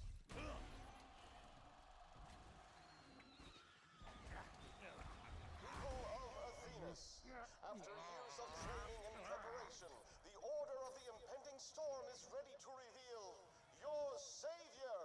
Speak, Maya. Speak to your subjects. Jack makes me laugh. He kidnapped Bloodwing, so I start pissing my pants. There's also another challenge, but I don't know where the everything is. It's these. There's these little plush bears that you need to find. I think I only know where that one is for sure, and I think I know where a second one is, but I don't know where they all are. This is another annoying one.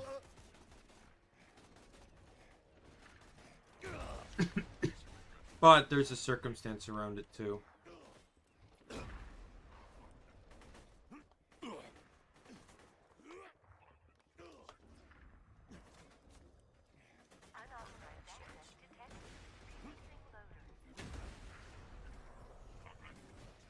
Crap! They're chucking loaders at you? Give me a second to think of something.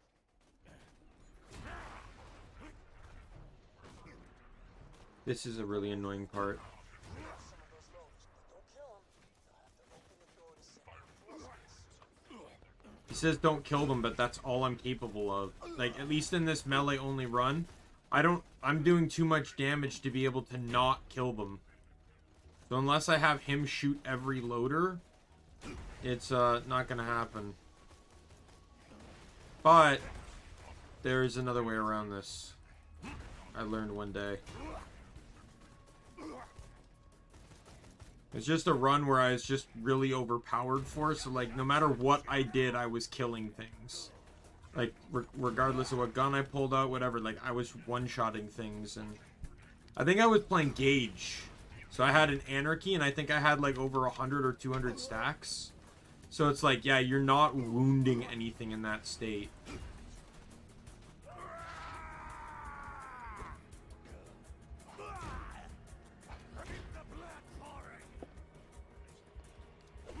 Wounded that one. Now move on to another loader. Just wound them, don't kill them. Reinforcements won't show up otherwise. Whoa, hold on. You're just... Oh, hurts so good. Why would Jack let us into the preserve? Bloodwing should be in the holding cells in the other end of the facility. Yeah, they just end up opening the door. Kind of crazy.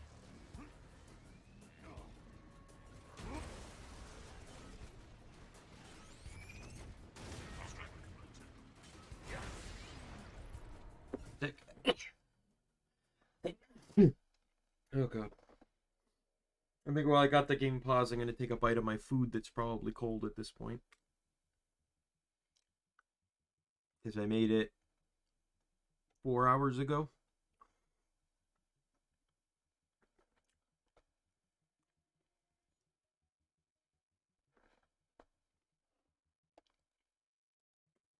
Thank you.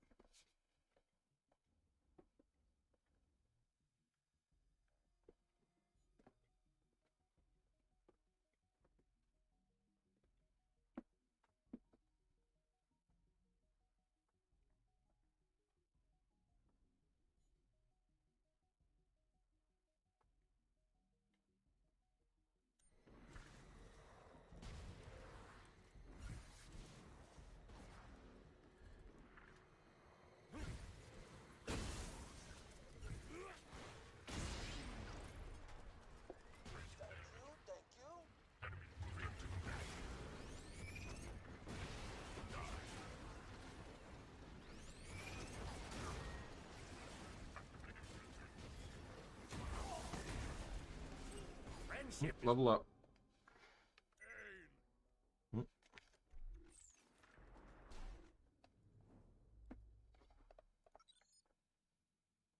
Three more levels.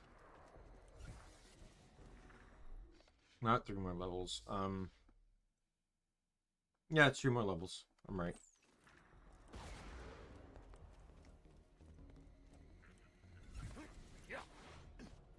The class mod I got, though, it's like, not only was it higher melee damage on the class mod itself, I think maybe by like 1%, but 2 points to silence the voices gives me another additional plus 100. When I put a point into that, it's going to go straight to 150.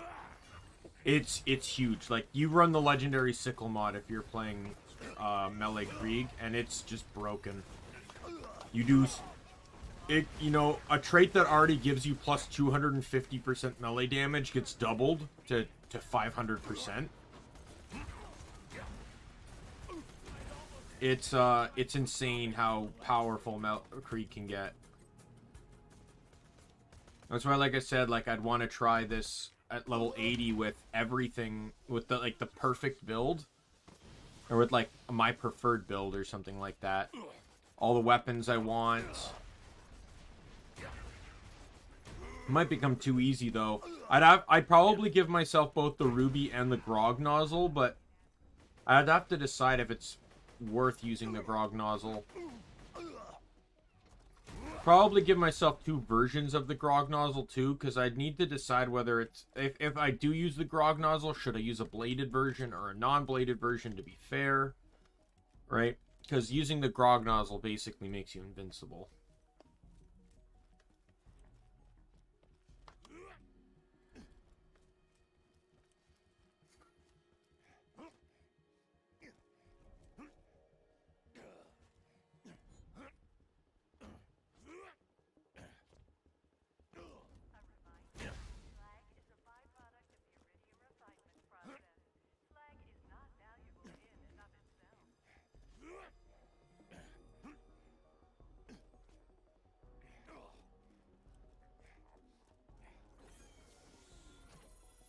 I always end up hitting a full inventory here. It annoys me because after the boss, there's like a, you know, there's like a chest with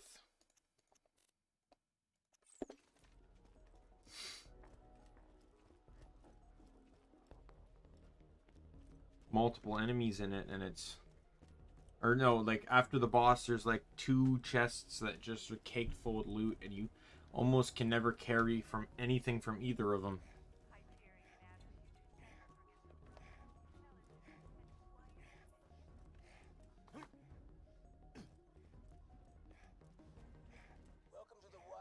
Exploitation preserve. I see meat. He says he built this place to promote science and discovery and whatever the hell. But it's BS. They're just using slag to experiment with every creature they can find. Gotta get Bloodwing out of there.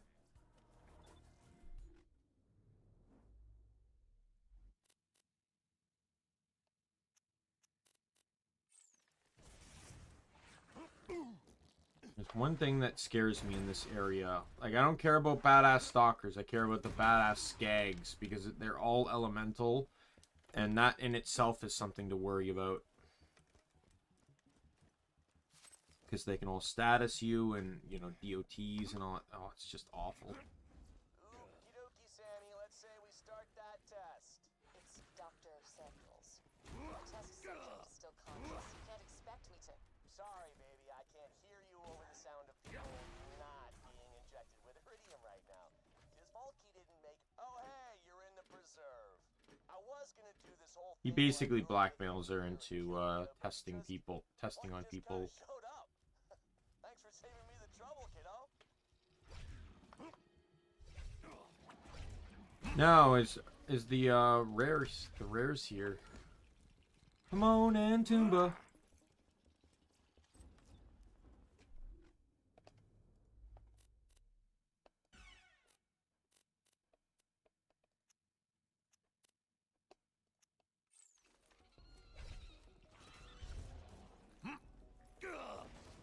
Not that Deliverance or the Transformer would really help me here. I believe it's a Transformer. Pomone drops the Transformer, right? Brother Sophus, I found something. Yes, what is it? Research notes from an archaeologist on Pandora. Pandora. The planet of convicts and cannibals? Yeah, it sounds incredible. But this archaeologist says that sirens have some sort of connection to iridium, and the vaults... The slag mutation is a volatile, brutal... He basically tells her to forget about it. Needless to say, I'm extremely interested in it. Get me some samples of the slag serum Hyperion is I'm heading back because there's one in here.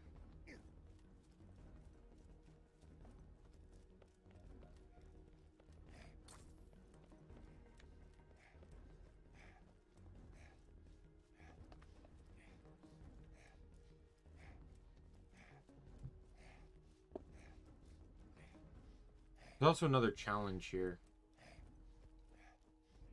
I just remembered it.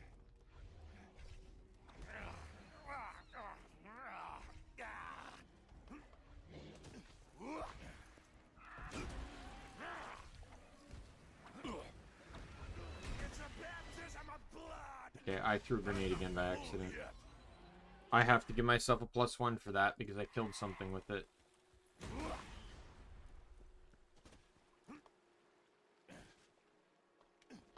Behind the waterfall.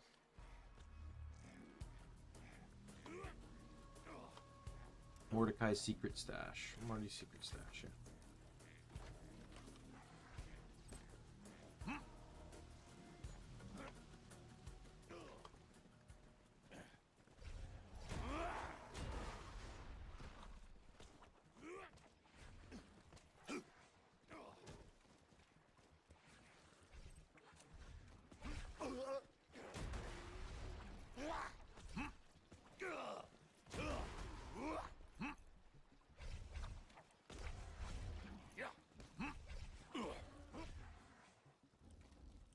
All right.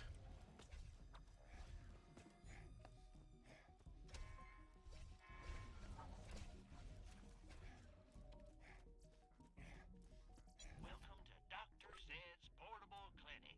What can I get for you? Be careful out there. So the sad thing is Gearbox patched this part that it annoyed a lot of people when they did. So basically, so when you used to farm enemies here, whether it's Pomone, whether it's Toomba, whether it was the final boss enemy, it had you have to run. You basically had, every time you loaded, you'd spawn in from here and you'd have to run through the whole map. Well, you used to be able to enter here and leave if you contained the DLC for it, and it would respawn you here. Well, it doesn't do that anymore. Which I guess makes sense because there's no actually like saves point there, like checkpoint.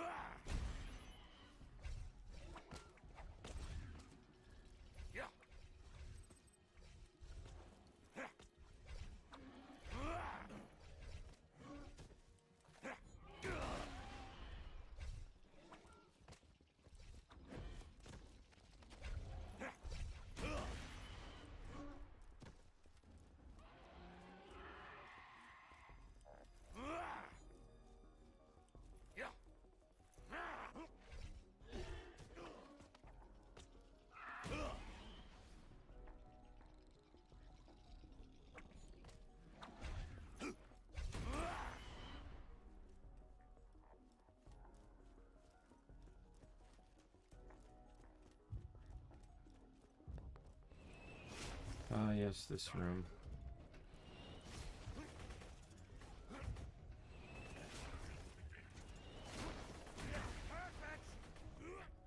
This is also your first look at the super badass loader.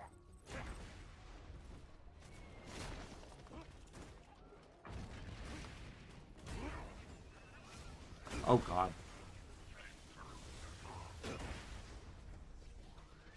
Oh, can I stop meleeing exploders, please? Swallowed your soul.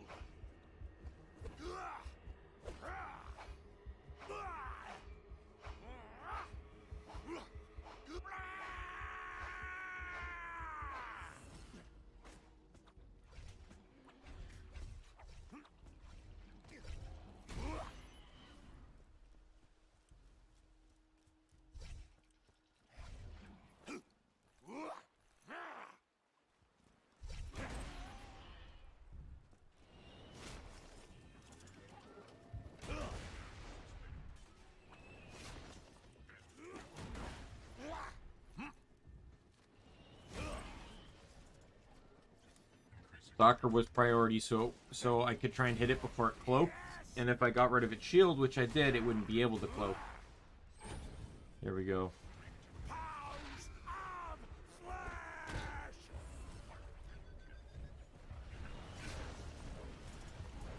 Yeah. This is going to be tricky.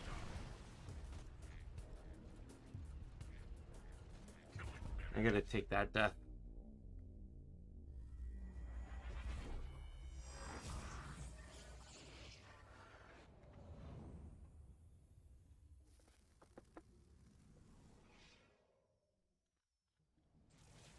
Perion is offering a 90% off sale on all new you respawns. This offer expires in 3210. Better luck next time.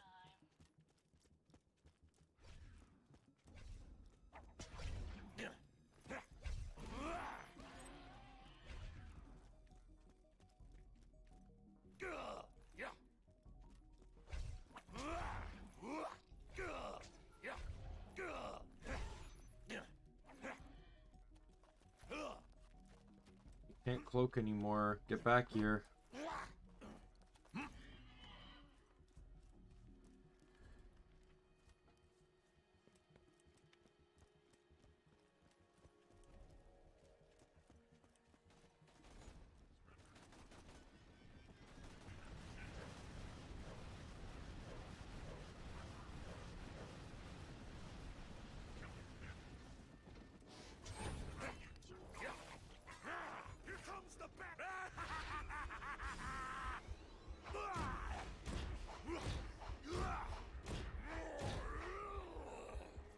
There we go. Pretty much how I knew I was going to have to handle it.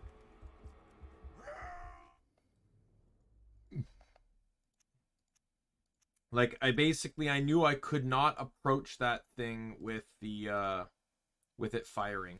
Not possible.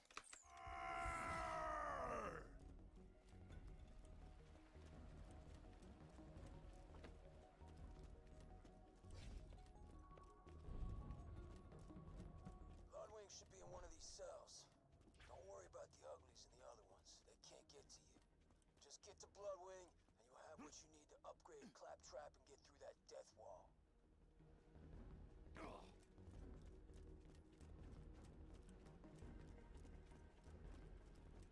This is a fun room. Not only does it have an audio log. I didn't miss one, right? I did not.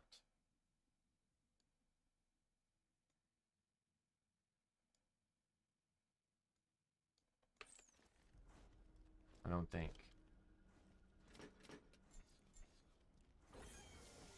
But this is one of the best places to farm. Like, people say in OP8, this is like one of the best areas to farm legendaries because of its high chance of spawning loot midgets in these boxes.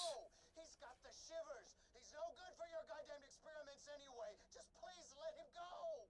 What's the holdup, Sammy? Don't call me. This subject is unsuitable for testing.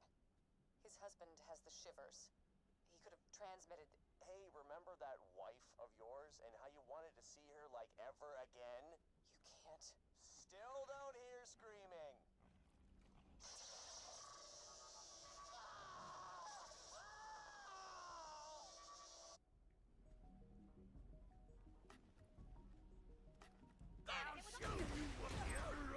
Legendary.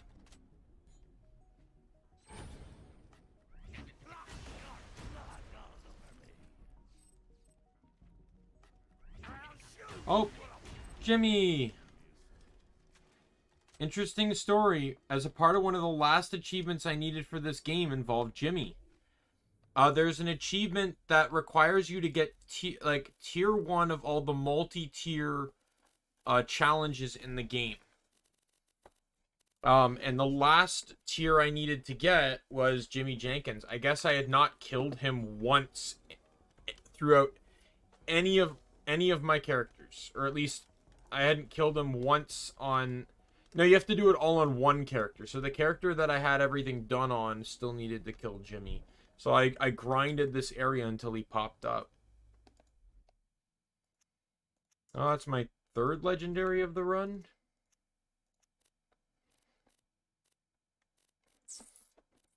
Kerblaster, Varuk, and Gub.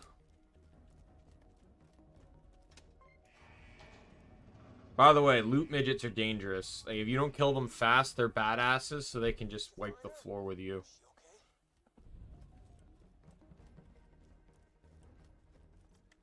Looking for Bloodwing? Oh, I moved her a few hours ago.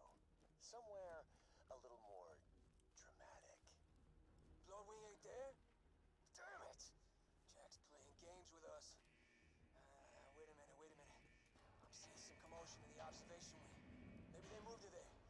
Just keep pushing through the preserver.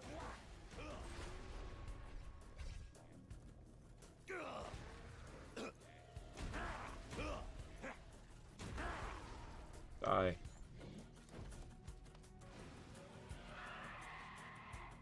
Hello.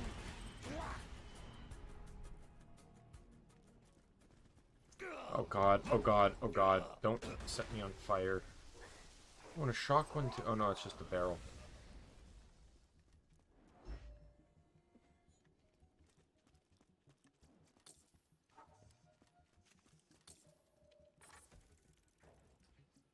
By the way, you don't need to backtrack to get the, like, I backtracked to get that, that vial for Tannis's, quest. I did not need to do that.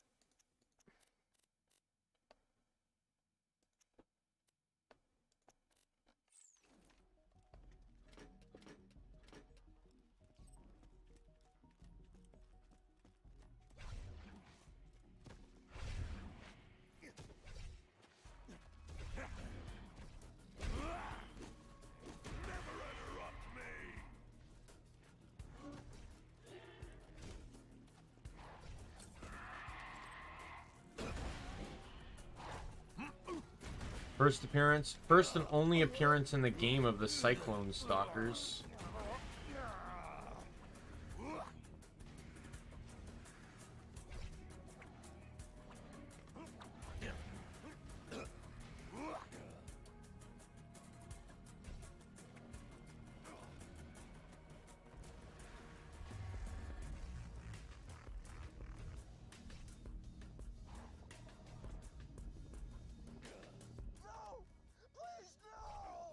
What's going on? What is this? Today is a great day, Maya. Today, your training is finally complete. Who are these people? Terrorists, criminals, evil men. You will destroy them, as is your duty. This is what you have trained for. What? To execute unarmed men? Do not question me, child. These men are a danger. Brother Harker, bring the first sinner forward. Yes, Brother Surface. On your knees, sinner. Oh, God, not her! Not her! What is this man guilty of? Do not question. I promise. I'll pay. I'll get you your time. Just don't let her near me. What? Do not listen, child. Execute him. Ah, to hell with it. What are you doing, child? Put me down.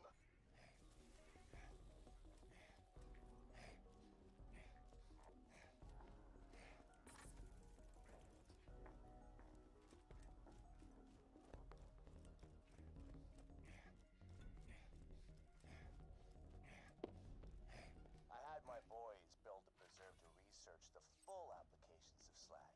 See, it's not just an elemental damage type. If you know how to use it, slag has lots of applications.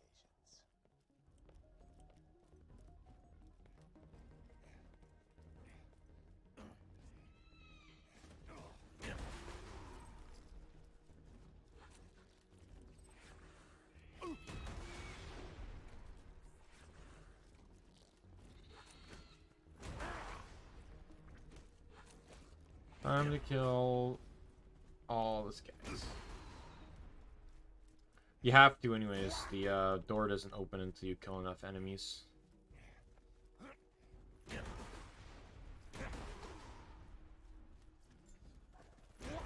beautiful misery.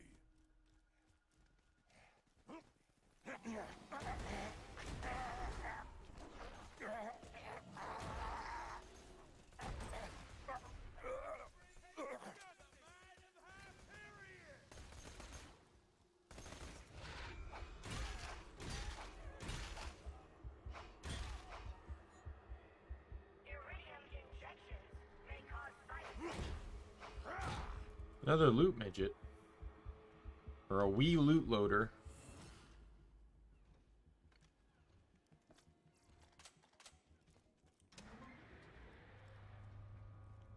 Thank you for open quotes volunteering closed quotes as a test subject at Hyperion Preserve. Do not attempt.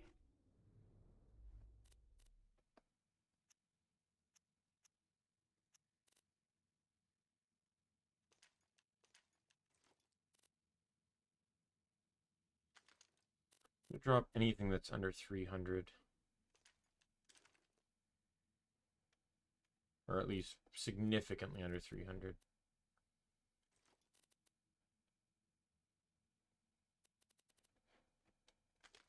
Leave the ground.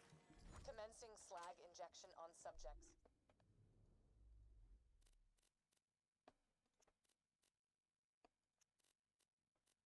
Supplied by the Hyperion liaison known as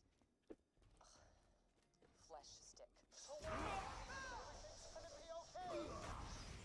Baby's hopeful. Moderately low. I require one more echo recording, at which point I will have all the data I need.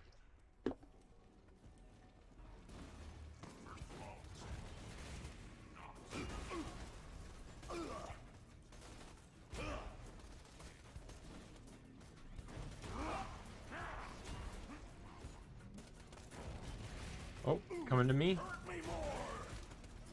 That's a lot of bull. Alright,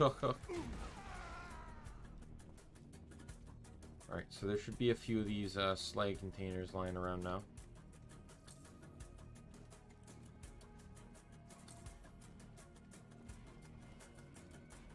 You found the slag samples? Fantastic. Leave them with Roland once you finish whatever irrelevant thing you're doing right now.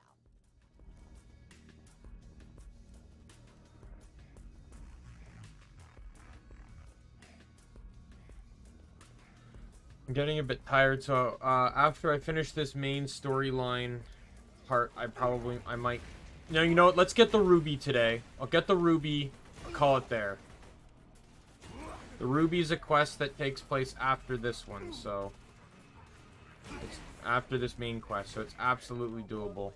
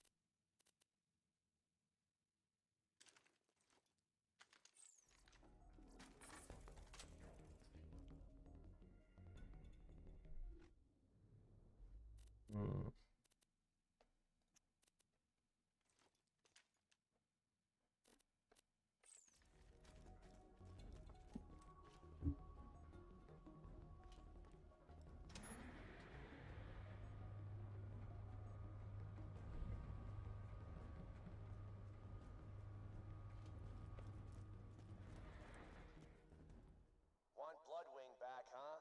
Shame. I've been doing some really interesting iridium experiments with her. Hate to see her go. But heck with it. This is all yours.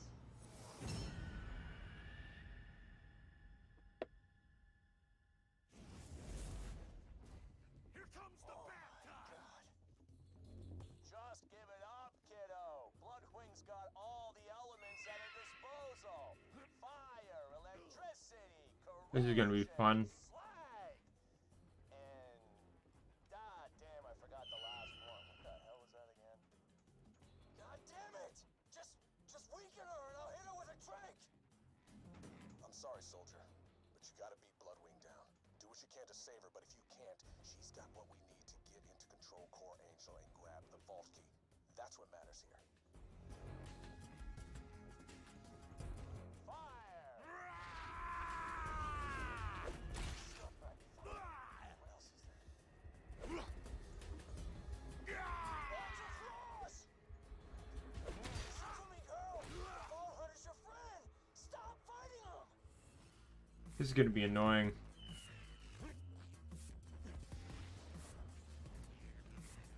Because I can't do anything unless I buzz axe. Get out of the way! She's gonna die bomb! Can you spawn some ads, maybe? Because I'm going down. I've got a spot for you in my liver. Thank you, game.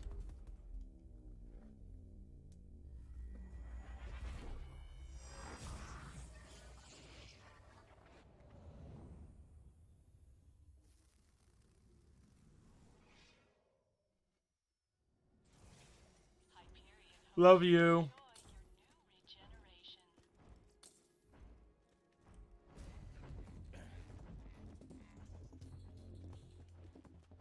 She's coming for you! Look out! Did hit her. She's bringing out her claws! Watch it! Ancient type. Electricity! Slice your eyelids. Watch the air. Slag fire, electricity corrosion's coming up next. What am I forgetting? Watch it! You're gonna be growing a dragon blood into this, Jack! You're gonna watch her tear your throat out!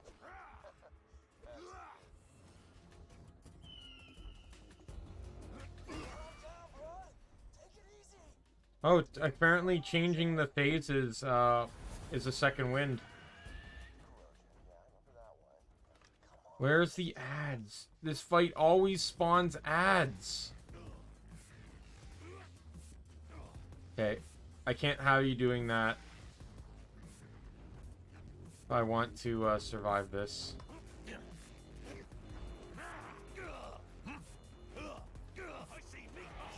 Oh, I got it. Not gonna lie, I thought it would take more than one death.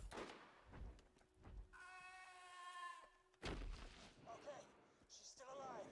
Get the microchip from her collar, and we can get her back to Sanctuary. Oh, now I remember. Explosive! No! That is why you don't screw with me.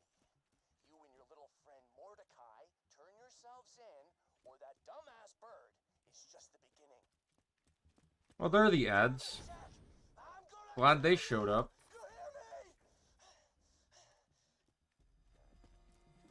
I'm sorry about Bloodwing, soldier, but we gotta keep moving. Get that software upgrade to Claptrap, and we'll be able to get through the security field leading to Control Core Angel.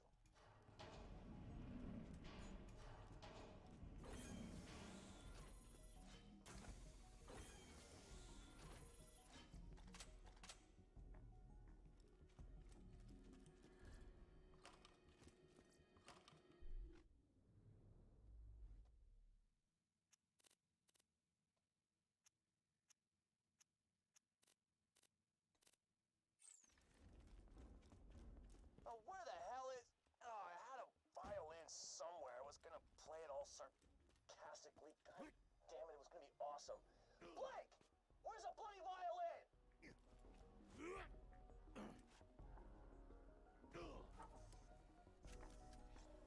I thought that was slagged. Alright. Whoa! You didn't think you were gonna get out of here alive, did ya? Vault Hunter, get down. Hi, assholes! Screw you! Screw you! Stand down, Diablo! Why did that do that? Sons of bitches! Nuts!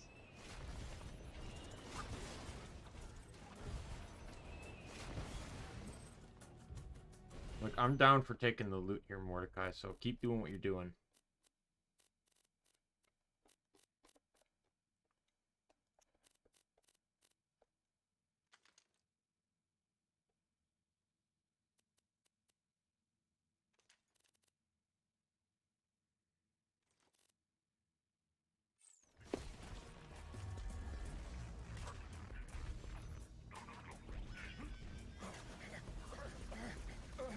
Did he run out of a shot? Do I have to kill this one?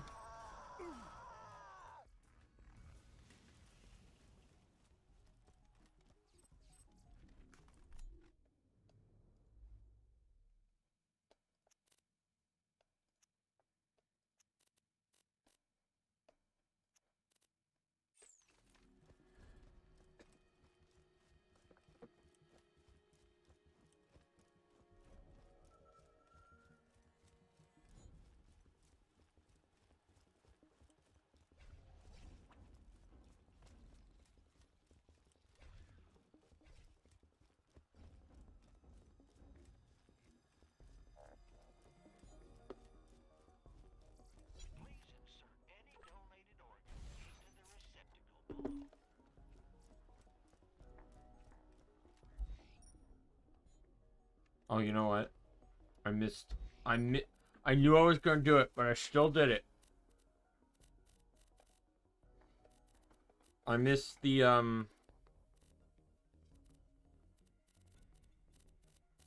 I missed one of the audio logs, but I'll leave it because there's another side quest that brings you back through here anyway. Alright, sweet, sweet. Found it. I can get it This is then. the song for Mordecai's stupid bird. Any. Are you what? Screw you. Would have been hilarious if I found it earlier. Shut up.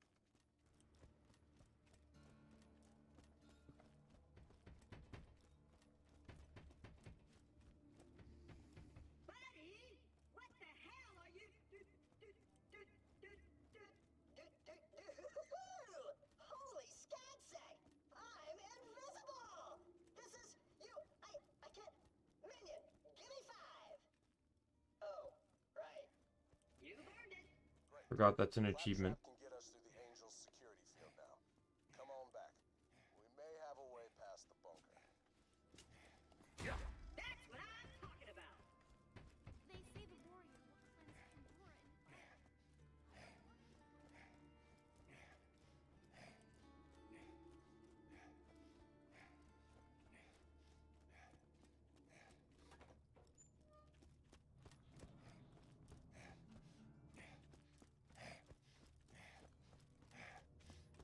Bloodwing. Damn. I'm sorry. Take this note to Thousand Heads. You're going to deliver that note to a Got a bandit quest leader for known you. as the Slab King. Now, he used to be a part of the Crimson Raiders until his methods got too brutal. I didn't think ripping Hyperion officials limb from limb in front of their loved ones was an effective way to get intel. He disagreed. Still, he owes me a favor, and he can help us get past the bunker outside Control Core Angel.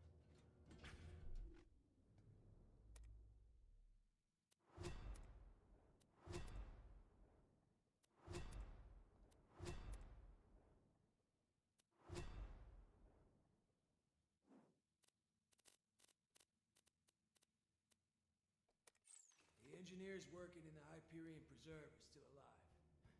You're gonna fix that. When I was doing recon out there, I heard them experimenting on 3 badass creatures. Get out there and free them. I want to see a bloodbath for what they did to my bird. Interested? Bloodwing's dead. Here it is. Jack's nearly got the vault open. I don't know about you, but I need a drink. Or like a lot of drinks.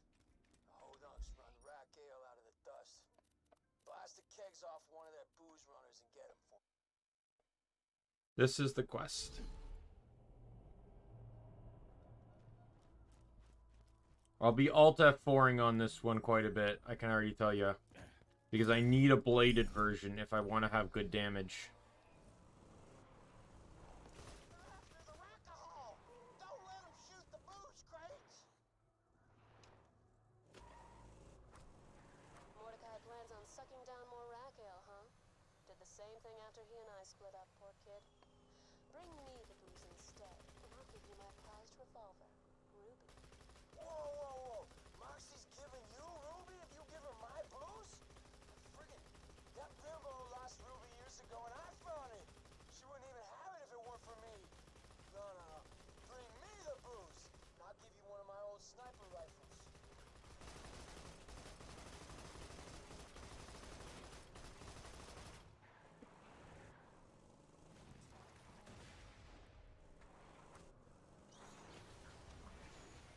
Really a lot of slagged enemies in this playthrough. I've not seen so many before in a single playthrough.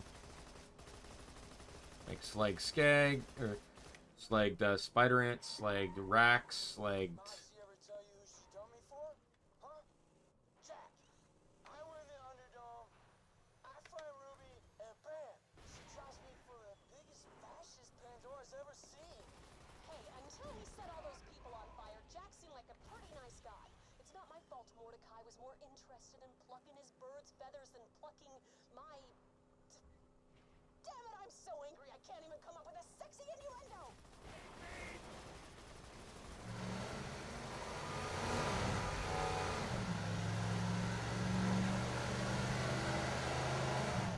Now bring him to me. Dear God, that was unnecessarily loud. No. Bring the booze to me instead of that alcoholic bird lover, and I'll give you Ruby.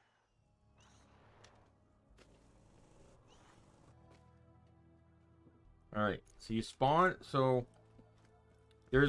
once you complete a quest, it autosaves.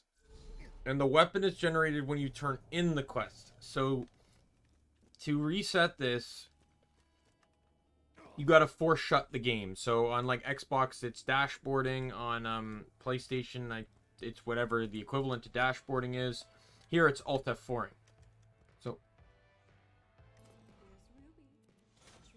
So I got a slag, which would have been nice under any...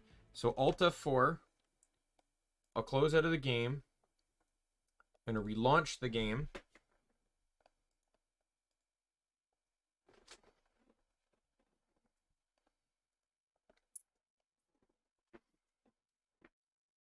And because I didn't accept the quest reward, it didn't save.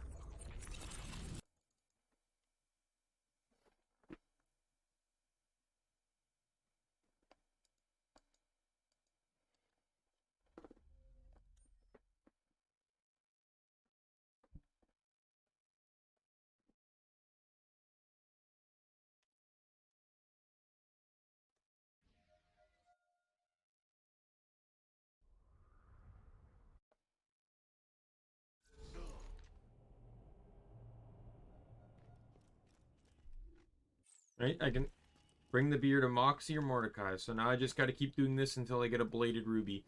Element doesn't matter because I don't plan to fire it. So...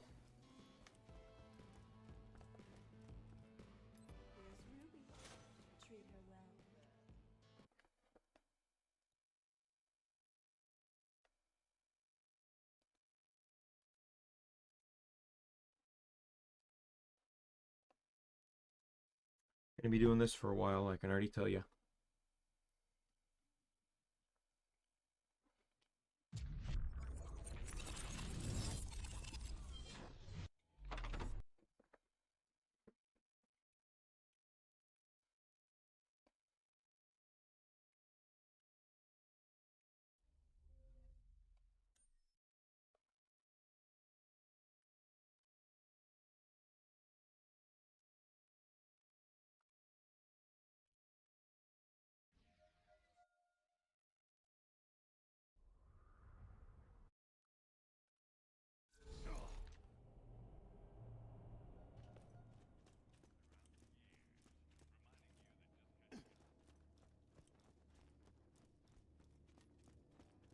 Maybe Jack won't kill us. Here's Ruby. Treat her well.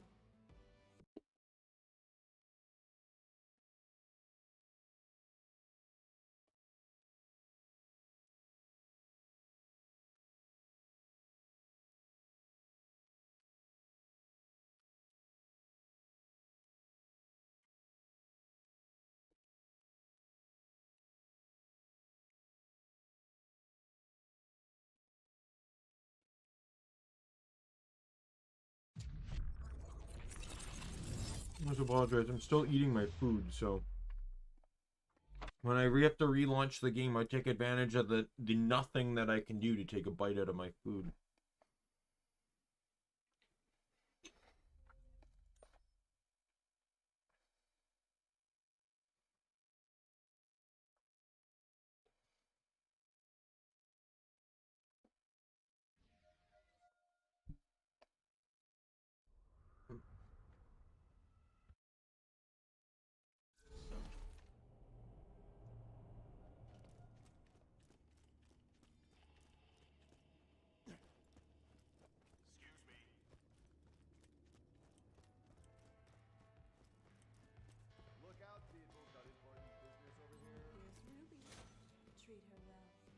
I think I've gotten every single element the ruby can be. It was slag, then it was then corrosive, then fire, and now shock. I just need a blade.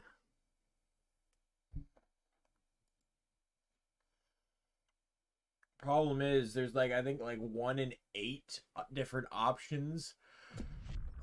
There's like 8 different options for the part that can be a blade. So it's really a kind of like a 1 in 8 chance here, something like that.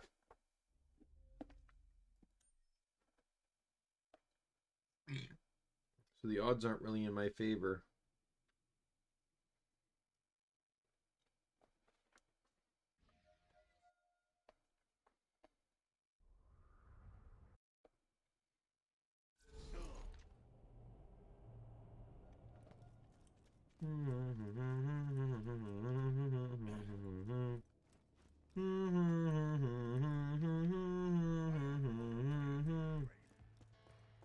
Give me a blade. That's a double. Normally that would be a pretty good gun there. Slag double. Probably one of the better rubies you can get.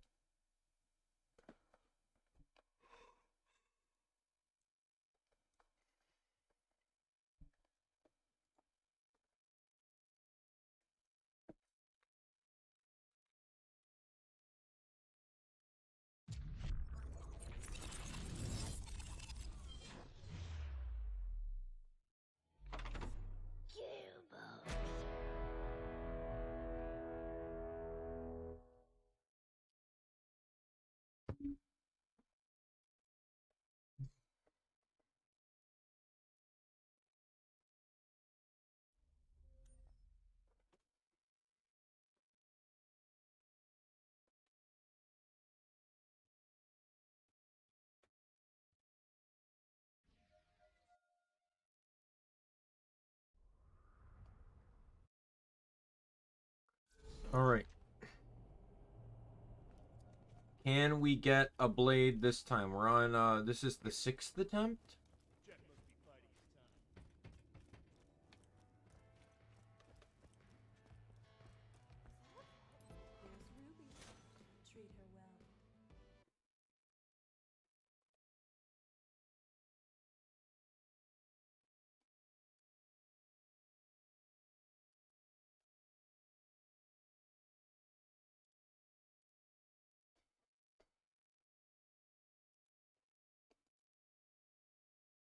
Man, this is gonna take a while.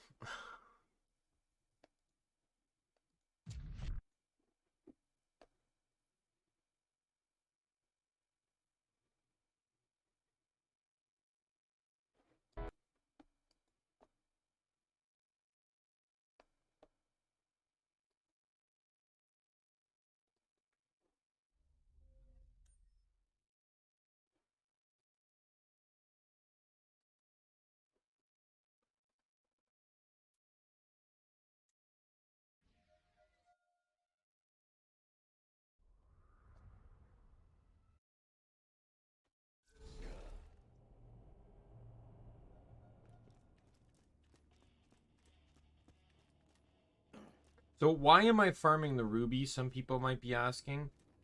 So the ruby is one of the best defensive melee weapons in the game.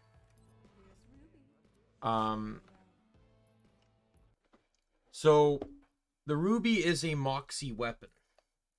A moxie weapon in at least in Borderlands 2 and I think in 3 to some degree too, but there's less of them in 3. Moxie weapons have a life siphoning effect, meaning that a percentage of the damage you deal is recovered back as health, regardless of the damage source, as long as the weapon is in your hand. So, you know, even if you just had the ruby in your hand and threw a grenade, the grenade's damage would recover health on you.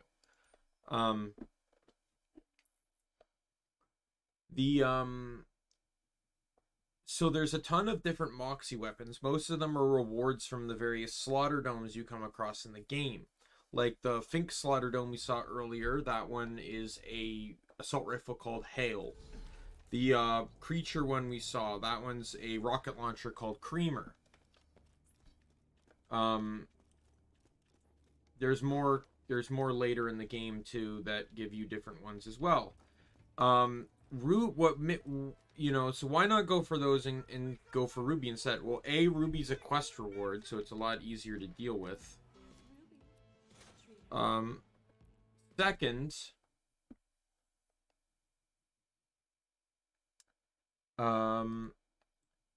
Ruby is actually better than the other ones at what it does. So a normal Moxie weapon recovers about 2.5% health back. The Ruby does about 12.5. So it's a significant recovery. The only thing that outbeats the Ruby is the Grog Nozzle. And while there are legit copies out there that, people will dupe, the Grog Nozzle for the most part is not a legit weapon. It is a quest weapon that you get in the Tiny Tina campaign. It is slag only, with one of the highest slag chances you'll see on any weapon ever. While the weapon is in your hand, 65% of damage dealt is returned to you as health. It is the best defensive weapon for a character like Krieg or Zero if you're running melee. Really, anyone. It's one of the best weapons for Krieg, Melee Zero, and Salvador in general, so for the very reason of health recovery.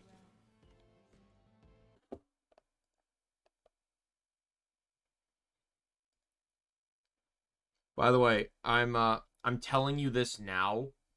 If I accidentally click accept on the quest, I'm giving the weapon blade. I'm just forewarning you that if I make that mistake, I'm adding the blade myself.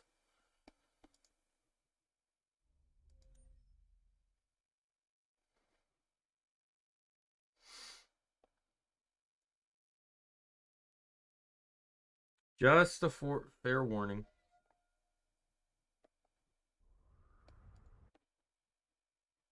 Here's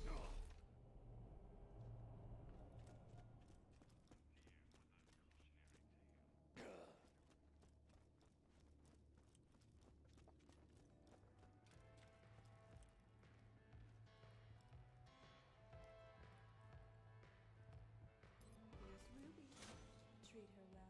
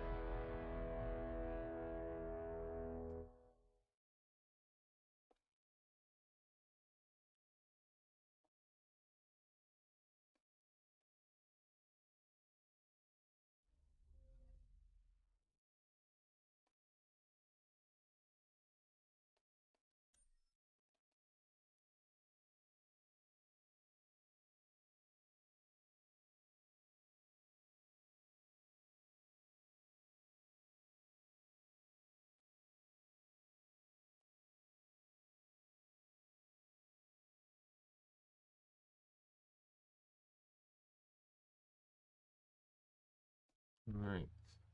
Try again. Here's Ruby.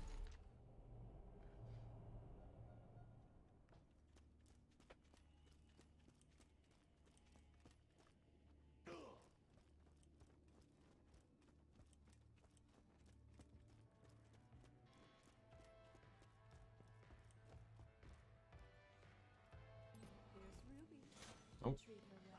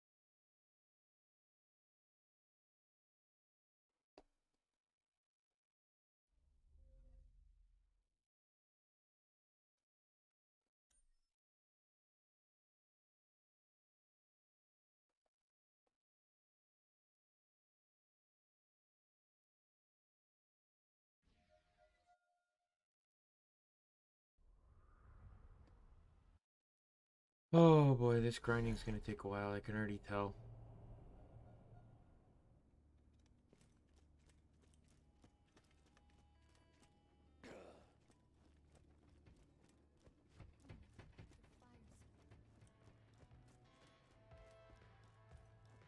Here's Ruby.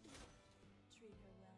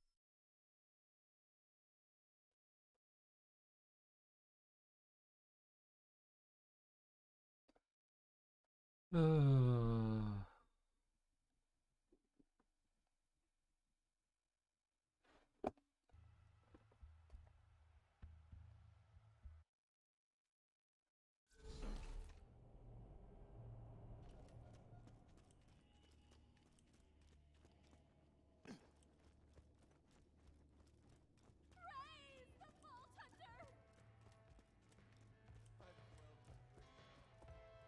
Here's Ruby. Oh fuck. Finally. Not gonna lie, I was actually afraid I was going to get rid of the Vuric.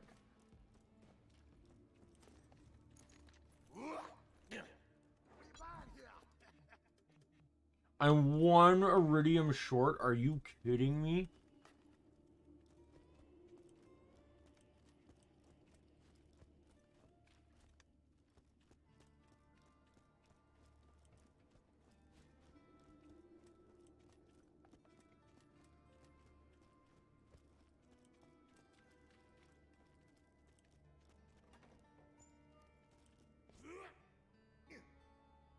Hey, won't give me a... I'm trying to write a love poem for this chick, Daisy, but I need some inspiration. Something to get my juices flowing so this poem Get her juices flowing. That's sex. Use this camera to take some pictures of interesting landmarks that I could toss in the poem, would you?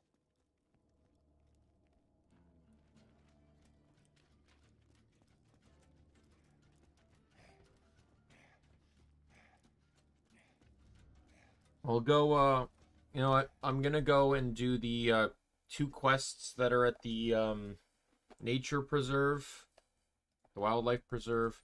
Then I'll call it, just so we don't have to go back there afterwards. Plus, I just kind of want to use the ruby a little bit.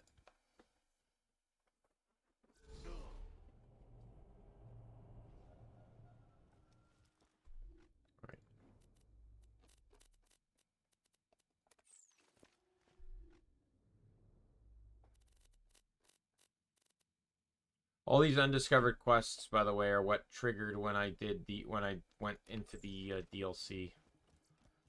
So when I beat the game and actually go to the DLC, they'll all disappear. The creatures ought to help you tear up the engineers. So the blade's much weaker than my other one, so that's the consequence here, but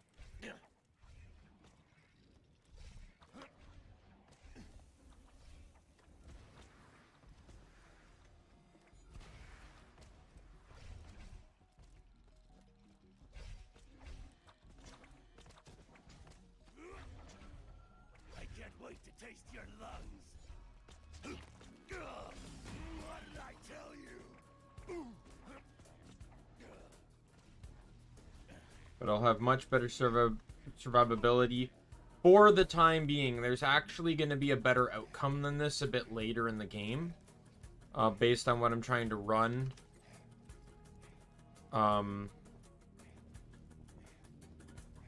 Basically, the weapon I have, Law, you might have noticed I've not used it yet. Why am I carrying it? Well, It's 100 melee damage. It's the second strongest melee weapon in the game. But wait, Daimien, you have the rapier. Why do you need that? Because later in the game, there's a side quest that gets you a shield called Order. Order has one of the top 3 roid damages of any shield in the game. And it has this bonus effect that any melee damage done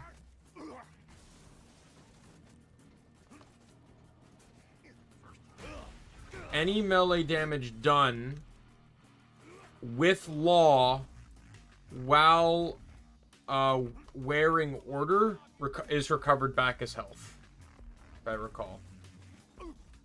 Or it's at least like any health damage or something like that.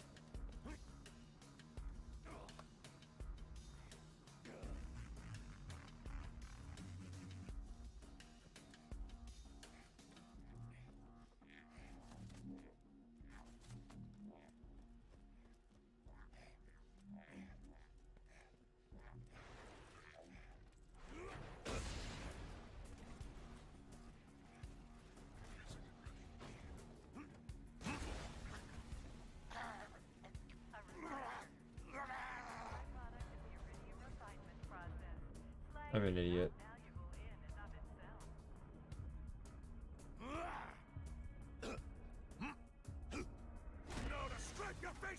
Did not think that was what my second wind was going to be.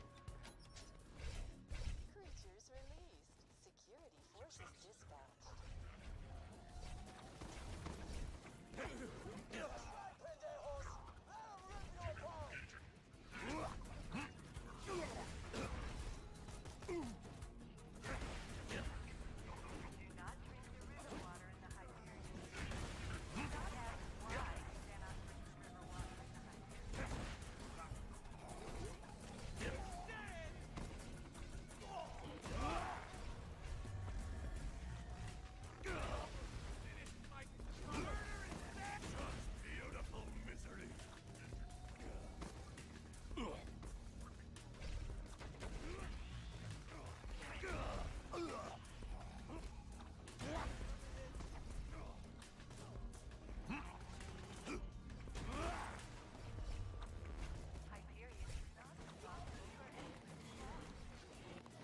Oh, one of the stalkers died. I might not get the achievement or the bonus objective then.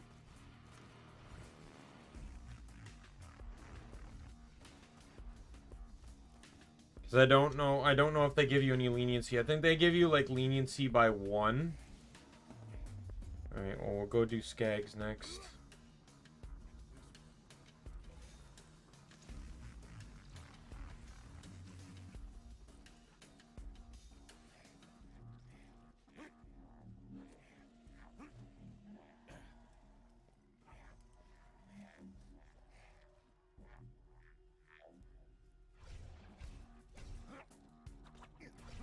Really wondering if I would see Pomone. Pomone and Toomba.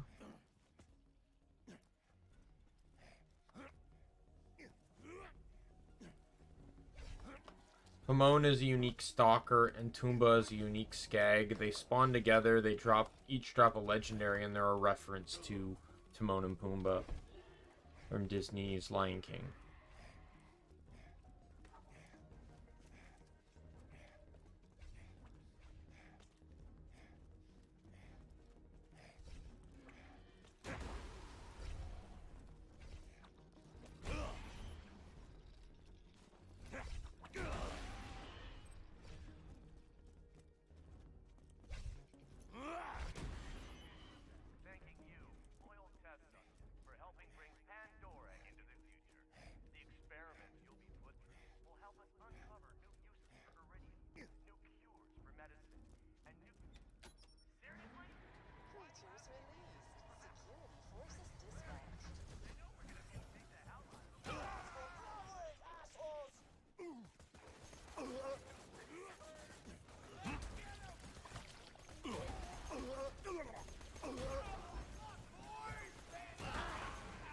Yeah, the ruby's definitely helping with survivability now.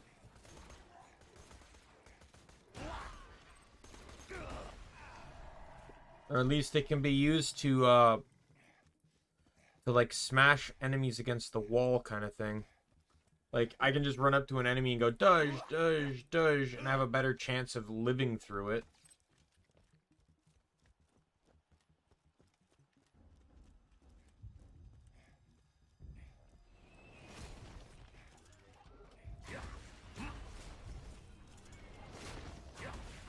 But it's also, like I said, not one-shotting. Like, see, that would one-shot.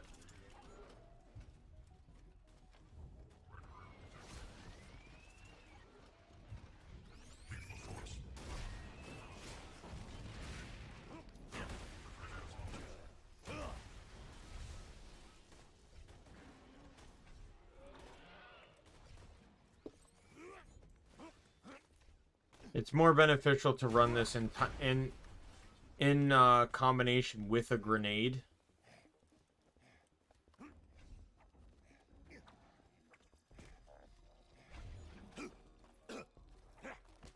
I might do maybe that as a playthrough instead of doing a melee only playthrough. Maybe I might do a grenade only playthrough. And that would be my level 80 playthrough.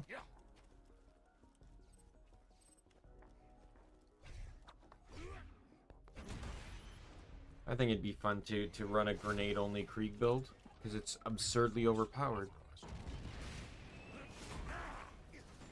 You'd only need basically one grenade for the game, but I think it'd just be fun to just only throw grenades. I'll add that one to the back burner. Maybe do that in a later date.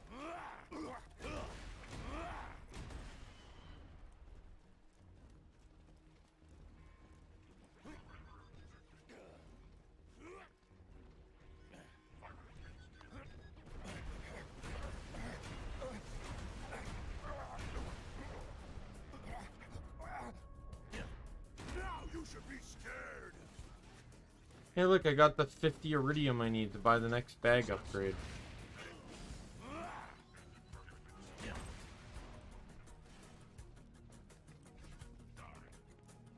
Just to spite myself, I am going to go to the...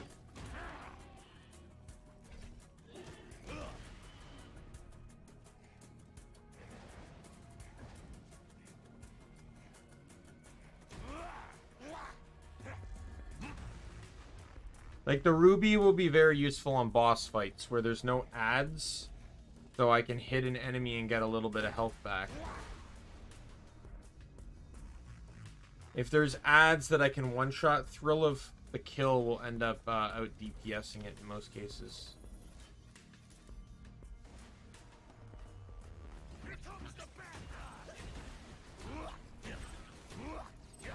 Really should not have opened all of them at once, but I didn't even get a single legendary.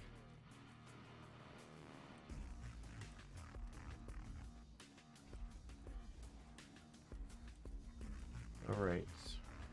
The Stalker and the Badass Stalker I need to free and the Experiment Note are actually really close to each other. I always forget this last note. I'm not even kidding. I always forget it. Every single time. Because I never have the quest as the active quest.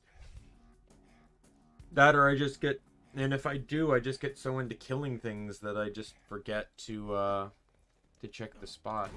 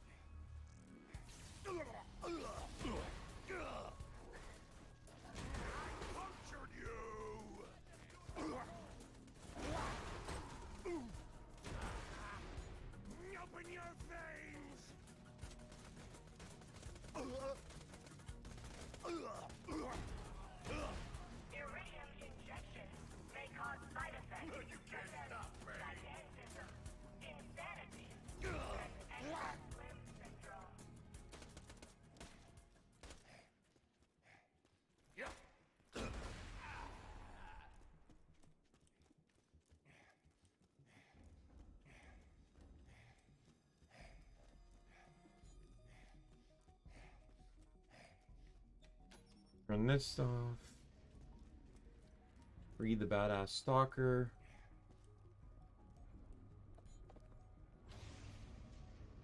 Creatures released. Security forces dispatched.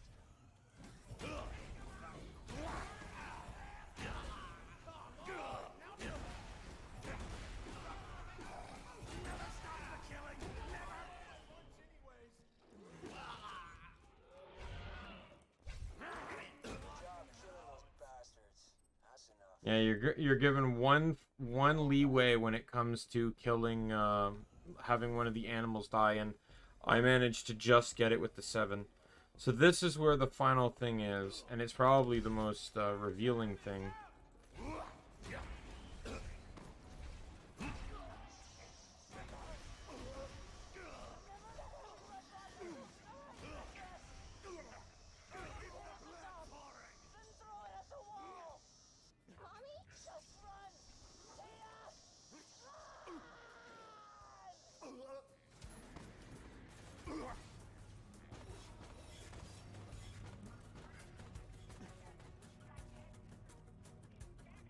Yeah, he get the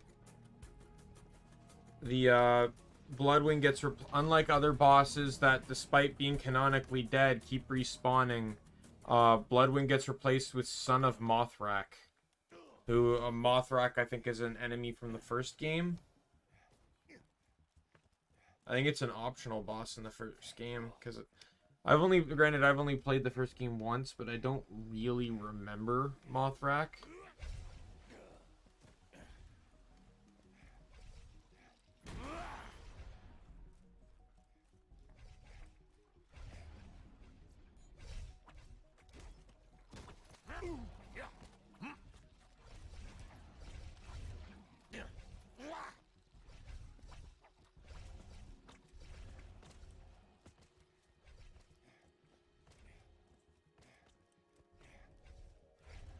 Yeah, if I did a grenade only build, I would be very specific about the weapons I would run. I'd probably run the Bearcat, which is a pearlescent assault rifle, because it's basically a grenade launcher. I would only run 4 weapons. The Ruby would be one of them, because of the health regenning feature. And the others would most likely just be choices in case I did run out of grenades. I'd need an explosive weapon to cause more to drop. But if I pick the right class mod, that doesn't mean anything. Because if I pick the class mod that buffs Bloodbath, like let me pause for a second, look this up.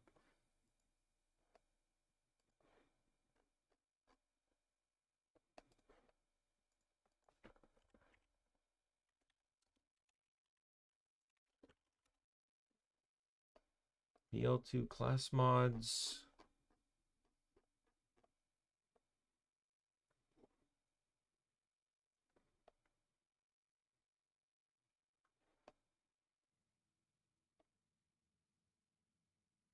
So, you know, there's the Blister class mod increases it and grenade capacity, and that alone could be good, but there's not really much else that can get that would really benefit you by boosting it. Right? Like there's nothing like there you need blood explosion, so you'd need to max the street. You'd probably want strip the flesh just for explosive damaging reasons. Pull the pin is only useful in multiplayer. Down here, there isn't really anything that would mean anything to you. Especially, like, if you're running at a pure explosive grenade, then nothing here would benefit you. Right? So it wouldn't really be a particularly necessary build.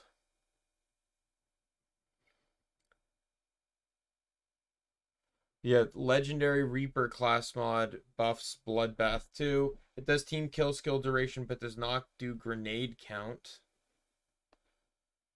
It also does Blood Overdrive, Taste of Blood, Thrill of the Kill, which would be absurd with Bloodbath or would be absurd with Blood Explosion and certain grenade mods, and then Fuel the Fire.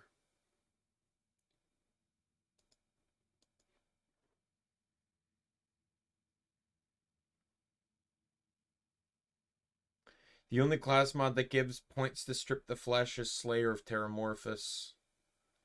And it's really not even worth it anyways, because it's only a 15%. And it's just an additional 15 when in Fight for Your Life. So your option is to use the Crunch class mod to increase explosive damage with Strip the Flesh or Strip the Flesh in the class mod itself.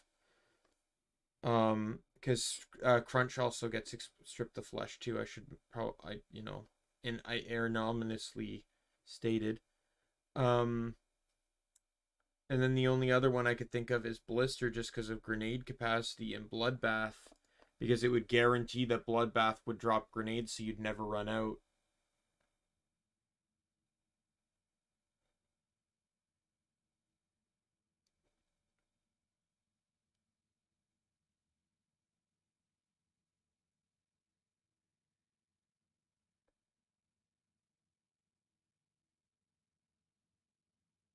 But it would all be dependent on an enemy actually dying too. If you're in a boss fight and the boss isn't dying,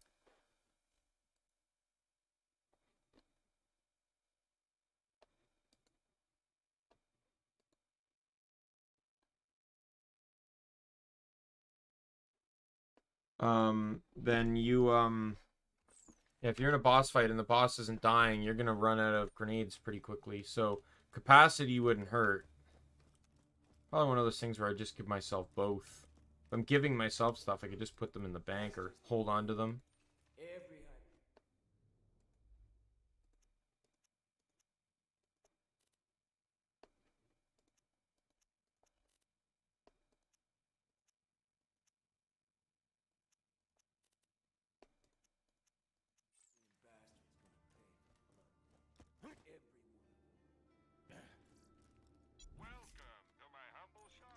Alright. I'm going to call it here.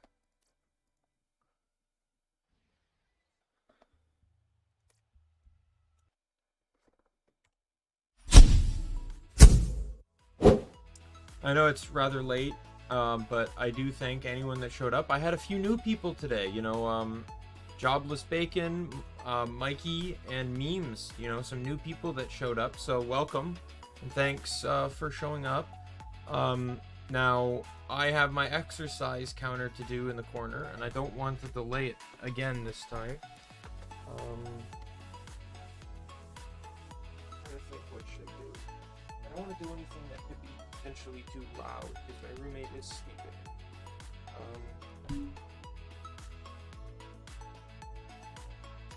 I might just do some more arm and exercises for tonight. And then maybe do like Superman tomorrow, Superman and crunches tomorrow or something. Or not tomorrow, on Wednesday. Right, so we got 28. So we're gonna do the T-pose elastic band stretch. And then we'll just basically do the same things we did yesterday. And then they stand on the band and pump like you're pulling iron. Alright, so ready? 1, 2, 3,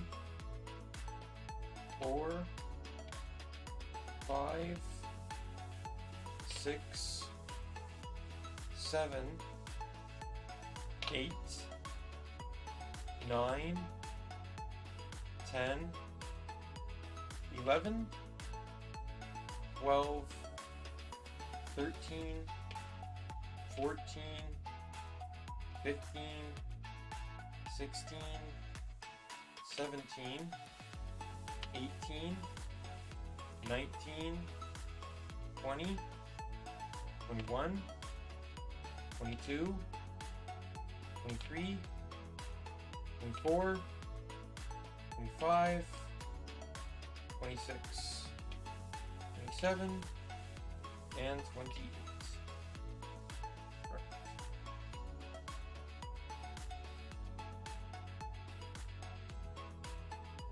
1,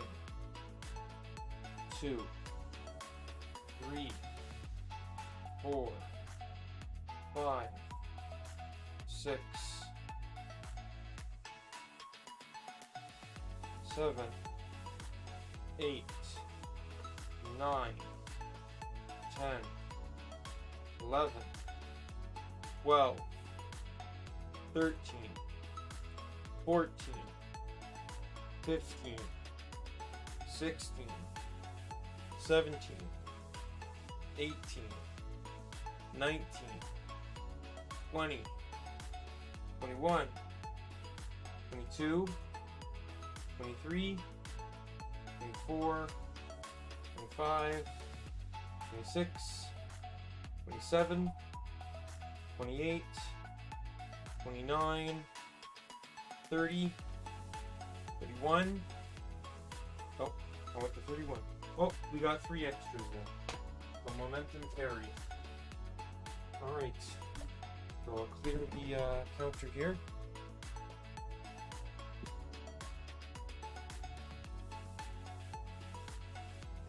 Turn this off. Alright. Thanks everyone that swung by for today's stream. Thanks, for the well wishes and everything, and see you guys. My next stream is on Wednesday at 1 p.m. Provided something, I do have personal life things that could potentially affect that, but we'll see. Should be fine. I think it's happening early enough that it should be fine to stream at 1, but it may get pushed back. Just letting you know. Alright. But thanks for watching. My friends, my foes, my members of the Omni Council. Name's Daimien Kamiya, the Omni King. See you guys later.